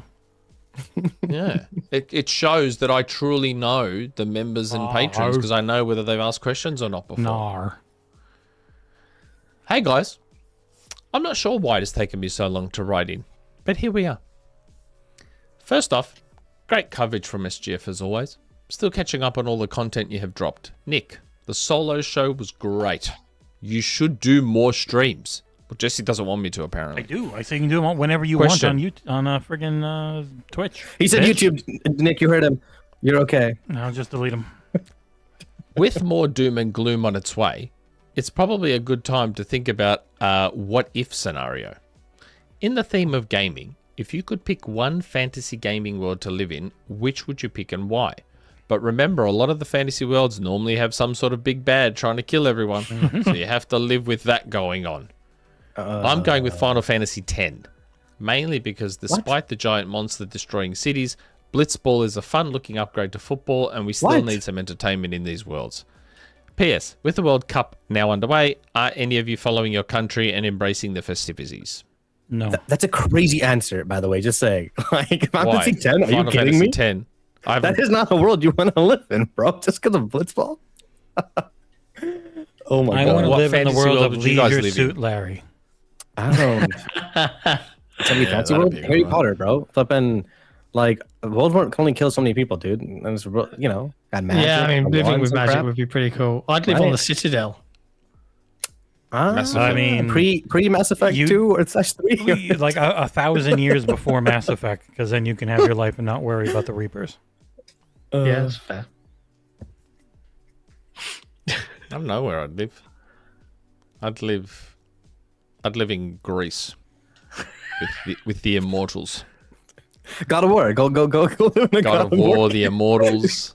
He'd Just be a regular civilian. He would in the just God of play War the sex trilogy. mini game all day in the first God of War. Yeah, that's what I did. I just live in Greece. Also, Canada tied with Uruguay. Who are they up against yesterday? The U.S. won 4-1. Yay! There was an own against goal to Portugal? start the No, game. no, I forget. Yeah, I'm not. I used to be a World Cup. I used to be a big football / soccer watcher. I'm not anymore because my problem with soccer now is that all the players are soft as fuck.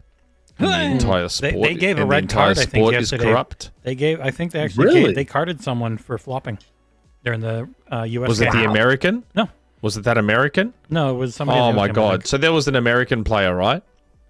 And I watched this clip, of this guy, and I'm like, this is why I don't watch this sport. So someone from Paraguay went to sort of, he didn't clip him. He missed him by this much. But the American knew he went for it, so just fucking threw himself, started rolling on the ground and acting like he had been shot by a sniper rifle. And I'm just I like, mean, he was in America. There's a this good is- chance he was. this is why I don't watch this fucking sport, because I can't stand what fucking soft fucking just, oh my god. That's if why if any of hockey's the these guys best. played an actual contact sport, they might die. That's why you should watch hockey. Best sport out there. I can't deal with how soccer is played now. And the fact that the sport is so fucking corrupt anyway, it's just like, what's the That's the point? problem with the NBA as well. Very corrupt. I'm just like, nah, fuck that shit, man. I can't deal with it. I hate it. Why do they have to act like they died?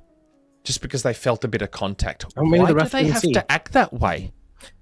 I don't know. Some sports have some, like basketball, the last like no. 3 minutes really pissed me off too. It's just, I understand exaggerating contact a little bit to make sure the ref saw it. I SGA. get a little bit. You add a little bit of salsa. Just a little bit of salsa. But, man, the way... I'm calling it soccer, dude, for just ease of use because it's easier than mainly calling Americans. it football. Because I call Australian rules football, and Americans call their football, even though it's hand egg. And like, so it's just easier to say. We used to kick it a soccer. lot. In the original rules of American football, it was a lot of kicking. It's still silly. They didn't that even you do guys the call forward it pass. football. Everything was a kick. And here we call it at least we usually say Australian rules football, which AFL's derives a lot from Gaelic football as well, which is both soccer and Aussie rules blended, whatever. Ooh, the next But question yeah, I really used to licks watch it a lot. Nick's butt. Maybe you'd want to read it real quick. But yeah, man, just fucking hell, the way they That's act right, like John. they've been fucking shot, I can't deal with it. Next question. Hey, it worked. DidactBRHU 3. Hello, professional peeps of the best leaker in the industry and friends podcast. Fuck yeah. What a roller coaster of a week for Xbox. But the one thing now for sure is that they now have a lot of games, and that leads to my question: have you ever planned time off work for not one game specifically, but more than one that were releasing close to each other? I'm planning to do that in early October and maybe in late February too. What an awesome problem to have. This is definitely the year for it. Yeah, this would be the like if let's say I did give a fuck about GTA. GTA and Ocarina probably releasing at the same time. That would be a good time to take a bit of time off work. yeah. I have guys- not in the past, but if I wasn't doing this for work, then this would be the time I might think about it. Oh, I used to take like the first 2-3 days of like E3 off every time, be it from school, work, or whatever. I would just preemptively know these few days of June, I'm taking those off. Those are for me. Miss those days. I would often take weeks off for certain big games. I used to hold a lot of LAN parties when I was a kid. I don't get the opportunity to do that so much anymore because, kids and life and stuff. But yeah, if I didn't do this for a living, I would be booking time off for something like E-Day for sure. Definitely for Fable. Anytime a new Halo would come out, a whole week dedicated to just playing co-op with the boys and stuff like that. And So, GTA yeah, would be for 100%. me. I know not for you. Oh, we've told this story before, man. I booked an entire week off for Master Chief Collection. Oh Yeah, I you fucking mentioned booked the whole week off for Don't Master get me Chief Collection. I started. was fucking devastated. I was like, It was the I mean, I worst. did get to still play single player, don't get me wrong. But the plan was to play co-op, and even the co-op kept breaking. Yeah. I'm just like, I was gutted. I'm like, I have booked a whole week for this because I'm like, fuck, I'm going to go through every campaign. Halo 1, Halo 2, Halo 3, Halo 1. Fuck, yeah. And it was all just broken. I was so It sad. was don't, mate. It pains me thinking about I like was how so rough sad. that was. At least their make goods were Holy pretty good shit. to this day, where we got Reach and we got ODST.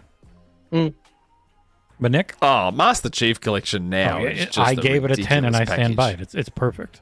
Like they It's just just made a it so good. ridiculous package. It's not a masterpiece. It's perfect. There's nothing wrong with it. Not a single thing. It's so good. Except for there has no crossplay. So never mind. It's a masterpiece. All right. Final question will be taken by me, the reviews editor, because it's all about our reviews, Nick. Read the opening. Yeah, I know. I saw that. Good old Collingwood. A lot of games were announced over the past couple of weeks. Oh, yeah. Who from the Play Day One crew are reviewing these games or expansions from the Xbox/PlayStation/PC platforms? We all know Nick will be reviewing all the Switch 2 games. Nope. So Little Nightmares Little 3, Nightmares the backstage. 3. No one. Sea of Thieves Custom Me. Seas. No one. Doom Me. Dark Ages Revelations. Hopefully me. Me. The Altar's Last Variable. No one. Halo Me. Campaign Evolved. John. Forever Skies. Never heard of it. Mistfall Hunter. Maybe me. Don't know. Where Winds Meet. No one. It's actually out now. A quick Actually interruption. downloaded Where Winds Meet. I've started playing it. Assassin's Creed Black Flag, John. Yep, Assassin's Creed Black nice. Flag would be John, Yes. with hopefully myself getting a code to play as well for fun. Duskfade, never heard of it, don't know. Defender of the Crown, The Legend Returns, never heard of Oh, it, don't know. Duskfade. Duskfade's like a 3D action platformy Nick. adventure thing. It looks pretty cool. The Yeah, it Sinking does. City 2, probably me if I can do it before Gamescom. Resonance, A Plague Maybe Tale if Legacy, Kenny is no reviewing idea, it. in the middle of Gamescom. Halloween the game, no idea, right after Gamescom. Marvel's Wolverine, probably me. Don't know though. Dune Awakening, probably no one. Control Resonant, John. probably Arsal, because I'll be doing Onimusha, Way of the Sword, Minecraft Dungeons Yeah. 2, John. Valor Mortis, maybe me, probably not, because now that's Now pushed that it got back. delayed. Yeah, I might- but it's I might the grab same that day if as you're freaking doing Castlevania. Rayman Legends Oh, that's true. Retold. I would Don't say fret. Fairy. Don't fret. Yeah. Probably Fairy. Gears of War E-Day, me, but a giant group Me. of everyone doing Yeah, it together. So 40 co-op, we could get like a full. That'd be awesome. Ace Combat 8, Wing of Thief, Ursel, Castlevania, Belmont's Curse. I would like it to be me. Call of Duty, Modern Warfare 4. Mostly Gyotso, but I'm sure with myself and John helping. Phantom Blade 0, probably me, but Ursel really wants to. I don't know, I haven't seen any It preview. was releasing on my Hold birthday, on. but they delayed it. So I Old no longer Collingwood didn't care as include much. He-Man in there. I'll probably That'd be review Nick. He-Man. Yeah, there's a lot of other stuff that's coming out. GTA Yeah. would be me, but again, heavily depends on if they're doing any type of review cycle. It actually might be fun if they're not, Ocarina. and then I speedrun it on stream. Yeah, there's a lot of stuff still coming out. He missed quite a bit. If we were lucky enough to get a review code for Ocarina of Time, how much time do you think they'd need to give us for that? How long is the They give original? you 8 days. The original, I don't think it was super Everything I long, remember- everything but I've it heard looked about- ins- Doing it's not that long. Everything I've heard about Nintendo is they're very good about the amount of time they give. The original was roughly 40 hours. If you don't complete everything, like 50, 60. If you do. Nintendo and PlayStation have a heavy focus on trying to give you at least 2 weeks. Really? Yeah, but I didn't then know it that. was not close to that for Saros, and we might have talked with someone about other publishers that are like, yeah, the studios really just want to do like 5 days, and we keep telling them no, we need longer, and we're like, yes, you should do 2 weeks. But on like anything realistically, that's Nick, you'll get like a week to a week and a half minimum, I'd say. I think I could beat Ocarina in 2 the weeks. average depends how much you extra will stuff they get give you. for a large Dedicate game myself. is 6 to 7 days. Yeah. Yeah. Just that's like realistically, the- though, from what the I've heard, assumption. Nintendo's pretty good about their stuff. I am going to attempt Yeah, you to should. review man. Star Fox. That'll take you Oh. 3 hours. I'm going to Star attempt Fox already to come out, review by it. the way, or is it? No, it's a demo. No, June 25th. So it comes out a wow. week, Yeah. basically a week after I land in Greece. You should find. Well, I was gonna say try and find Australian Nintendo contact. Now, good luck with that. I have tried to find, but the problem is the first time I reached out to them, we were Xbox era. Yeah, reach out And to they them. were I mean, like, we're doing now. It was really interesting talking to people there and being like, "Oh, we're previously Xbox," and like, "Oh, they recognize that." And like, "Yeah, we switched for multi," and they're all kind of receptive of it. Like every single person. I Good, we talked to hate about that. Xbox. Get away from them, is what they would say. Except for Escape Academy 2, who was like, "Hey, just you guys were Xbox Share before, right? Just letting you know, we're day one on Game Pass. Thought it'd be relevant to to your publication." I'm like, "Yeah, right." Yeah. So the short version of this question is, good old Collingwood, that I'm reviewing all of it. So that's it. That's the end of the show. All done. And a nice made it. tidy 4 And hours. muted himself and doesn't know it. He is indeed muted. Four 3 minute mark. hours, not too bad. No. Yeah. Not too bad. I am exhausted though. Yeah. But big thank you to everybody for hanging out with us, and Aarsal for joining us for this episode. Thank you for the invite. Always a pleasure. We'll be back on Tuesday for some video Already game full. news. I don't even have to add anything to that showrunner. There's really a lot to talk about. And we'll be continuing our preview bombardment throughout the week with tons of additional. Yeah. I have an article Things. Monday, Tuesday, Wednesday, Thursday, and Friday. I will Reviews on probably be able Wednesday to and match Thursday. that with the amount of things I've still got to write up. But thanks to everybody for making it all possible. Like, you have no idea how valuable you being here in the audience and supporting us every week is. It means a lot. See you next time. Ciao for now. Ciao for now. Thanks for watching.